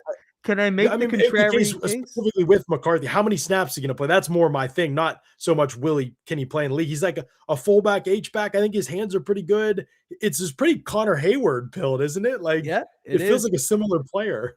It does. I would say with if Aaron Rodgers is returning to be the quarterback, and it's not going to be Drew Aller, if that's what's happening, it's going to be a run dominant situation. You're going to have to be more expansive in the run system than Arthur Smith was prone to do over his course in time. If you look back at what McCarthy was doing at the end with Dak, it was a lot of like multi-back sets, multi tight end sets, trying to find those guys who have those crossover capabilities. He really is an outstanding insert blocker. He really is an outstanding move blocker. He takes guys on the edge one-on-one all the time. He takes guys on the edge one-on-one in pass protection. So I think it's a worthwhile move piece. If that's just what you're identifying, this is the one that we want. We saw Bradison go. The next guy up would probably be Nowakowski. So I get probably not the best value, given that you could have given all they've done all through the draft to Yeah. spend a pick on this, but I still like the player. I think he can carve out some path to be useful for you. I think you can too, for sure. It is more. You're right. It is more context to the glass, and just be like, wow, you really found so little useful stuff. Like Drew Aller might not be useful. Dalen Everett's like a developmental corner. I have no idea if Jennings Dunker probably will be in position to be able to compete to start, but I mean, you probably drafted your fifth corner, your third string quarterback. Like, there's just like so many questions about like how these guys are even going to impact things. And then you take a player like this, and you're like, oh yeah, the impact is 10 snaps a game, or maybe it ends up being more than that. We'll see. But I do really like him at Indiana. He was awesome. Like, I thought he was like Mhm. really tough. I think the move blocking stuff, as you said, is awesome. He was an important player for them in terms of just stuff on the menu in the run game, I thought, which was really cool. We always talk about that being important. He is 6'2", 250 and has really kind of short measurables. So he's not really like probably profile as like a tight end, even though he's that type of build. I actually thought his combine was probably slept on a little bit, and that he ran he ran the 4.66. Like, he tested like a decent, okay athlete, which was probably pretty big for him, I would say, coming, like, given the fact that he's kind of this stumpier tight end, like, just in terms of knowing that stuff is in there. But I mean, honestly, I don't know that it'll ever be like really productive for anything like that. But if he can help expand your run game, it probably is somewhat worth it in this range. Joe Royer comes off the board to the Browns, or I'm sorry, to the wait a minute, no, to the Browns. I'm looking at Cincinnati. This is called to the Browns with at the 170th pick. You described him as like, he's just solid. He could, this range of the draft, getting a player who's just solid, maybe can be your tight end too. Feels like a win to me. Can you hear me? Am I frozen for you? Oh, I lost you there. What did you say? Oh, sorry. I was just saying that you said Joe Royer was like solid. If you can get solid at tight end in Yeah. this range of the draft, good stuff. Every single thing in the report is just like a 5. It's like Yeah. there's no real tool, there's nothing exciting. He does have pretty good hands, I guess. He's pretty automatic when anything is thrown his way. He's not gonna threaten you really down the seam. He's not gonna be any kind of real move piece for you, but he's just pretty solid, pretty capable at everything he does. If you can go and find a second or third tight end, as you mentioned, this phase of the draft, it's pretty good value. Oh man, no way, no way. This is true. I got to look into this more. But the next pick, I don't know him. Karan Prunty from Wake Forest, corner. Have you ever heard of him? What is happening? I don't. The Patriots took him. He's not on the consensus What? board. He's not on the consensus board. Hold on. He's got to be in the beast. This has to be an error. He can't be not in the beast, right? Hold on. This is really important. I don't think I've ever seen a player not in the beast. No results found. Try the explore page. I am on the explore page. Don't let me down. He's in there. Okay. All right. Good. We found him. He is cornerback 57. Oh, I'm sorry, folks. We have no notes on this one. Even Dane has no write up here. It just has his numbers from his pro day, I'm guessing. Karan Prunty, 6'1", 190, 31 and 3/4 arms. did you say Wake Forest? Wake Forest, 4.45 40, 32-inch vert, 10.3 broad, 6'8" 2 3 cone. The measurables and the testing were good. He looks like a testing guy. and decent Again, size profile testing, there too. we go. It's wild to me that the people in that building gave me Patrick Cumberbatch to waste an hour of my life watching and not a play, and they said he's a priority free agent grade for us, and they didn't tell me about the guy who they decided to take in the 5th round of the draft. Well, yeah, it's because he wasn't a priority for they didn't want to get out. What if somebody jumped him for Karan Prunty? Now, he played a lot. He's played a ton. He's played almost 3,300 snaps in his college career. He was at Kansas in 2020, nowhere in 2021. I'll look up why in a second. 2022, 23, and 24. He was did you say he was nowhere?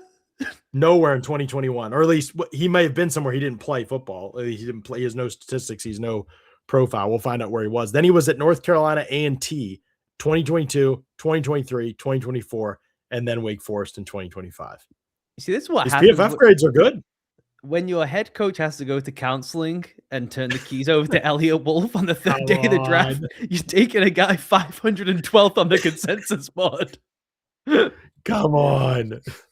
Karan Prunty.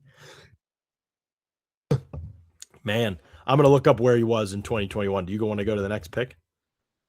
What is the next pick? I'm lost now. I'm so thrown off by Karan Prunty. It is Lorenzo Styles going from Ohio State, goes to the Saints, and we're caught up finally. That's 172. Any Styles thoughts? Nope. You had him graded, didn't you? I did have Lorenzo Styles graded. He was not the lowest safety ranked on my board. That was Patrick Cumberbatch, the aforementioned. I'm sorry, everything is like freezing for me on my end now. I think that is just my side. Everyone's saying your side is cool. My whole operation is going into the meltdown in the final like 20 minutes of the draft for us. Oh no. not flaming out at the end. I've here, lost all my notes. No. Oh no, all these computers turned against him. Oh, no. He's in shambles right now. The Patriots took one player, 512 on the bigger consensus board. Alex says that I think Arif only does top 300. So yeah, way down there. Wow, no player photo. Somebody said no player photo on NFL.com. Lance didn't have him, I don't think. Sheesh, not in round 5. Not in round 5, boys. Elliot Wolf. Elliot Wolf. The power that he holds is too great for any one man. He's wielding it. Yeah, nothing there. No Prunty. Wow. I'm gonna have to ask some people. What about Lorenzo Styles? Do you have any Lorenzo Styles thoughts? A super athlete, right? The Sonny Styles younger brother, super athlete, tested awesome. I just thought the coverage feel wasn't there. Ability to find the ball in the air wasn't there. How does a guy this fast get this many guys behind him? No clue. Yeah. Huge issue. I don't get it. Huge issue. I think his best chance in the league is a role we've discussed many times that doesn't seem to have real value till you actually get to Sundays, which is just a tight end stopper. That you're only in for certain matchups in a week. These guys who have Dalton Kincaid, where they play with a power slot, and that's a tight end. Could he carve out roles? The third safety, where you just don't see him for 3 or 4 weeks. He plays some teams for you, but in specific matchups, you need this kind of body type with that kind of physicality to go match up. Because if there's any kind of speed coming off the snap or there's any kind of intersecting routes, I think Lorenzo Styles just gets kind of flat-footed and lost. Yeah, that's what I thought too. Just didn't seem like way more athlete, the football player. And it's a shame because he does compete. Like he's not like a non-factor in terms of his competitiveness, I thought. I just don't think it comes natural to him at all the way it does, to his brother. But in this range of the draft, to bet on this profile and see if you can get through and get a special teams player out of him, totally fine with that. This is the range. I actually thought he could go earlier just because the last name and the testing and the size and just some of the profile stuff, thought somebody would buy in. Teams have gotten smarter about that stuff, I think. It is really crazy that Charles Demings from Stephen F. Austin went from Lorenzo Styles, who did test like a freak from Ohio State. That's crazy. Yeah, he tested unbelievable. Josh Cuevas comes off the board, the Alabama tight end, who Dane had in the 5th round. So right in his range, 173. He goes to the Ravens, and they have another pick coming up here. They're still on the clock for actually another pick here coming up. So they took Chandler Rivers earlier in this round, and now Josh Cuevas. Did you make any of your tight ends? He made it on there. He's getting a camp invite. Come on down, Josh Cuevas. You had a guy's graded higher than him, though, I'm guessing. Yes, I did have guys graded high. I would say that he's an interesting one in that he's a former receiver who I just don't think moves all that suddenly, but he is really happy to do the dirty work in the blocking game. He will take on linebackers, he will dig out safeties. I actually think in this range of the draft, it's a pretty fun one to throw. And he plays high level special teams, so that's a factor here too. But he does have some potential to work into a backup role. So if we're at in the draft, I actually think that's a pretty solid move. I'm trying to think of who the top player left in the draft is on my board. I'm going through here just on the vertical board and crossing off more people. Keith Abney. Oh, Lewis Moore. That's who it would be. Lewis Moore. He probably is Garrett. for you as well, right? Yeah, Garrett Nussmeier. You're even higher than me. Nussmeier, yeah, if you have him that high. Any other I mean, Lewis Moore is the only player which we knew he was going to be. He's small safety. There's a real chance it doesn't translate. I had him more high rotation grade for me, but he is 65th on my board and he still hasn't gone. Yeah, I'd say Bryson Eason still hasn't gone. Dame Tucker. I'm reading all the same names again. Eason. Bishop Fitzgerald hasn't gone yet, right? I thought Bishop Fitzgerald may have gone by now. A lot of safeties still. Still yeah. some safeties left on the board. Still have not heard from Heidenreich. Really thought we'd have heard from Heidenreich by now. Yeah. Nothing on Eli Heidenreich. Any other players in my yellow tier here, my tier 4? No players up to my tier 3. Elliott was the last one. Keyshawn Elliott. Height, McClellan's gone. Igbinosun's gone. Dalton Johnson's gone. Deontay Lawson still out there. One of the few believers left. He's 87th on my board. Barber, Bowery. Oh, Eason is 89th or is 90th on my board. He is still out there. Those would be the top 3 left, I think, for me on my board. Bryson Eason at 90. Deontay Lawson at 87, and then before that would be Lewis Moore at 65. I wouldn't be shocked if Lewis Moore goes undrafted because remember, he's really old, he's small, safety. Wouldn't be surprised if he goes undrafted. I think he'll still sneak in there, but that we even said that I think when we said we liked him more early in the draft, we were like, I wouldn't be surprised if he's like really, it's kind of like the Catalan conversation for you too. Yeah, I would completely get if he goes undrafted, the historical outlier stuff. I understand. I want him on my team. If I can get him in the 7th round with a comp pick, I'd bring him in. Yeah, I mean, no doubt. VJ Payne, I believe, is still out there too, isn't he? He is out there. He's one of my top backup grades. You said Bishop Fitzgerald. We got these guys are off the board. Kalen Bloxburg, Caleb Tiernan, Will Kasmerick, but Clark, Lee Hunter, Nussmeier, would be one of the few players left. I'd say in my top 100, the only other player, VJ Payne's 102, so he's out, and Bishop Fitzgerald 103 for me. Nussmeier, Eli Raridan's gone, Jacoby Lane, just Aiden Fisher's still out there, 120 on the board for me. Yeah. 5th round's a good place to stop this, Ollie. I think so. I think we'll be a couple more picks here. Adam Randall just went off the board to the Ravens. Super high cut runner, real upright style runner, former receiver, right? So the pass catching chops might be the most interesting thing there. I thought he was pretty straight line. I didn't see the type with running backs, drop your pads. Like there's very few guys that get away with this, run with a lower center of gravity. And I just think he doesn't do those things at high enough levels. So I had real questions about just how it'll translate to the league with him as a pure runner. Maybe there's something in there as a receiver. Pass protection's obviously got to take a leap. I just wasn't really into the profile of the player. No, I think getting these converted receivers to running backs is like way better in theory than it ever winds up being in practice. Maybe there's some swing route stuff, some wheel route stuff you could do with him. But I just think he's a really limited player, and having no special teams upside, being so behind where you need him to be developmentally as a pass protector, I just have a hard time seeing how you get this guy on the field. Is there ever going to be a down when you say, well, we have a good to okay route running back, and that's the most essential thing we can get on the field right now in our backfield? No, I really don't think so. I don't think it works. Where was he on the consensus board? Let's see. He was at 204. Okay, so we're close in that range now. The lowest ranked player, there's been players that haven't been on the consensus board. Lowest ranked player to be actually drafted from the consensus board that Arif puts together is Jaden Duggar from Louisiana, the linebacker, at 284. But you had Wade Woodaz even lower than him, and I he did. was drafted too. And there's been some guys that haven't been on the board at all. So the Raiders pick is in. I'm getting excited to see each Raider pick because I I want to know. see who they also keep adding to the roster. Who do you want to see the Raiders pick up here, Ollie? VJ Payne? VJ Richard Payne would be the one. Fitzgerald? Payne would VJ be, Payne. I mean, Oh no, Bryson Easton I think would be the best pick yeah, they could make it. Bryson Easton would be awesome. If they take Bryson Easton here or Lewis Moore, if they take either of them here, you got a shotgun of beer I'll do it. to finish the pod. I'm waiting to have another beer. It's like, let's wrap this thing up, Oh, people.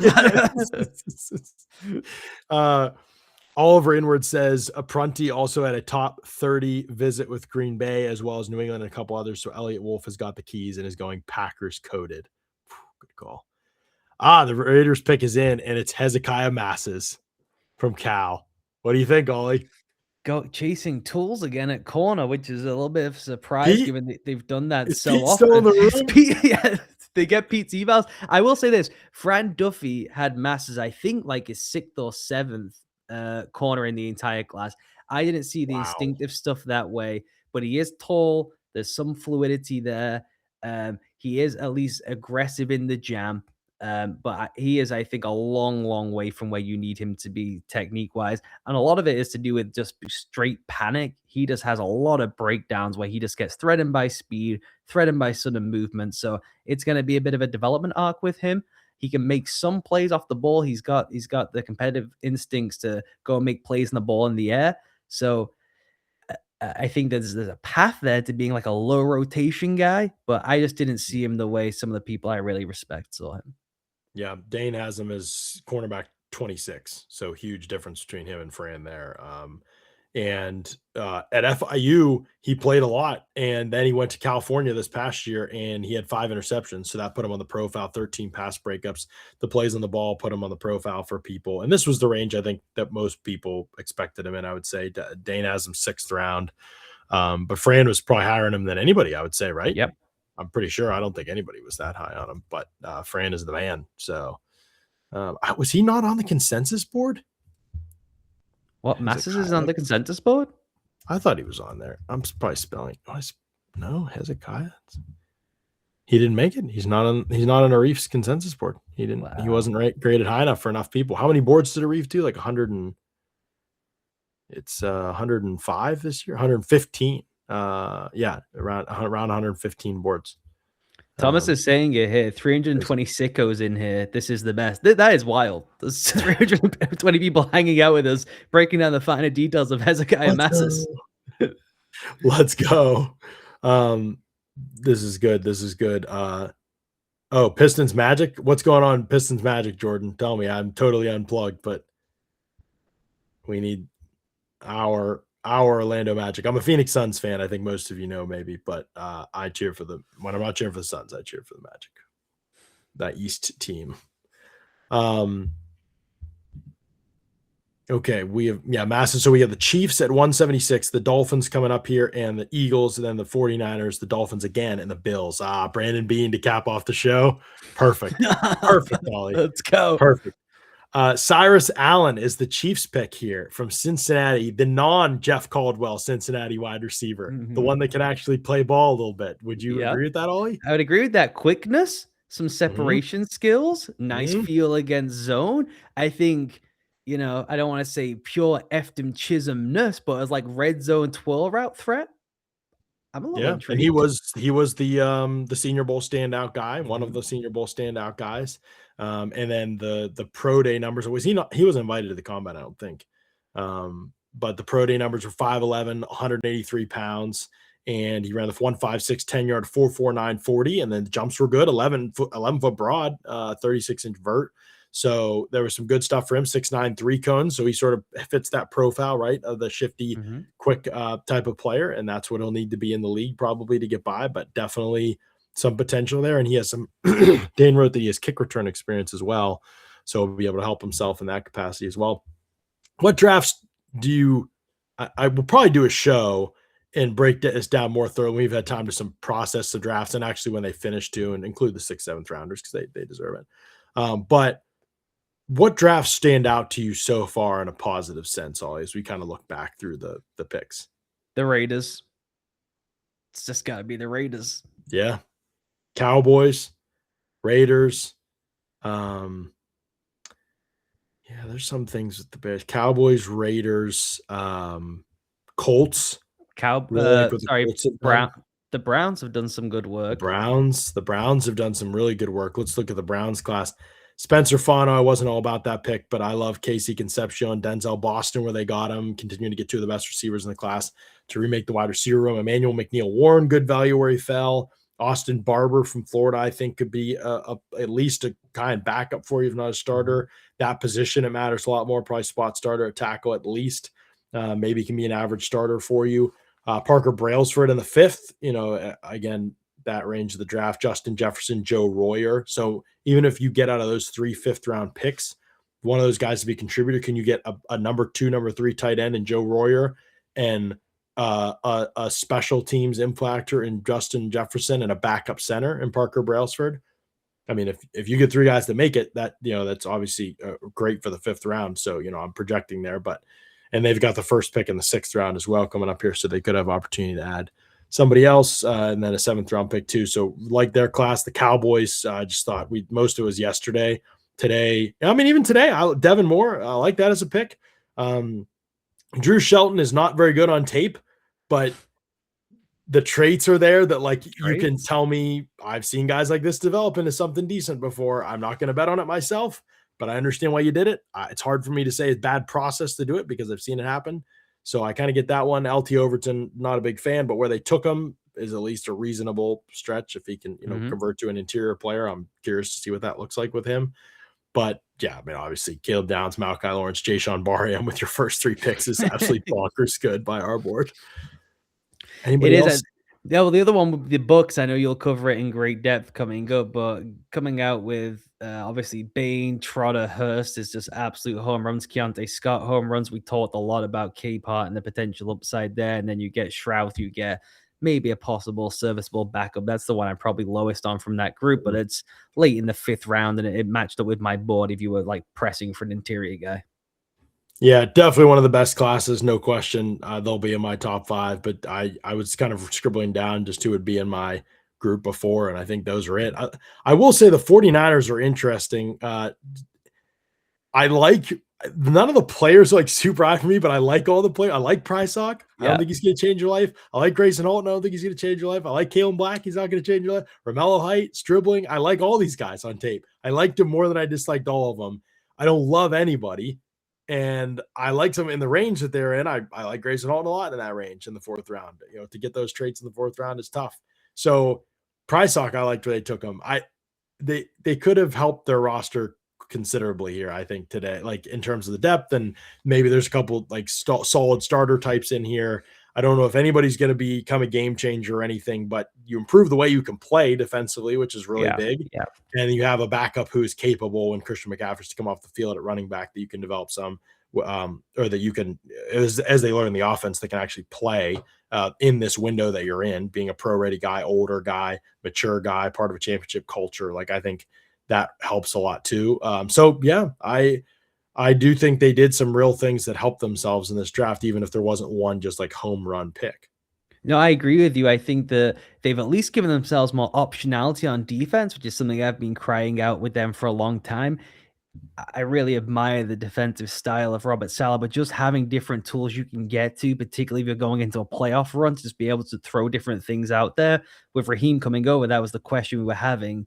Looking at that class, as we said earlier, it gives them the ability to change some of the stuff they want to do in the front. Someone like Duggar being a real hybrid player gives them a different weapon as well, if he's anything more than a teams guy. But they still fit like the base style if they want to stick and play Robert Saleh football. So I think finding a way to thread between those two ideas has been pretty impressive. And as you said, it's all guys who I'm like, I really like these guys. Some guys I'm a little bit lower on than consensus, but I still really like them. I admire things about their game. It's just like I don't see like a true complete game breaker for them, or someone who like went who fell really low compared to what my board was. They almost all went a little higher than my board, even though I really liked them. But it's I think a pretty solid class overall. Presog will be the one who probably went lower than I was anticipating, given the other corners that went off before him. Let us know in the chat. Just let us know in the chat which drafts you like the most. Two others that stood out to me that probably won't be in my top five, but I liked the Saints. I wasn't crazy about Jordan Tyson there, but I do get it for them. What I would have gone a different direction, kind of like that Browns first pick. But then Kristen Miller, Oscar Delp, coming back with Bryce Lance in the fourth.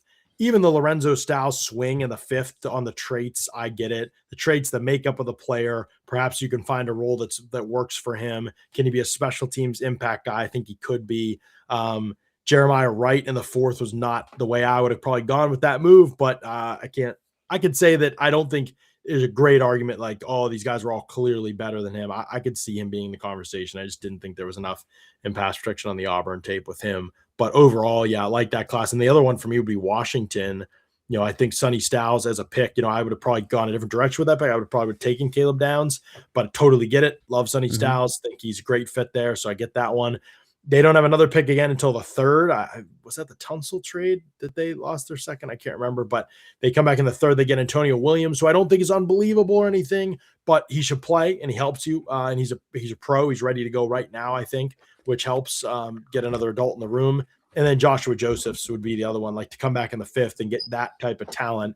This is a team we've talked so much about needing to continue to improve their juice off the ball and their burst and that kind of explosiveness at the point. Can you develop him at all? Can you work with the traits he has at all? That would be another one to me that I was pretty excited about, was Washington's group.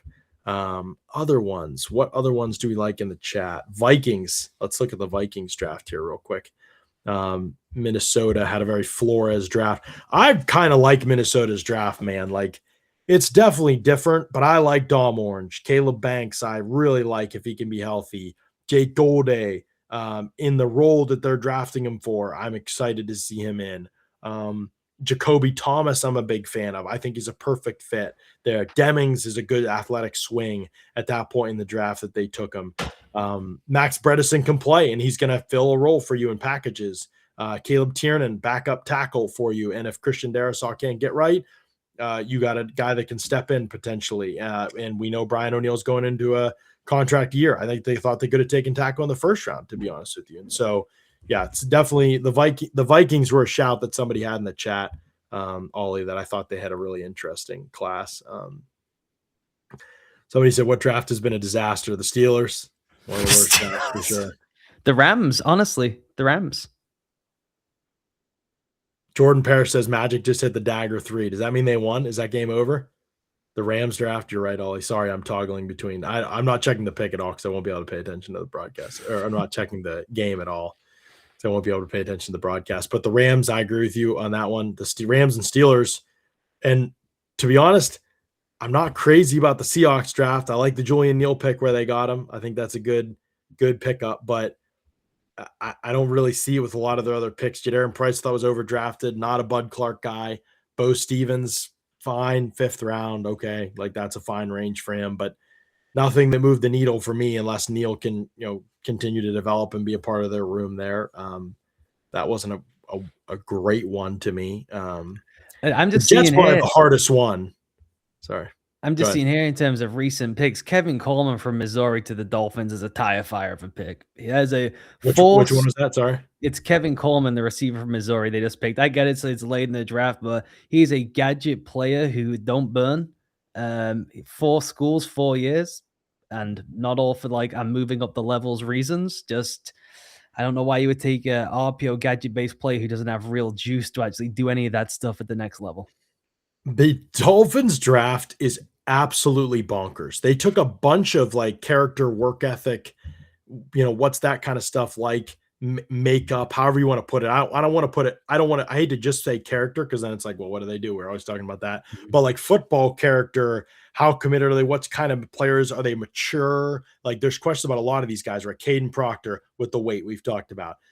Chris Johnson, Jacob Rodriguez, total opposite, right? All ball, all business, professionals, leaders, all this kind of stuff, right? With both those guys. Caleb Douglas in the third. I don't know his profile, but you talked about him, right? Being like, does he want to be here? Does he want to play ball? Like, what's he get his compete level like? Being a question mark. Kazmarek, all ball, complete opposite, right? Grinder, physicality. Chris Bell, all these penalties, right? Getting penalties left and right. What's the maturity like? He's a self-starter, but then he's really immature in games. He asks out, he flips out on his quarterback, like he's throwing tantrums on the field. He's disengaged for parts of games. That's a big question. Don't know anything about Trey Moore from the makeup standpoint. Kyle Lewis, I think, just gets high marks. Michael Taft, all ball, hustle guy, tough guy, everything despite the traits, right, is kind of his profile. Kevin Coleman, does he want to be here? Like, it's really a mixed bag of extremes with a lot of these guys. It really is. We didn't analyze Trey Moore at the time, but what I really liked about Trey Moore, you were there at the combine. I'm not sure if you spoke to him, but he went from saying I modeled my game on Von Miller and then showed real self-awareness that over the last 2 seasons, what he's decided is I'm going to start watching Frankie Louvu. And I admire a guy who's like, that fits me more of being the Frankie Louvu in the NFL. I'm probably never going to be Von. It would be nice to be Von Miller. Probably not going to be that guy. I'll just be the Frankie Louvu. I actually think that's a pretty fun pickup, but they've got a lot of these like linebacker edge hybrid types. Everyone plays kind of half a position rather than just going and getting players at one position. So it's a really peculiar draft class, I would say. I like a lot of the picks. I like a lot of the value, but it is a kind of interesting combination of personality types and positions as well. I think the Steelers draft was disastrous. People have talking about the Jags draft being a disaster. They overdrafted some players. The process was pretty disastrous. I think they're going to end up with like functionally good players, like a first three of if you just paid no attention to the value, and how they got him. Albert Regis can play, Emmanuel Pregnon can play, Nate Borkircher can play. I just don't think there's much ceiling here. Obviously, they didn't have a first, so give them some grace there. But they overdrafted Borkircher, they overdrafted Jalen Husky. Then at the end of the third, Wesley Williams in the fourth, per the consensus, was overdrafted. I think he fits a role, but did they get things that they really need that are going to move the needle for them? Koziel in the fifth, another tight end. I don't know if it'll be in my bottom 5 or bottom 3. Process wise, it might be in my bottom 3 or 5 at least. Excuse me, but I still do think they got like some good players. It wasn't like everybody they drafted I didn't like. So it's a little bit of most draft evaluation is complex, I would say. Yeah, I agree with that. I think because I like Borkircher and Regis like a good amount, and if you just flip Pregnon and Regis, then it would probably seem better value-wise. Pregnon was getting like first round bust, so that's a steal. That kind of offsets the going too early, but there was going to be a tight end run. They knew there was going to be a tight end run, so they went and got the guy they liked the most. So I think you nailed it, where it's a lot of guys who I can see being really competent players for them and build out some of the foundation of the roster. It's just not a lot of game breaking upside in what they've taken. Koziel could be an interesting one in terms of like red zone work, and maybe there can be a little bit more there with him. But it's really not a lot of high end upside. I've got to go back and watch Jalen Husky to see if that's maybe the player where you're kind of shooting for the moon. When you overdraft a guy that dramatically, you got to think that that's what they're betting on. Yeah, I want to watch him as well because the PFF grades aren't bad. The athletic profile looks fine, so like maybe there's something there, but nobody talked about him pre-draft, so that's I got to figure that part out. Chargers all over the place. Messidor Love, Jake Slaughter. I'm not a fan of you. You're number 1 center. You like it. Brennan Thompson in the 4th. I like Travis Burke. I like Genesis Smith. I don't get it all where they took him at the end of the 4th. There are better safeties on the board. That was a position that still had a lot of talent on the board. Nick Barrett in the 5th. I like. So I like way more of it than I dislike it. I don't know how much of it changes the game for them necessarily, other than Messidor. Thompson could do some things for them. It's definitely an interesting group. I don't know that they move the needle significantly, but I think I liked their class more than I disliked it, I would say. I like their class a good amount. Obviously, they took my number 1 center. That's probably where we disagree the most. Love Messidor. Love that fit for them. Love the Brennan Thompson fit. If he's going to work anywhere, I think it's going to be with Mike McDaniel. A little bit worried they'll lean into more of the bullshit side of the production rather than just some of the more receiver side of his game. But most teams are probably going to view him that way anyway. It's why he went in the 5th and not in the 3rd round or something like that. And Burke, we talked about at the time, as like a swing tackle backup for them. It's like a high level backup. I think he's got a chance to be that. They need that so desperately with all of the health concerns they've had along the offensive line. So I think it's a pretty good all-around class. Like the Genesis Smith thing is what it is. People viewed him differently to even how we viewed it as analysts.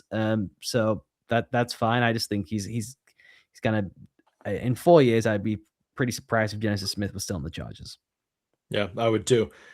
We didn't talk about the Bucks one, but yeah, I mean, there's a real chance they got the most starters of anybody other than the Cowboys, maybe, because Ruben Bain will start for them, Josiah Trotter will start for them next to Anzalone. Keontae Scott will start for them in the nickel, I would imagine, and Jacob Parrish will probably beat Ben Morrison out to play outside based on last year's tape, at least. Zion McCollum comes back, maybe both of them beat out Zion. We'll see, depending on if Zion plays like he did last year, that might happen.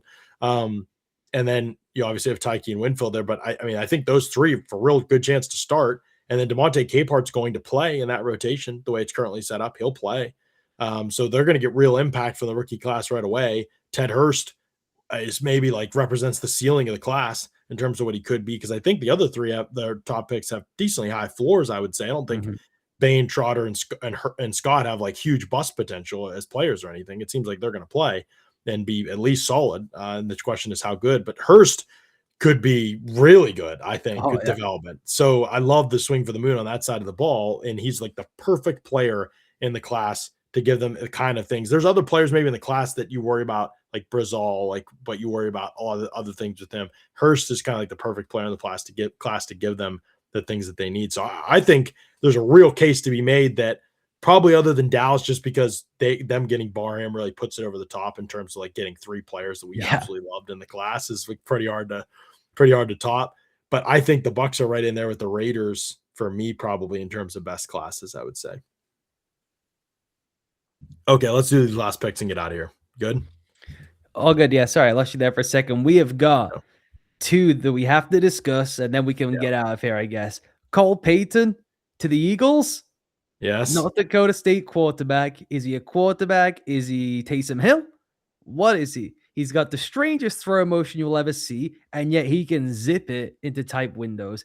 He can really run. He's a true downhill threat as a runner. I don't love the pocket navigation. He's worlds away. You got to figure out, you're going to change the throwing motion. You're going to figure out the feet. It's a lot of work to be done. I do kind of like him in that Taysom Hill role early on. And then like behind the scenes, you can see if he could maybe develop into a quarterback. But as a late round flyer on the QBs, I mean, I had him as my fourth quarterback because I was factoring in that you do get this fact that he could play a different position for you, and you actually get someone who could be an impactful role player for you and maybe develop him into being a capable quarterback over time. And then did Taylor Green go as well? Did the Browns take Taylor Green? Because that's very spicy. I don't think so. Oh, okay. I don't have that on the ESPN tracker. Did that happen? I think I have the next two picks is the 49ers taking Enrique Cruz, the tackle from Kansas. And then the Dolphins drafted Seydou Traore. From Mississippi State, tight end. Yeah. Not just from Mississippi State. Yes. London's own Seydou Traore. What a way to end the stream. How beautiful is this? The draft community comes together. You can be English. You can be American. It's just a wonderful time in the draft community. He's a pretty good athlete. I like Seydou Traore. Tight end 27 for Dane. He had like 7th round free agent evaluation on him. He'll be 24 years old in August during camp. But yeah, he's won't cost the roster spot either, right? Is that right?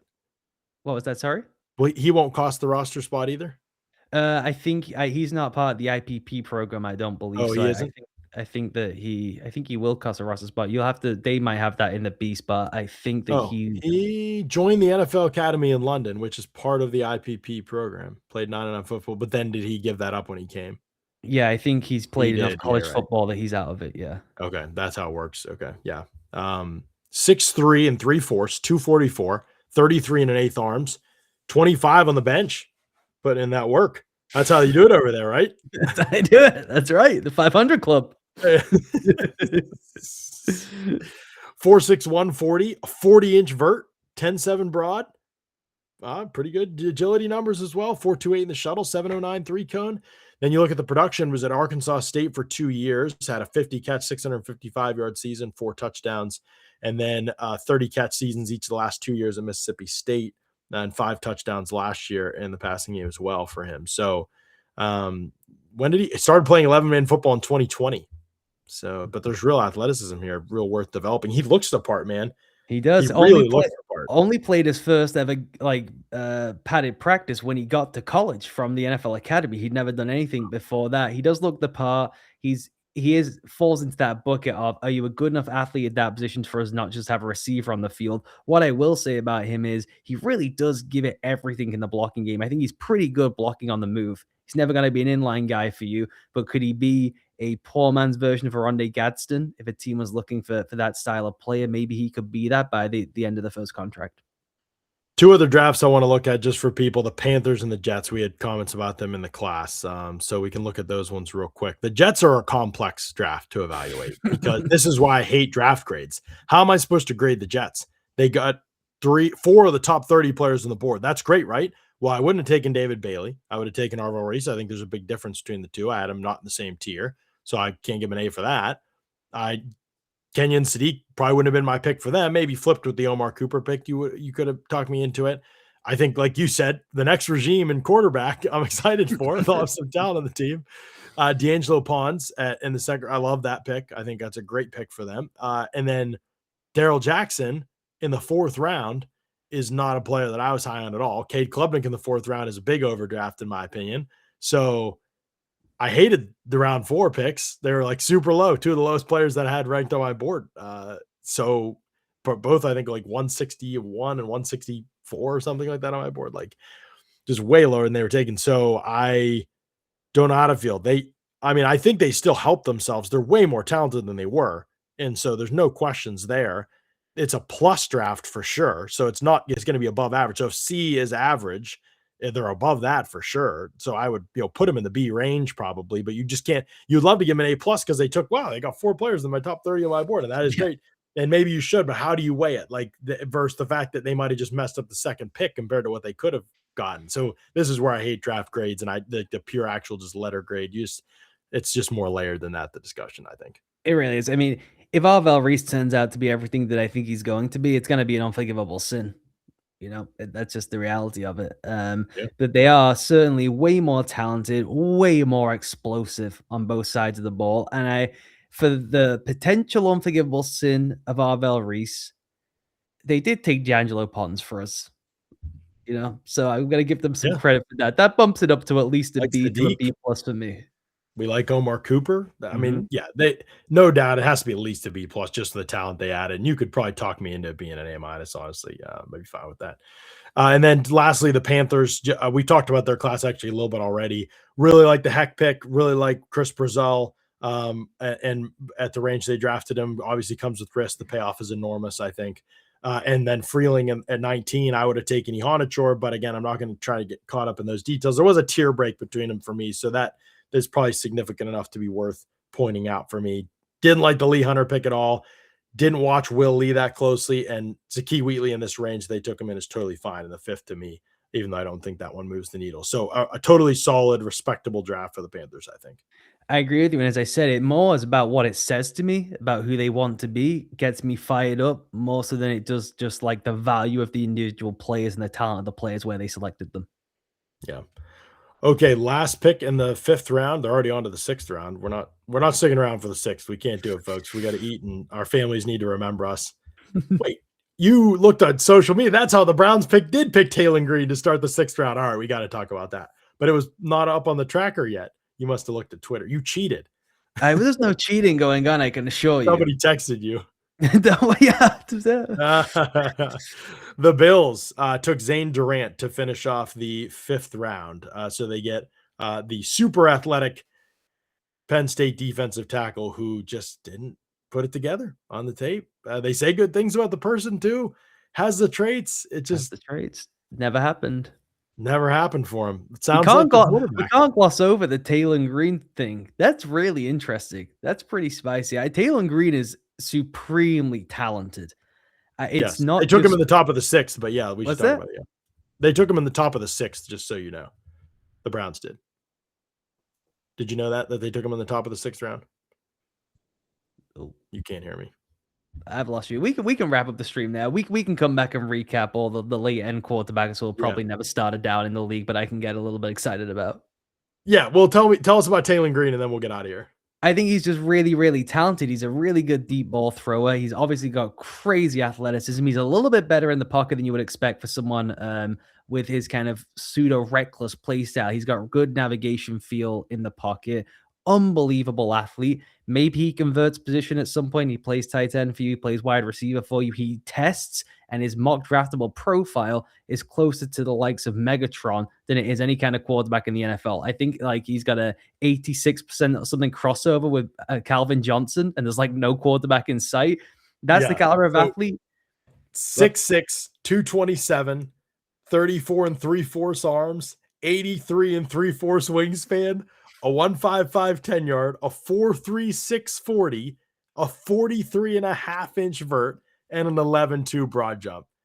I hope he gets to start over Shedeur. I hope he plays just for the chaos. I don't care about the two players, And just for the chaos of it. And here's the thing, he can spin it, and he's Yeah. playing in Bobby Petrino's system where it's a full protection system. He's got pre-snap authority. It's a full field progression game. He's been under center like 100x more than Fernando Mendoza. He's been under center more than Ty Simpson, which I'm told by Dan Orlovsky is the selling point for why you take Ty Simpson 13th overall in the draft. He played in a full progression rate system. Now, John, the downside is he kind of threw the ball to the other team. Well, he's throwing it to our team. That is a real concern. But he's coming from all the verbiage of pro football. It's the Lamar Jackson offense that Lamar played in when he was at Louisville. That seemed to gravitate up to the next league of him being ready to go and diagnose and pick up everything. He needs overhaul the foot mechanics. A team needs to decide whether he's going to stick at quarterback. He is steadfast. He's not moving positions, but that is awfully tempting when you read that athletic profile, when you pull up the mock draftable spider chart, and all I'm seeing in sight is Hall of Fame receivers. So it could be a Terrell Pryor type situation with him, but I would at least give him a chance at quarterback in that room with Greg Roman. I would absolutely give that a go. As early as you can to find out if this is even possible as a quarterback. But he was the guy I was looking at late in the draft, the one I would really take a flyer and put real investment into trying to develop. I was really upset that Mike McCarthy didn't do it because he's just such an unbelievable developer of quarterback talent. I'm shocked that he didn't look at that and say, give me a chance, why not? And that he went for someone like Drew Eller. Basically, I don't know if he said this. Everybody close to him was basically saying McCarthy just had Drew Aller. Like, that's his guy. Mhm. He was going to take him no matter what. Like, he was like, that's the guy I want, no question about it, in the whole draft. So good stuff. I am way lower on Mike McCarthy as a developer of quarterbacks than you are. I think he says a lot of the right things. I just don't. Proof of the pudding. I want to see some of that stuff. But Ever heard of Joe Montana? Excuse me. yeah, he didn't develop Joe Montana. Gonna make me crash out on the bottom. You're Taylor Green. The other thing, just the delivery. What do you do with the throwing motion? Do you revamp it? The fact that it's kind of longer. Does that bother you at all? Do you think it tips things off? I think it does with him. Everything has to be quicker. Everything has to be Yeah. quicker, and he's such a good sudden athlete. I mean, I sent you one throw 2024 against Texas A&M, moving up and navigating through the pocket, a proper stick slide climb throw, then rolling on the move to his left and throwing a bullet 60 yards downfield over the shoulder. That throw alone with this class, with the Pavias of the world and the Al's of the world, for the pocket movement, well with the throwing, I would have taken him in the 5th round and be totally comfortable with it. So yeah, you have to have a fundamental overhaul of the mechanics, and teams don't want to do that anymore because it's so tricky to do. You don't have the time. It's more with the private quarterback coach than it is with him. But he takes it insulting that you ask him to move positions in a way that makes me feel like he will commit to trying to do that. He doesn't think he's like an underdiscovered gem and he can just play this way. I think he really does want to be great at this. And so I'm really excited to see him get an opportunity. He's going to be a preseason darling because it's going to be vanilla coverages and he's going to be running around there like Colin Kaepernick against the Packers in the playoffs. And everyone's going to be like, oh my Lord, how'd this guy go in the 5th round? Okay, we have to say a lot. The Bucks just jumped. There's a bunch of Bucks fans in the chat, and the No. Bucks just jumped up to the 185th pick. So this will be our last pick, and we'll sign off after that. But you're all right. The profile. I mean, the other thing with Taylor Green is they say really good things about him as a person, leader, like the type of guy in the locker room that you want. So developmentally, I love it for the Browns. If they continue, I think, just to have a great draft. He may not do anything in the league, and that's very possible. But absolutely, I would. But if he can't do anything, good. He can't do anything at quarterback, you move him to tight end or receiver and give it a try. He has the freakiest athletic profile of anyone who could have been drafted. Yeah, could you do something? Yeah, I think it's possible. Okay, the Bucks took Bauer Sharp, the LSU tight end, with this pick. There are really not many tight ends left, are there? No, cleaned We've out. had a huge run. Cleaned out. Where do you have Bauer? Did you scout Bauer Sharp? I did not do a full scout of Brow Sharp, no. So I Okay, I apologize to know Bucks fans here at the end. he was ahead of some other people. For some other people, he was ahead of some of the guys that have been drafted for sure. Tight end 25 for Dane, which is ahead of some some of the tight ends we just talked about. Let's see if I can find him on the consensus board. I don't know if I he know that made he it was up. at Oklahoma and that he was a quarterback before he got to Oklahoma, right? He's one of these classic quarterback to tight end pipelines that we get. Oh yeah, one of the like in the mold of Stowers, Yeah. Bauer Sharp. Also somebody, if you let me know what the Bucks traded in this situation, that'd be an interesting part of it. But Bauer Sharp at LSU this past year, so he's at Southeastern Louisiana for 2 years, and it looks like he's playing tight end then.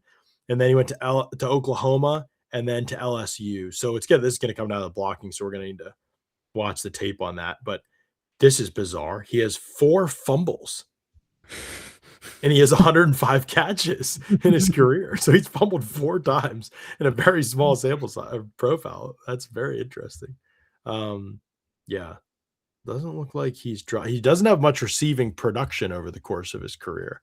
Let's see here. But I heard of him and I saw him do some stuff, but I didn't like lock in on him for an evaluation. But they must feel like it's about to fall off in terms Mhm. of where this group is at. Versatile former quarterback with special teams value, although average in most categories is how Dane categorized him there. Ran a 4.63 40, 35 inch vertical jump. Yeah, but not a ton of receiving production. And so I have to research to watch the blocking probably and find out what that's like for him. But yeah, he was a Wildcat quarterback in 2023. So that kind of a player. Yeah, that's fun. So all right, we'll wrap the stream up there, and we'll come back. We've got analysis coming for you guys before Ollie goes on his Paris vacation. We'll get something up for you guys, just kind of like collecting our thoughts, waiting for the final draft classes to be revealed. We didn't talk about a movie that D. Winters went to the Cowboys in a trade. I don't know if we talked about that. Was that even today or yesterday? I That have was no clue. yesterday, I think. Yesterday, okay, we didn't. I think it was buried right before Grenade steal happened. Okay, gotcha.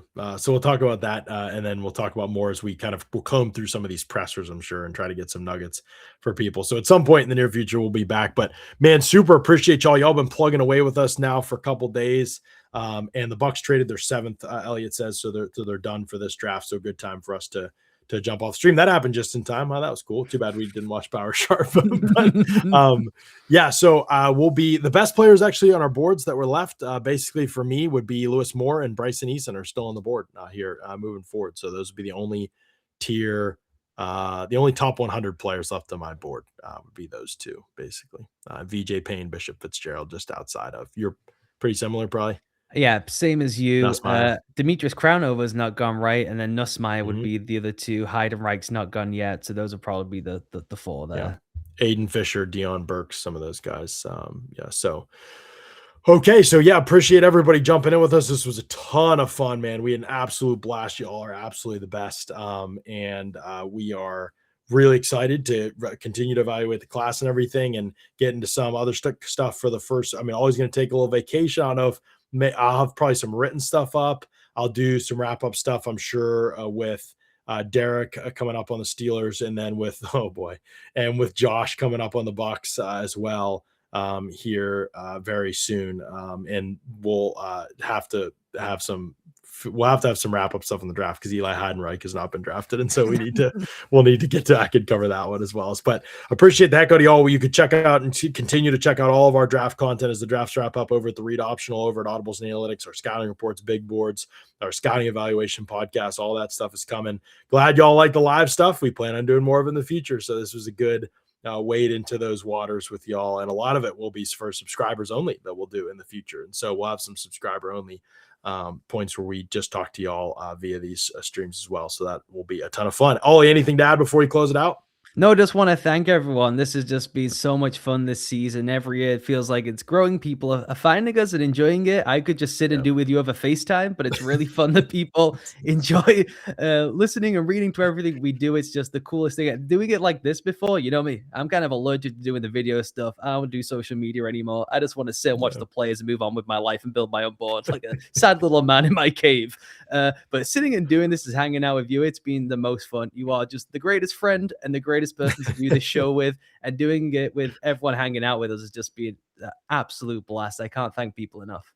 Yeah, it's absolutely unbelievable. And the fact that we get to break these prospects down for months ahead of time and talk ball together and think about the fit of how these guys go in the league and just see football the same way and everything like that is the biggest blast. I watch all these other draft shows and there's like awesome shows, but I'm like, I don't know. I don't think I'd want all this big production. Like, I just like sitting here and talking about the players and not having to worry about fluff and commercial breaks and all of it. Just how do they fit it all in? I have no idea. Like, we can barely do it, but yeah, so it's absolutely great, and appreciate all the kind words in the chats. Y'all are the best. Spread the word, man. Tell friends and family, tell everybody. This is the place if you're looking for good content on a lot of these players as the draft does wrap up, and we still got some ways to go here. So I know Bucks fans, I'm working on that Ted Hurst evaluation. That's going to be up pretty soon, and you're going to be able to see some film and my thoughts and analysis on his game more comprehensively on the site in the near future. So there's still ways to go, and the undrafted free agency market will be fun as well. This is fun to think about, Ollie, that this is probably